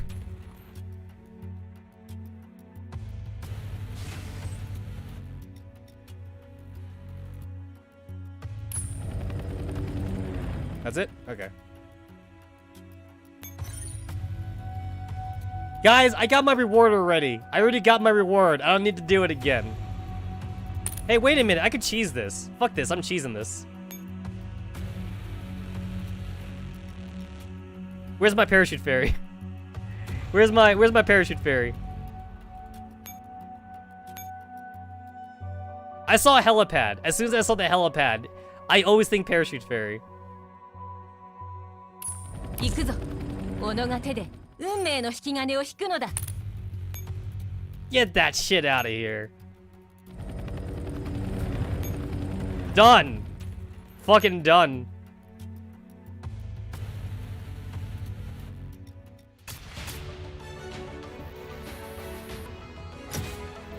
All strats return to parachute fairy. Honestly, that's the first thing I think of. That is literally the first thing I think of. I always think, is there a way to cheese? And if there's a way to cheese, guys, I will cheese, alright? I will always cheese. The cheese is strong, man. The cheese is strong. Alright, just making sure I got my thingy.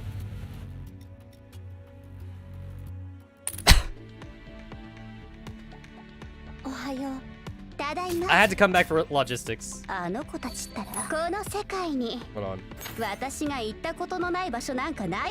Yeah, okay, we good. Alright. You know what? I can't collect batteries. It's kind of funny, but I can't really collect batteries. Because, like, I'm constantly always full because I have nothing to spend it on. So, like, I need to, like, leave my batteries, like, not full, basically. Like, what am I at right now? Hold on. Let me check. I'm at 8,365. But I'm always hovering about 9,000. So, like, for me, like, it's just more annoying to be at max. So, like, I'd rather just not collect my batteries. Tetsu's first world problems. Yeah, I know, right? Buy more pets, but I already have like, I already have 3 of all the dogs, and I have 2 of all the other pets. And the dogs are the one that matters anyway.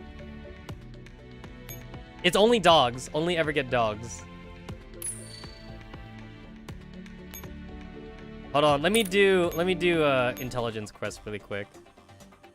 Let me distract myself. So I do 7-6 the really lazy way, in that like I don't actually fight Dreamer. I let a friend echelon fight Dreamer. I don't actually do this map myself, basically. Basically, I just end turn, and I let friend echelon go and bait fight Dreamer. Hey, you guys remember when they used to do beat a boss events? Where like you just beat up the boss a lot, and you get tokens, and then you redeem those tokens for shit? I feel like they haven't done that shit in forever. I remember beating up Scarecrow and Destroyer all the time, and Executioner.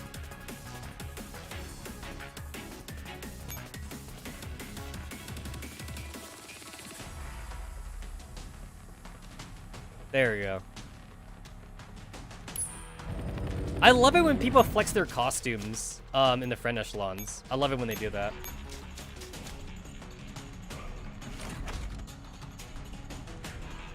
The last one was in June? Oh, is that why I missed it? Oh, that was when I was homeless. Oh, okay, that explains a lot. That explains a lot. That was when I was homeless. No wonder it felt like forever for me. Because I feel like I haven't seen a boss kill thing in like literally like 2 years.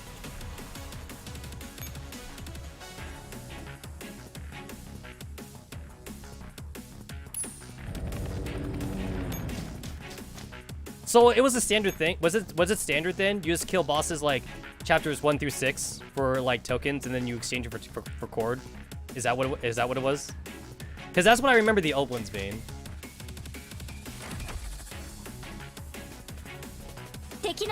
How come it seemed like a lot of important shit happened when I was homeless? Farmables, record, R93, Tech, CZ, and P19.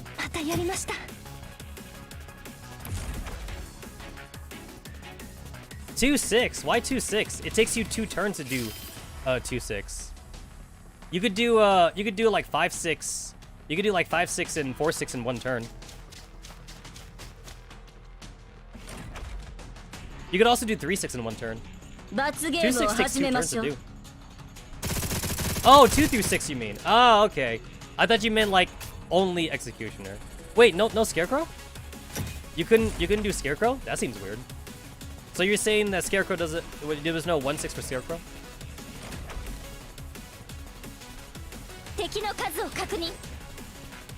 Technically, we had the beat boss with the bingo thing. Yeah, that's standard. Yeah, that's normal. Like, beat the boss, like, beat like a boss 2 times or something. I think it was like one is like beat 4-6 twice, and one's like beat 5-6 twice.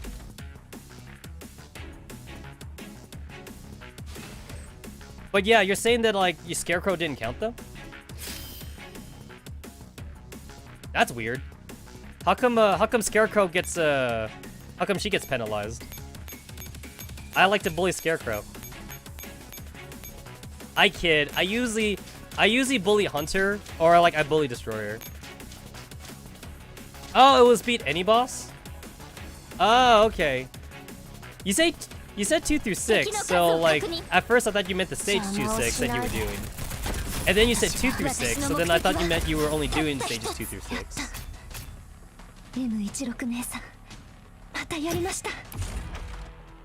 So you're saying that you could have even like fought Dreamer in like chapter 7 then? Because as far as I remember the old kill the boss thing for tokens thing in the previous events, only chapters 1 through 6 boss counted. They never counted Dreamer, and they never counted Judge. So like it only went up to Alchemist. At least as far as I remember for the old beat the boss events.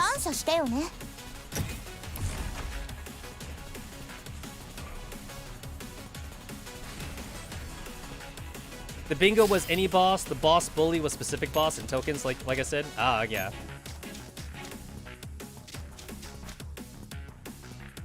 But Scarecrow was not on the roster. That's weird that they would take Scarecrow out of the roster. Yeah. It's always been Scarecrow through Alchemist for the boss skill events.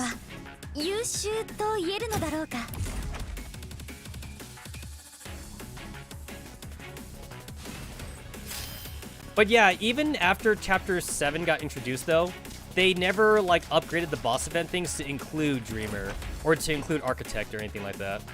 Probably because Scarecrow would be too easy. I mean, that's really relative, Katsune. I mean, assuming that you're a commander past Chapter 6 though, then like Executioner and Hunter would be easy too though.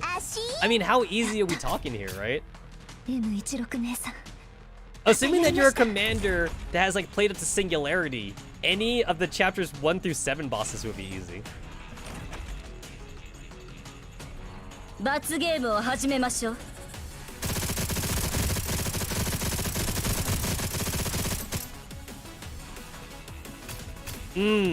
I love it when people fucking inflate their combat effectiveness for friend echelons. Fucking 109,000 combat effectiveness, it don't mean shit. 109,000 boys.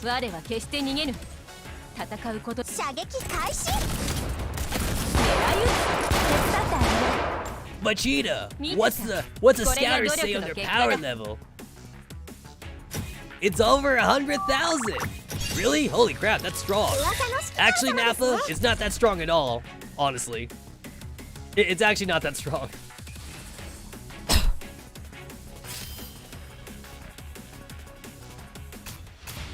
I still love Dragon Ball Z memes. I hate Dragon Ball Super memes, but I love Dragon Ball Z memes. Alright, cool. I got that out of the way. I did my simulations, right? Just making sure. CE stack, baby. 70k is where it's at. 70k is good enough, yeah. What's my current friend echelon? Let me check it out. Did somebody get hurt? Who got hurt? Why is the repair button there? My P22 got hurt. Oh. 2 minutes. Boy, I can't wait 2 minutes. 2 minutes, that's like my entire life, man. Friend. Let's see, ID card. Look, I'm using the I'm using the costume story Dandelion one because I really like that costume story. Everyone be trying to find out like who the mystery girl is in the commander's room. I'm using Type 88, Grape, Calico, Python, and Saw. That's not the best team I can make, but I'm too lazy. Yes, this is exclusive. This is exclusive ID from a costume story. You're not going to get this like in the shop or anything. This is exclusive costume story. Let me see. I could show you which one I'm talking about. It's one that I simped for. I'm pretty sure I simped for it. It should be one that's full. Oh, not that one. There we go. The mystery of the bewitching figure. Oh, it's the wedding costumes. Yeah. It's the wedding costume one. So yeah, you do all this shit, and then that gets you Dandelion. That gets you that one gets you Dandelion.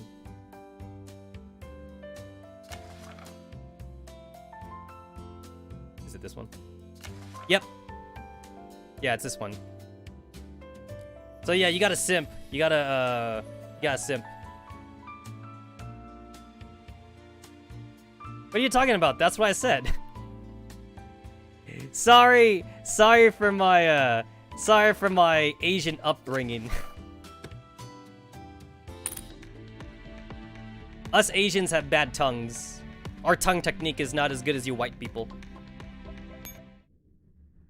But yeah, get on my level, bros. Start getting more costumes. Yeah, I got all the wedding costumes. So, yeah, boy. Yeah, boy. Oh, there's the Infinity one.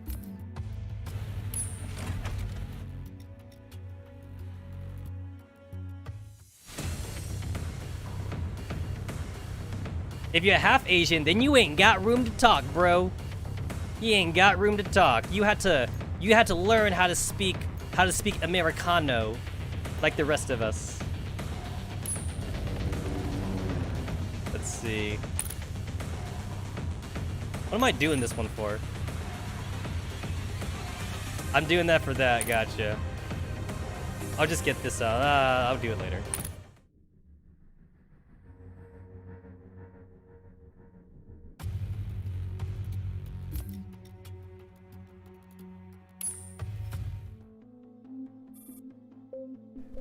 Legit though, I talked about this before back on the main channel a few times, but like I was in a super racist class, and when I say racist, I don't mean that the class was racist. I don't mean that the kids were racist. I mean the class subject was racist. Back when I was in elementary school, my elementary school was super white, and when I say white, I mean white as fuck. Like it was like 99% white people, and when I was in elementary school, they took all the foreigner kids, and I was foreign, of course. They took all the foreigner kids, and they put us in a classroom on how to be American. And it was a class that I had to do for the whole year. And like they would like find us. Okay, so like you do your normal school, like, you know, like throughout the day, whatever. But then like for like 2 hours. For 2 hours of the school day every day, we were excused from the class because we had to go to the foreigner class. The foreigner class had 10 students in it, because we were literally the only foreigners in the entire school. There was like an African kid, like an actual African, not a black dude, but an African though. But an African kid. Then there was an Indian kid. And then there was an Indian kid, there was an African kid, there was me. So like I'm Thai, but they kind of like stuck me together with the Chinese kid though. So there was a Chinese kid. Then there was actually a Japanese kid, and all three of us got stuck to each other because, you know, all Asians were the fucking same. So they're like, oh no, I remember the teacher. Okay, the first day, teacher was pairing us up, and the teacher looked at me. And like, cause I was the new one, cause I came in a little bit later, and the teacher's like, "Oh, you should be white at home because there's other Japanese kids here." And then like the Chinese kid kind of like rolled his eyes because, you know, he's Chinese, but whatever. But yeah, that's the way she talked to me. She's like, "Oh, there's other Japanese kids here, so you should be fine." I'm like, "I'm not Japanese though." And then like other than that though, there was a French kid, Indian, African. There was a Italian kid. There was a Norwegian. I don't know if I'm saying that right. Norwegian. I think my "we" is wrong. There was a Norwegian kid, and there was like a Swedish kid. Basically just like a lot of different countries in there, and I think it was Cambodia. There was a Cambodia kid in there too as well. And we were in that class on how to be American, how to be Americano. And so it was 2 hours. It's a 2-hour class every day that we had to take. And we took it for the whole year. And like we learned about like American history. And we were learning about like the good old US of A. And we always had to do the Pledge of Allegiance at the start of that class all the time. And we learned about American food, right? No, legit, this was a part of it. So I guess the one nice thing about this class is that like we actually dedicated about 20 minutes to the class every time, because we were fed American food, not foreigner food. It had to be American food. So like hamburgers and like white bread and shit like that. Like okay guys, I have to admit I only ever eat Asian food all the time, so I'm not that versed in what American food even is. But like we got like always a 20-minute break for American food, and like I remember I think a Chicago style pizza was also fed to us one time as well. And like we also had to spend like 40 minutes of that 2-hour class also taught how to speak English properly. I remember the Indian kid had a really hard time.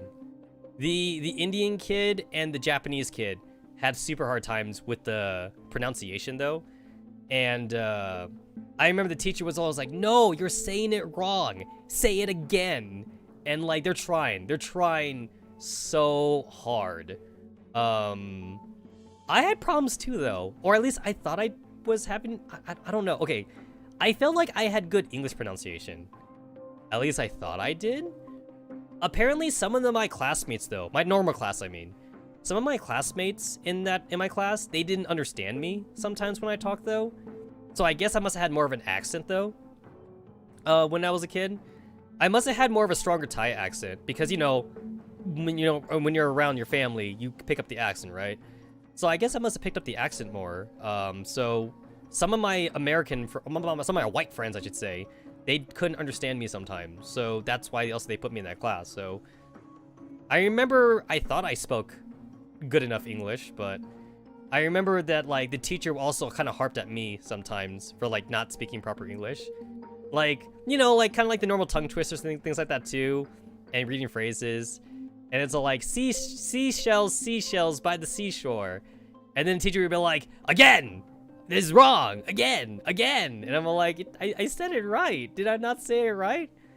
And the teacher's like, that's not what you said. I'm like, but that's what I said though. I was so confused. I was like really confused like what I was doing wrong. And what I didn't like about this teacher though is that like she wouldn't tell us why we were wrong though sometimes. So I know like for the Chinese kid, he was having a hard time with some of the pronunciation, and like when he got something wrong, the teacher told him to say it again, but she didn't say what he got wrong though. So like he didn't know what to correct, so he just said it again. And then she was like, again, say it again. And it's like, what am I doing wrong? Just tell me what I'm doing wrong so I can fix it. That was like my major complaint all the time. And like, she never did. She never told us, like, what we were doing wrong. Same thing too for, oh my god, even for the test too. So like, we would take a history class, right? We would take a history test, right? Because again, we had to be American. I remember learning about like the Manifest Destiny for America and like all like the different presidents and shit. If you got like a question wrong on it, because you had to be 100%, that's the thing too. There was no such thing as getting a couple questions wrong in it. You had to have perfect American, you had to be able to like reiterate American history perfectly and all the shit. It's an American class. It's a class to teach foreigners how to be American. You weren't allowed to get anything wrong. So like if your answer sheet was not 100%, you had to do it again. But she never told us what we got wrong though. So like I would turn in my paper feeling really confident, and then she'd be like, it's wrong, do it again. And I'd be like, well, what did I get wrong? And she goes, go and do it again. I was like, oh, okay. So now you gotta do it again, and you had to like really think about it. You're like, oh my god, like there's like 10 questions. One of these is wrong. Which one's wrong? Did I get the year wrong? Did I get the president wrong? Like, oh my god, one of these is wrong. And then like you change an answer, but now you don't know if you change an answer and it's more wrong, right? Now you might have added more wrong answers to that. So basically you had to kind of like just restudy. You had to like restudy the entire book just to like figure out what you got wrong. And I guess that was the whole purpose of it. I guess she wanted us to reread the book, but like I really hated it. You know what, Kitsune? I'm actually backwards for pizza. I like more sauce and less cheese actually. To me, there's too much. This thing has too much cheese, so I actually like more tomato sauce. I like more tomato pizza sauce than cheese. I like a saucy. Like I complain when there's not enough sauce actually. Some cheap pizzas I've ever gotten, like it was like 90% cheese and like 10% sauce, and like I'm like Gordon Ramsay. I'm like Gordon Ramsay impression now. I'm like, where's the sauce? There's no sauce. So yeah, I love my sauce. Sauce please, sauce please. At least in Beanerland, calzone's cheaper than pizza. I'm not a fan of calzones. They're okay though. Like I'll eat one if like you offer it to me, but like I wouldn't go out. I wouldn't go out to buy a calzone. Also, like I've tried Pizza Hut's like different kind of sauces. Regular tomato sauce is the best for me. I tried the barbecue sauce. I tried the ranch sauce. I tried the garlic sauce. Regular tomato sauce. I like normal tomato pizza sauce. That's the best. But I do like my stuffed crust though. I like my stuffed crust and my garlic crust though. You never had a calzone? I mean, it's pretty much an inside-out pizza, you know? It's a different texture. I think that's the thing too. I'll say that a calzone tastes almost the same, but the texture is different. The texture is very, very different. Anyway, let's get back to Girls Frontline. In the Griffin command room. Something on your mind? No, it's nothing.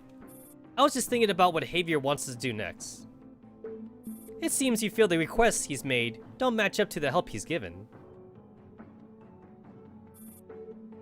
I can't be sure, but one thing I learned after going through so much is that there's no such thing as being too cautious. I guess I'll say this about calzones though. Calzones is definitely more convenient to eat than a pizza. Like if I'm walking, right? Like if I'm like in a mall and I'm walking, then like I'll eat a calzone since it's something I can eat while I'm walking. A pizza is more annoying to try and like walk and eat, right? You know? Like there's like walking food, and then there's food where it's like you kind of need like a plate at least or something, or you need like something to like put your food on as you eat it.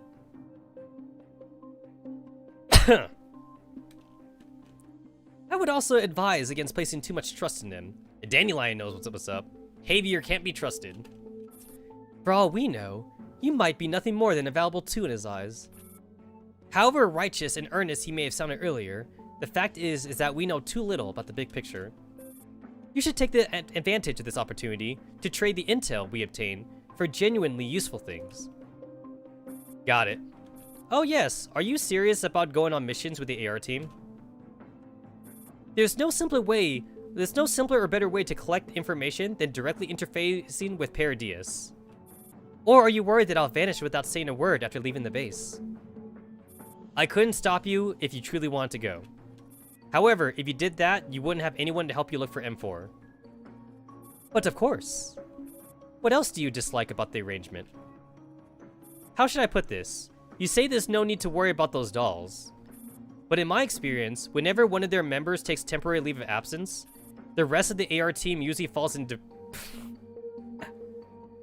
That is so true! Oh my god, that is so true! The rest of the AR team falls into depression. Oh my god, that is like... Okay, so it's funny how different Team 404 is from Anti-Rain. When Team 404 split up, it's all like, yeah, let's meet up back. Let's meet up back at the base like in 10 minutes or something. When Anti-Rain does it, oh my god, everyone goes fucking emo. Oh my god, it's so true. It's like, where? The team is split up again, where? It's okay, guys. Dandelion is M4 right now. Dandelion is temporary M4. It may not be quite the same, but it's close enough, right, guys? It's close enough. I'm just saying. I'm just gonna go to Anti-Rain. I'll be all like, guys, suck it up, man. Oh my god, would you just suck it up? If I give you guys like a picture of M4, would that be enough to tide you over? Let me go print out some pictures of M4. You're worried Ro and the others won't be able to get over M4's departure. I mean, it's not the first time though. It's not like it's the first time she's disappeared. It's just a possibility. We both know how much M4 means to the Anti-Rain team. Yes, we do. Yes, we do. I'm more like them compared to normal dolls. I will take good care of them in place of their original team leader. Please don't say that in front of them. I was just kidding. I know what I ought to do. There's one more thing, actually. Dandelion, put this coat on. Oh, yes, it's happening. Oh my god, I've been waiting for this to happen. Ever since I saw the fan art. Ever since the fan art, I've been waiting for this to happen. Isn't this your uniform coat? You stand out too much as you are now. You can make yourself invisible to dolls, but that trick won't work on normal human beings. With this, you look like a normal Griffin employee, more or less. I don't have a spare one to give you at the moment, so just wear mine for the time being. Oh, yes! Oh my god. She looks awesome, though. She looks so great in that. How considerate of you. I like Dandelion wearing this. It's oversized, but like, I think it's nice that it's oversized though for her as well. But we need to get Dandelion like a form-fitting. We need to get like a more form-fitting Griffin coat. I like this though. I like it.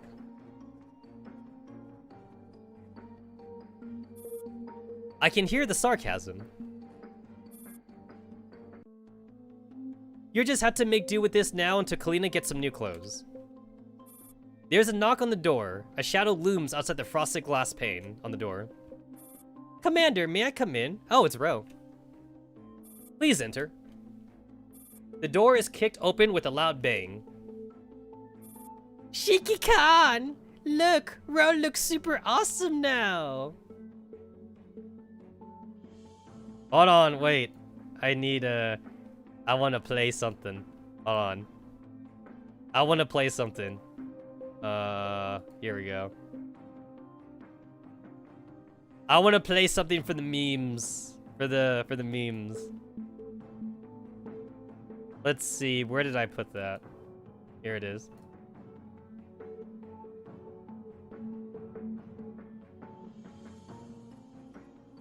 M4 ショップモッド2。Oh wait, it doesn't play sound. なに I'm not supposed to 私にも見せ It doesn't play sound. The sound is like the big part of it. I need the sound to play.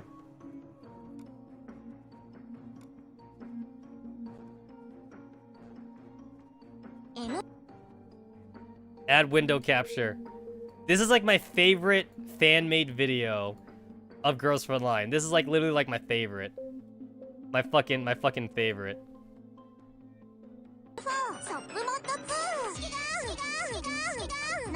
Where's the donut, Tetsamaru? I still haven't gotten some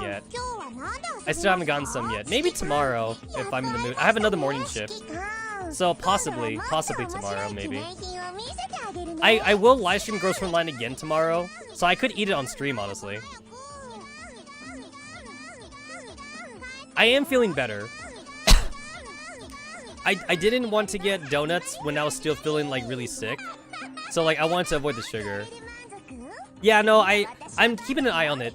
I go to the website like literally every day, not gonna lie. So like I do know I'm running out of time. But like this COVID thing's been pretty bad on me though. It's been pretty bad on me. I love this Sapu video.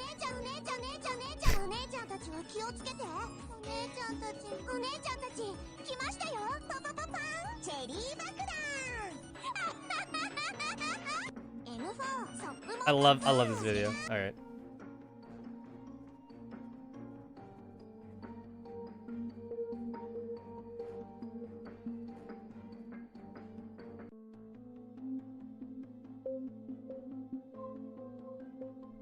All right, let's get back to it. Hold on, you're making me check the website right now. I'm checking the website right now. It's all the chocolate donuts. Yeah, it's all the chocolate shit. Yeah, the minis. Yeah, so I'll definitely grab those. They look good though, cause I love chocolate. They look good.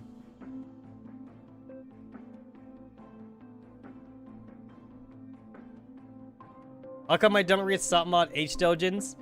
Because Sopmod is not waifu. Sopmod is Musume. She is Musume and not waifu. She is daughter, alright? So that means she's not lootable. I'm into Springfield dojins or Watt 2000 dojins. If I can find the rare Architect dojin, I'll look for Architect as well. And 416, oof, 416 is chef's kiss. I love me some 416 dojins, but Sopmod is Musume. She is Musume, she is daughter, she is not waifu. Natetsu, she is waifu? She's a little too high-strung for me to be waifu.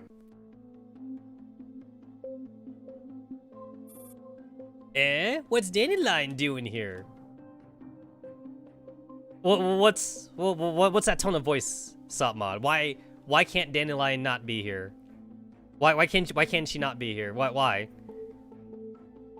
You think I'm playing favorites? You think Dandelion can just walk into my office whenever she wants? Well, actually, that's true. She can walk into my office anytime she wants. But that's besides the point. Hashtag not playing favorites, guys. I have no favorites. That's what I would be. That's me as the commander. The girls would be like, Commander, who's your favorite? I'd be like, no, I don't have a favorite, girls. I don't have a favorite. I love you all equally.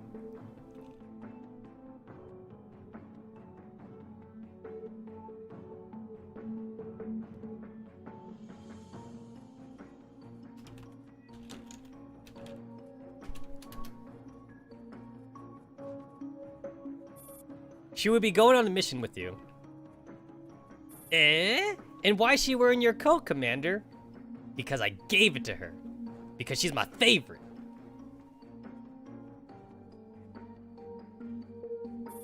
The Commander lent to me for the time being. Envious? Dude, I've seen so much fan art. No, literally. This is actually a scene right here that gets fan arted a lot, actually. I've seen at least maybe 10 different fan arts of Dandelion saying this line, and it's always like a different T-doll getting jealous that she has the coat. I get the yanderies on my ass.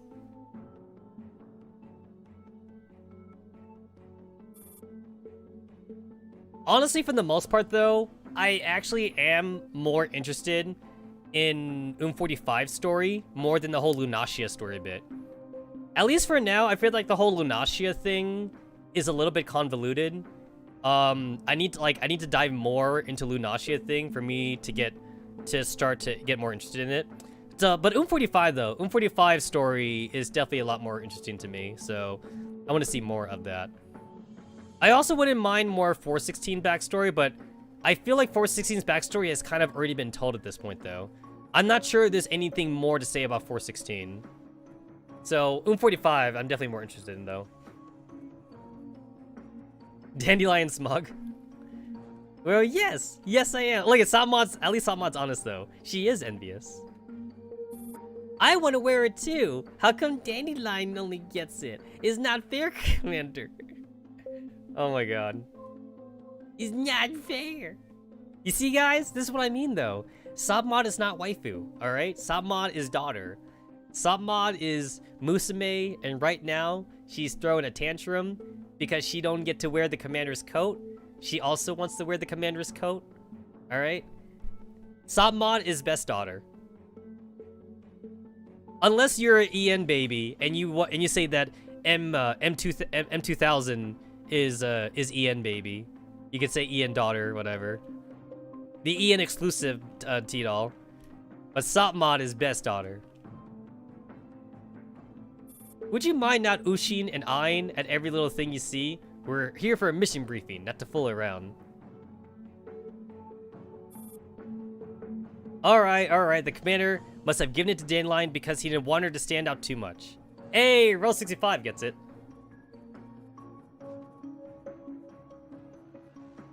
We're adding costumes. Lewis does have a really good costume though. She does have a great costume, the new one I mean. But you know what? For Spas, though, I'm going to give the horny answer for Spas 12. I love her bikini costume. Hashtag not horny. Hashtag I think it looks good. Double hashtag not horny. I also really like WA 2000's swimsuit costume as well, actually. But I actually like WA 2000's Christmas date costume more than her swimsuit costume, but I really do like WA 2000's swimsuit costume. Hashtag not horny. So I gather all the dolls present would be going on this mission. Yes, we're short on personnel, so I'd like to group up all the dolls who are still capable of independent action and send you on missions. VSK be P-Coom. Coomer! Then is she coming as well? You really want the Wall Christmas costume so bad? I mean, the great thing about the Wall Christmas costume is that, like, it's not, even though it's a live 2D costume, it's not 8 black cards in the costume thing, it's only 5. Because when the WA 2000 Christmas costume came out, it was not live 2D. So it was only with 5 cards. And then the artist made it live 2D, and it's still worth 5 cards. They never upgraded to 8 cards. So that's a nice thing about the Christmas costume. If you can't gacha for it, you can always get it for black cards.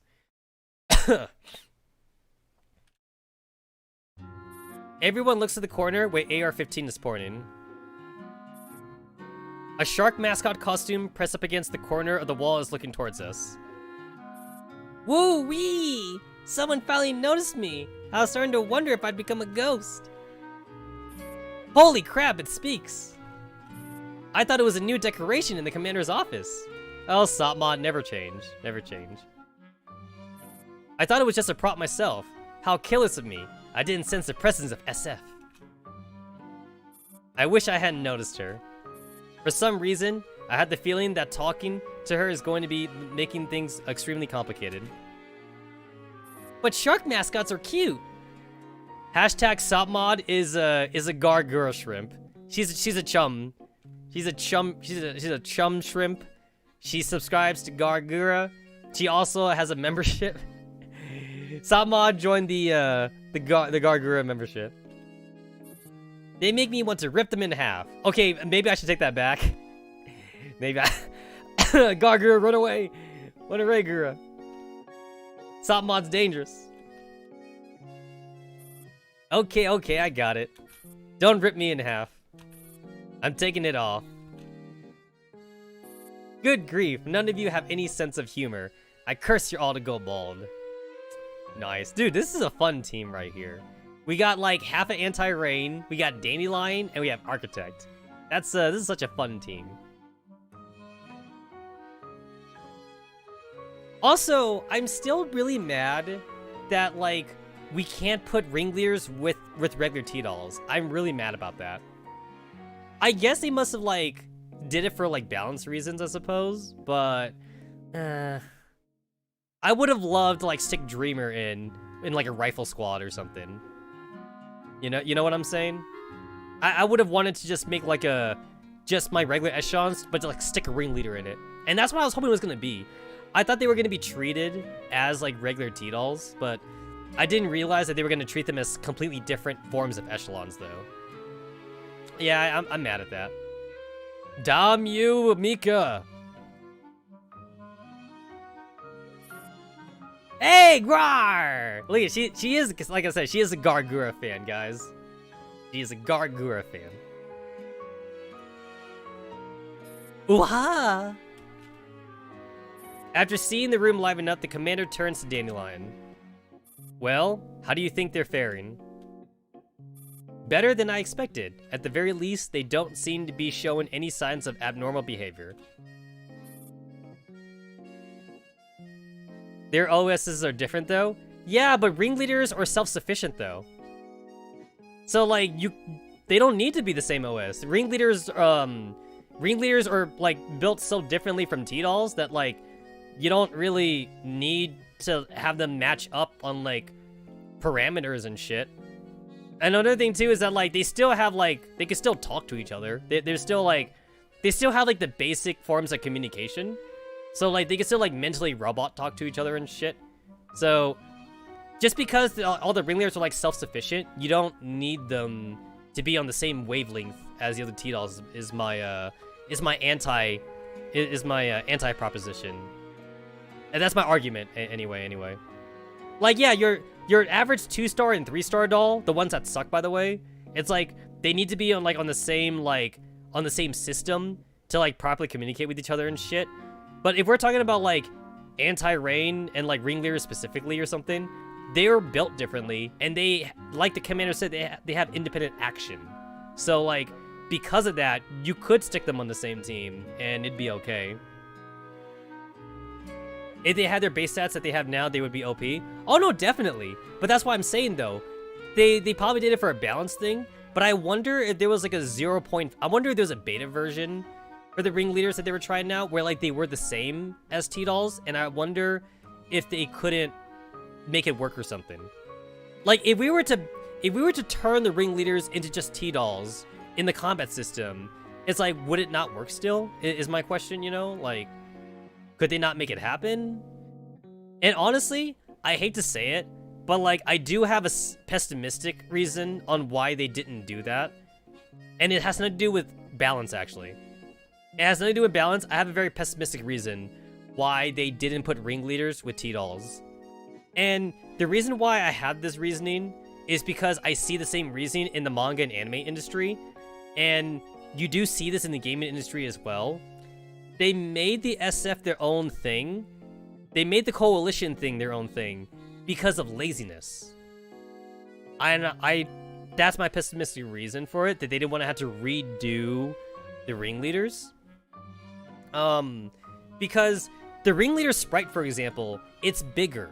The ringleader sprite does not match up with the rest of the T-doll units. Their sprite is actually like twice as big, and their head is bigger. It doesn't fit with the rest of the chibi things. They would need to like resize them, and they would need to probably redraw the chibi things. And I'm also willing to guess too, they might have copied and pasted some of their stats from how they work, like, you know, like in the actual boss fights. So they didn't want to have to rework the chibi models or anything like that. So instead, they just decided just to make it a new thing, so they would like have less work to do.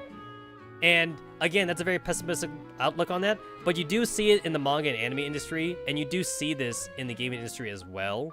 And a lot of companies even admit to it, though. They do admit that sometimes they do take the lazy way out.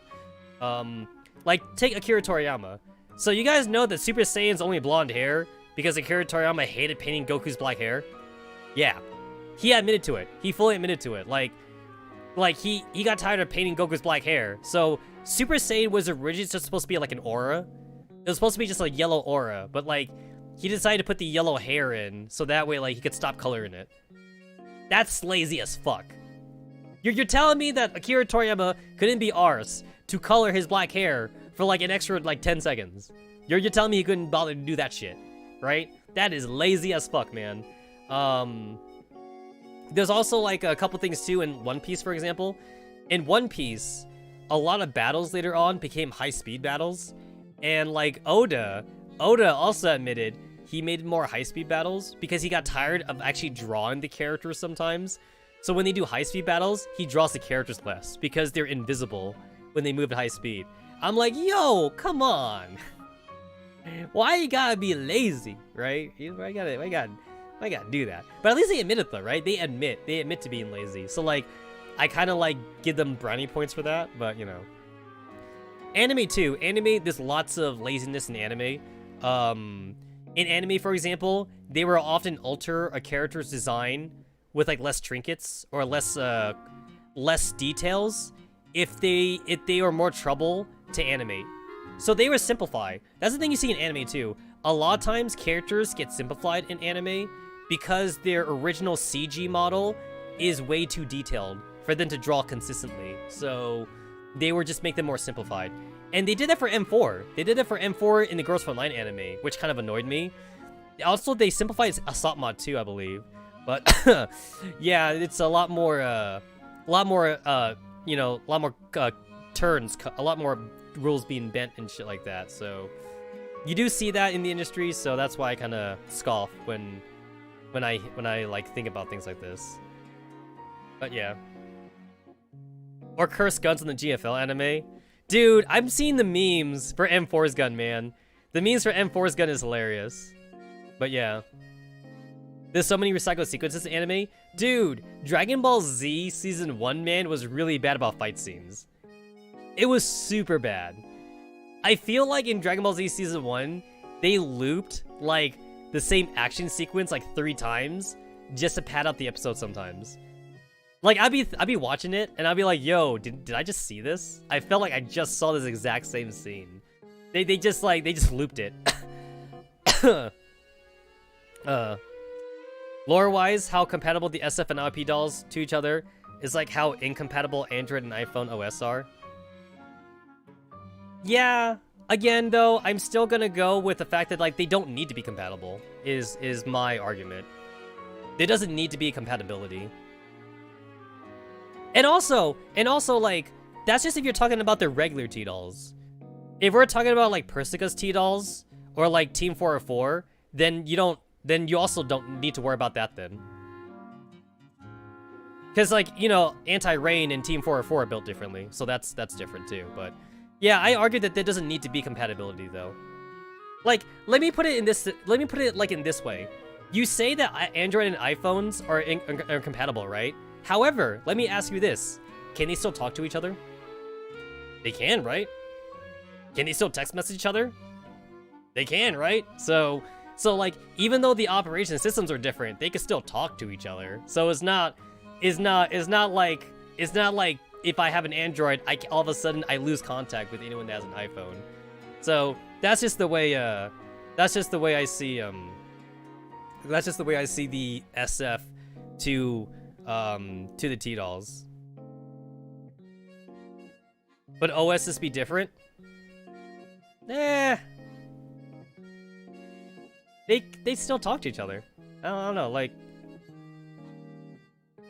Linux can still talk to Windows. Windows can still talk to iOS. It's a little bit of a headache, but they can still talk to each other. I just think I just think in lore, it's such a different thing when we're talking about anime robot waifus in comparison to how you guys are comparing computers. Another thing too is that the SF are supposed to be more technologically advanced compared to regular iOS dolls. And to me, the way I translate the SF is that the SF are better than iOS, which means talking to iOS would be like downgrading their speech, so to say. And it's easy to downgrade. It's harder to upgrade, but it's easy to downgrade. Basically, if I were to like really stylize this conversation, basically the SF is like the adult, and the iOS is like a middle school kid. So the iOS, I mean the SF adult needs to like get on their knees and look at eye level to the iOS baby to talk to them or something. Like, that's kind of the way I'm looking at it. Because the SF are lore-wise, they are more technology advanced than IOP. SF is better than IOP, like in every facet. They're stronger, they're faster, they do calculations faster and everything like that. The only exception to that is Team 404 and Anti-Rain. Anti-Rain and Team 404 might as well be the same as SF. Because, like, they're strong enough to, like, basically fight them one-on-one, basically. But those are, like, the only exceptions, though. Because Persica and, like, fucking Deal, you know, they build their dolls differently and shit. So, yeah. SF were better, now they lazy. Imagine if Jaegers had functional active camo cloaks. Now they don't.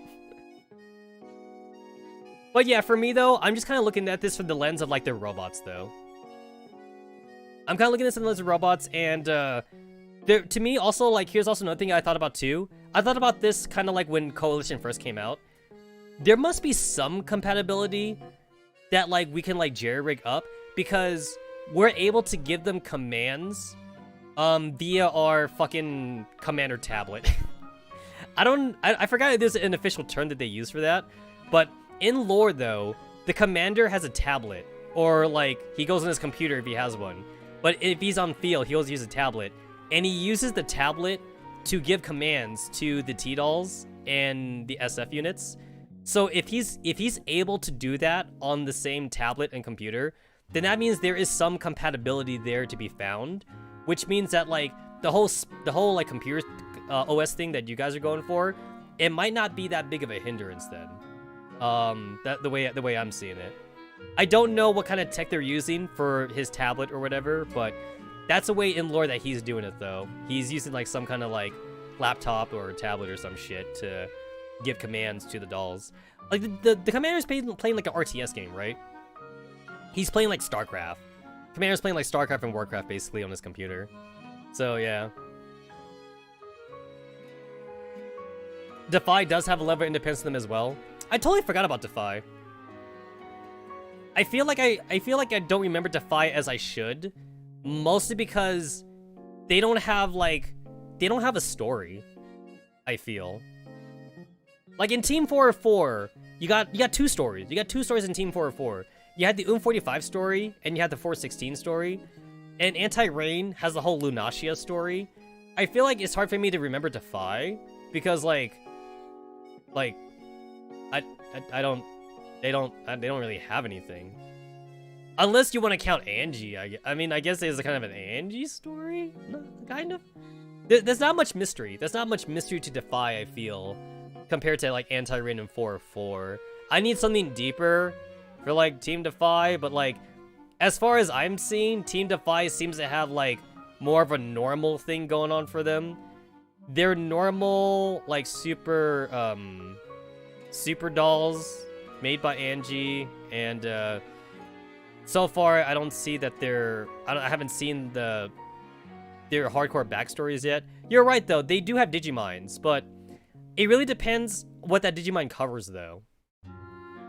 Think about it like this. Think about the Digimines we already have, though, and think about how light some of those stories are, though. Like, Sechkin's Digimine story and Micro Uzi's Digimine story.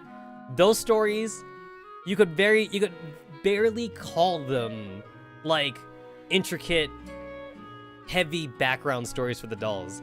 The Sechkin Digimine story, it just, like, reiterates something we already know about Sechkin, that she loves money, and she's out to watch herself. Same thing with Micro Uzi.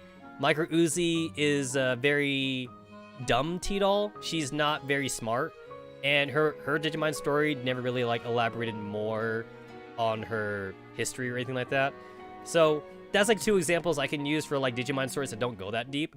So it really depends on, like, what we learn about Defy when we get their stories.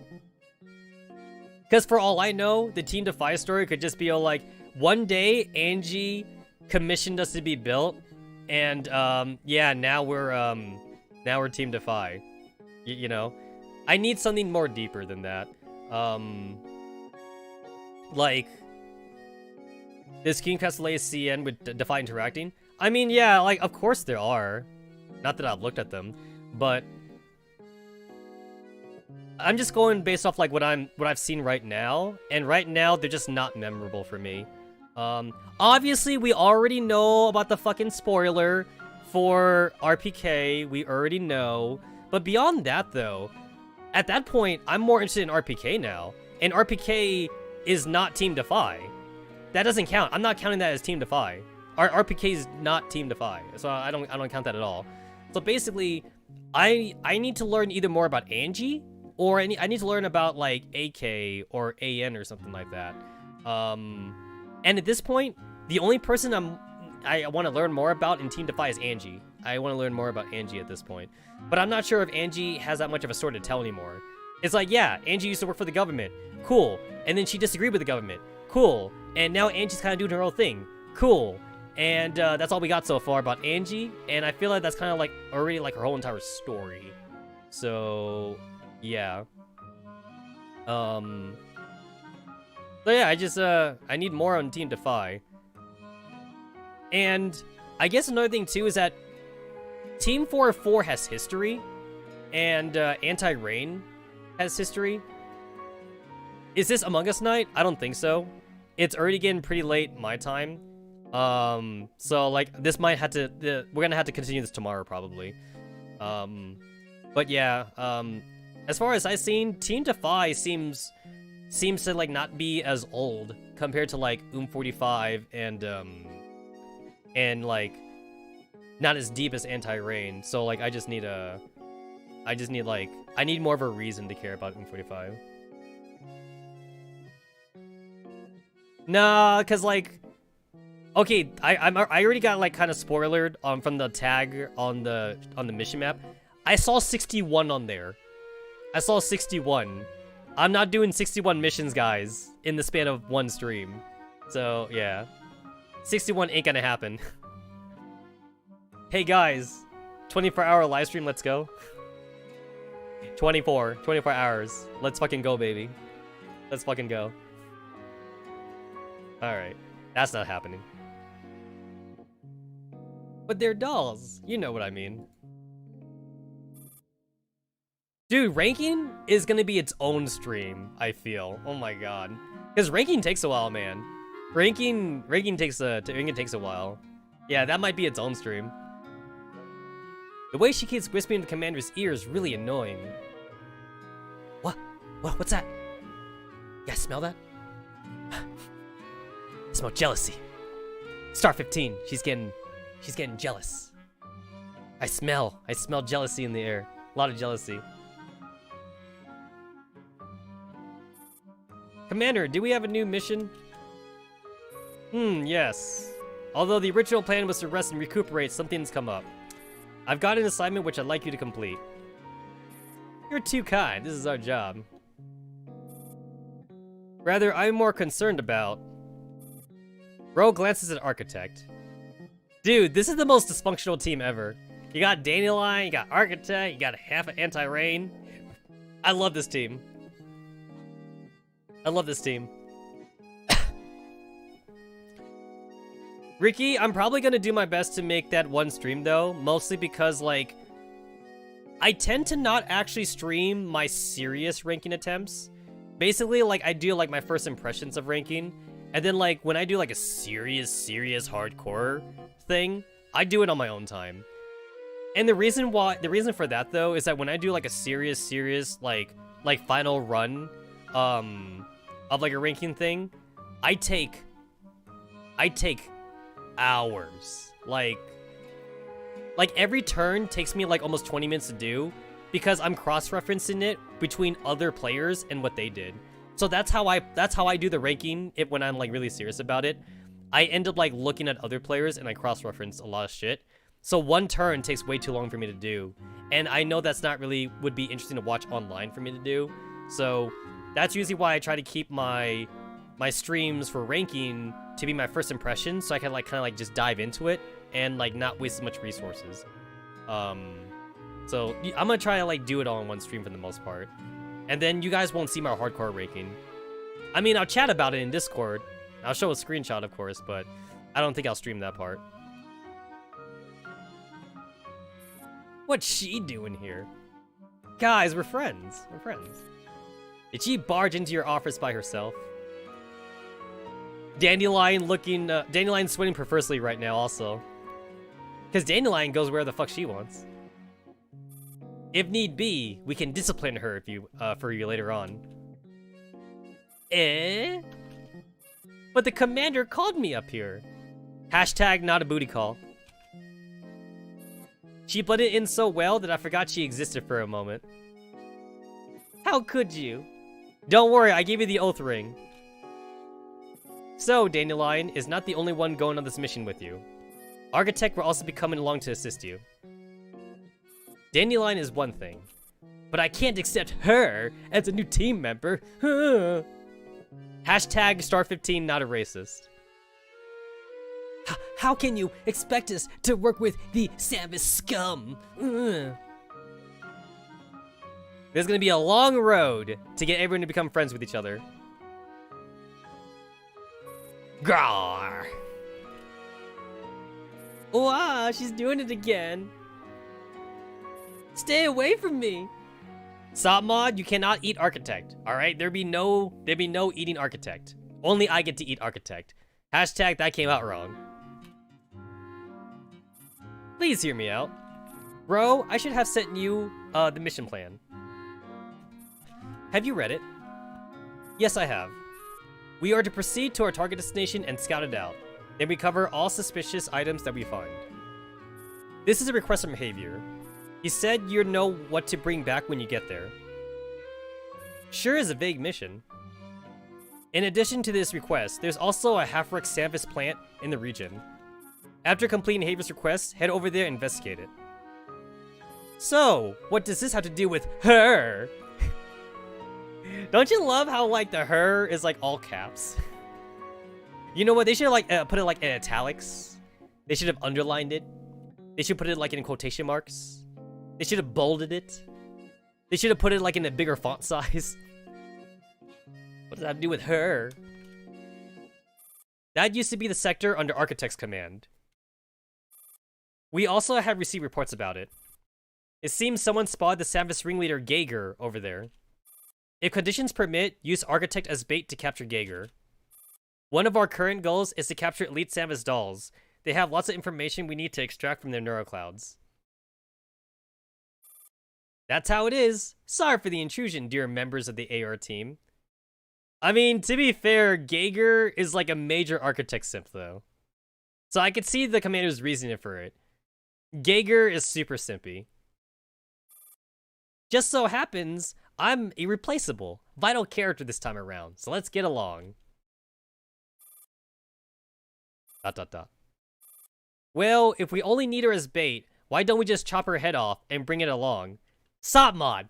Bad salt mod. No. No, no, no, no, no, no. I want my SF units brought in one piece, okay, salt mod? One piece. Not pieces, okay? No more pieces. One piece, one piece. SF dolls work fine with just their heads, right? Wait, what are you doing? Don't worry, it won't hurt a bit. It'll be over in a moment. Stay away from me. Don't just stand there, Commander. Alright, enough fooling around the office. Run along and finish the mission. The sooner you finish, the sooner you can come back. Yes, we'll head out right away.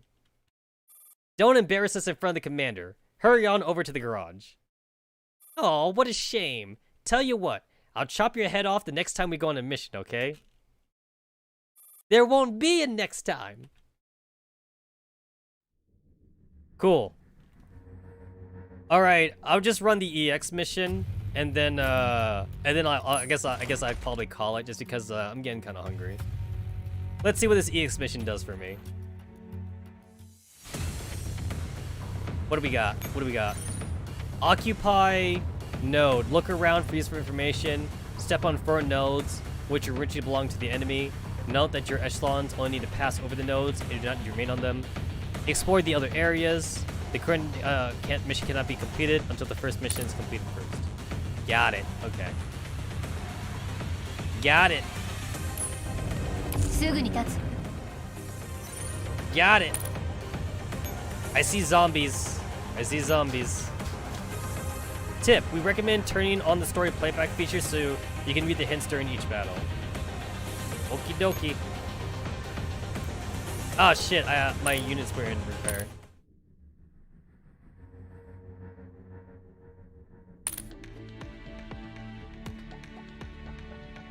There we go.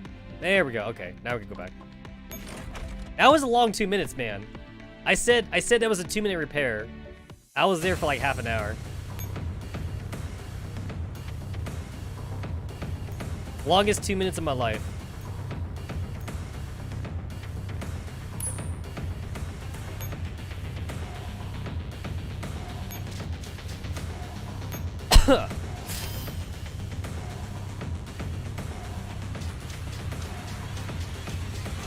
How good does Alchemist do against zombies?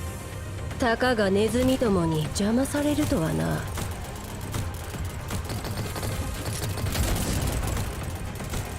お祈りするか？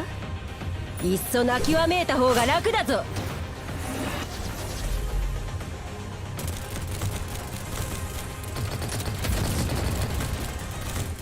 Huh, that was a lot. No, that was not as good as I thought it would be. I guess it's because the zombies are kind of like too clustered together.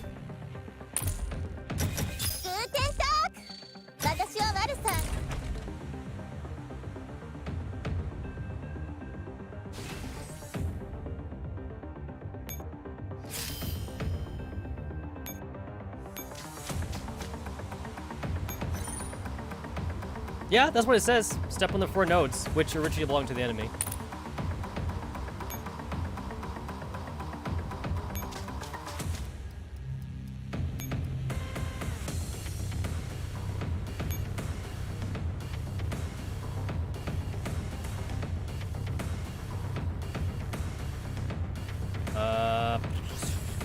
Where the fuck is my singing beach bird? There it is.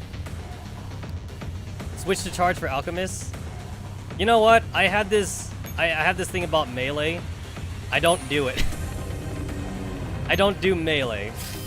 So yeah, we're just going to ignore that button ever exists, alright? This is called gun frontline, not sword frontline.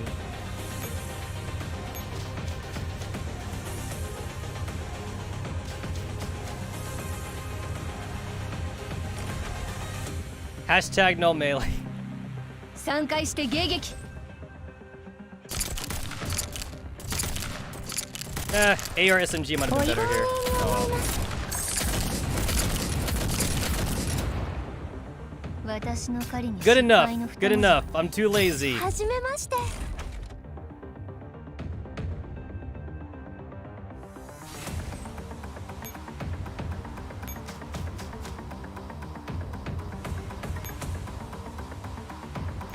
I'm just gonna use echelons I already have. I don't want to make new echelons. I don't want to make new shit. I don't get why I'm missing girl in here. Why am I missing one? Who's not here? Oh yeah, there we go, bar. はいやってみます There we go. あまり期 I 待し am ないでく too ださいね lazy. I am too lazy.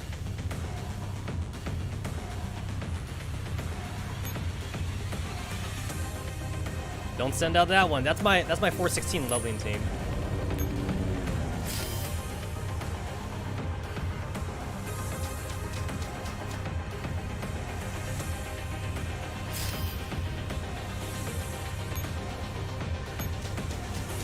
I know that there's a turn limit, but I'm just gonna take my sweet ass time with this. I'm just gonna take my sweet ass time.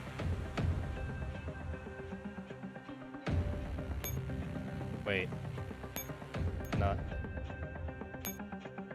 There we go. My clicking was like going weird for a second. Whoops, not okay. That one was my fault.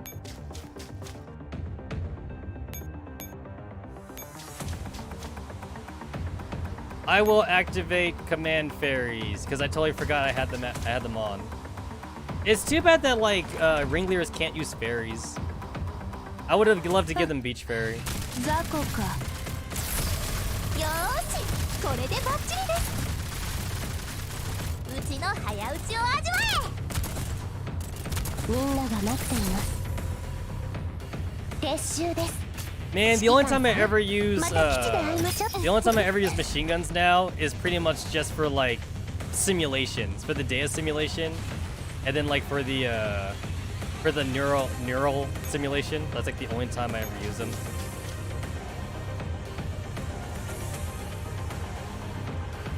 Why use beach fairies when you have manticores? Because double push is awesome.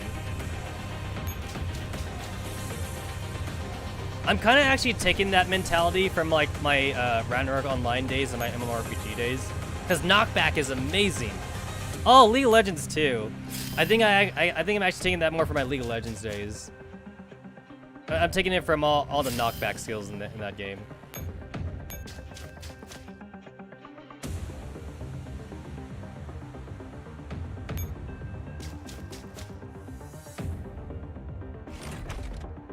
Man, I haven't played League in like 2 years. 雑魚か Every time like I see a League video, like I kind of want to get back into it again, just because like 次のネタにするで I'm still subscribed to like League to like League YouTubers. 指揮官さんまた Man, I'm still subscribed to like Hearthstone YouTubers, and like I kind of stopped playing Hearthstone. I stopped playing Hearthstone last year, I think. Ambush? What the fuck? Wasn't expecting that. I played Hearthstone a lot when it first came out, though. I got into the closed beta for Hearthstone. I'm still playing StarCraft 2, though. Still playing StarCraft 2. I don't play World of Warcraft anymore.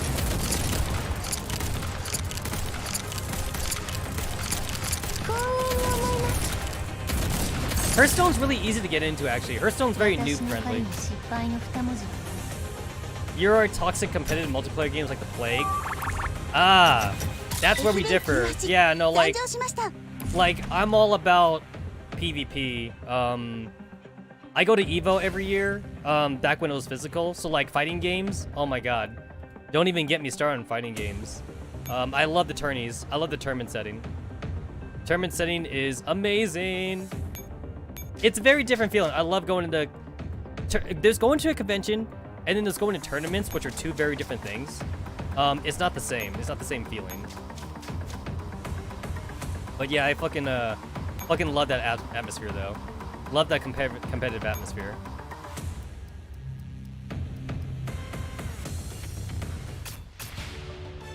Wait, what?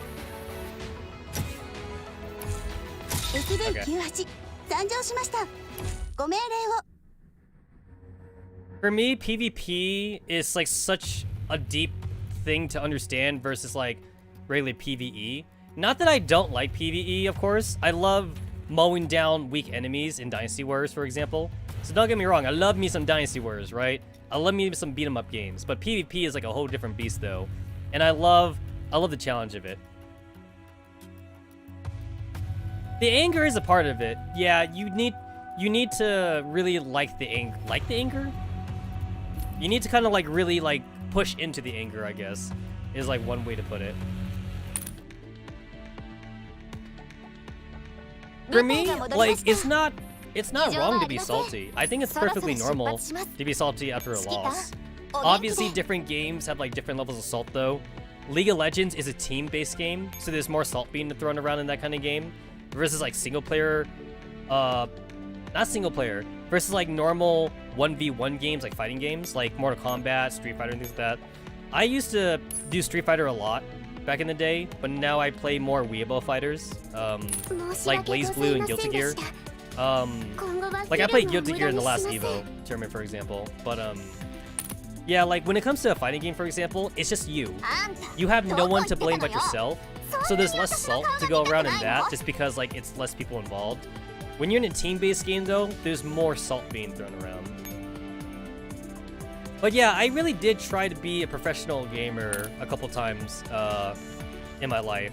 And like, I guess I just didn't really stick with any game for particularly long. But like, I definitely have made enough money throughout the years to kind of pay for my bills with those prize monies. Roundwork Online, fighting games, so Evo, so things like Blaze Blue, Guilty Gear, Street Fighter. Street Fighter has always been kind of a tough competition because more people play Street Fighter. I was never able to competitively play Marvel vs. Capcom. That's a very fast-paced game. But I was able to get into the other fighting games though. Back in the early 2000s, I also competitively played StarCraft. The original StarCraft, not StarCraft 2. I never played StarCraft 2 competitively, but I did play StarCraft 1 competitively. And yeah. I am not going to collect the shit because I like to collect at the very end. It's fun, so I'm just not going to collect it. Yeah, I just like the environment, and I like the mindset too. It's a very different mindset, and I like to challenge. I like to challenge myself for that. It's kind of funny because like whenever I stream, I cheat all the time. I always cheat on stream, but like in PvP, oh, there's no cheating, so I kind of like that environment basically. It's just different.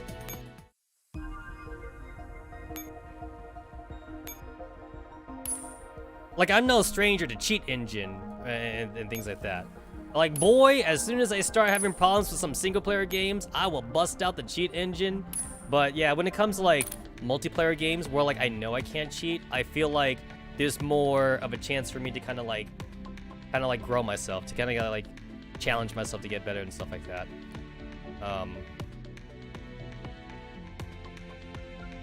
Yeah, okay, that's it. I'm gonna go ahead and cut it off here. I'm gonna go make myself some dinner. I will see you guys tomorrow. Even though tomorrow's not a stream day, I definitely had to get this stuff in before Pokemon Arceus. Because Pokemon Arceus is happening Friday. It is 100% happening Friday. So, I'll see you boys later. Bye-bye.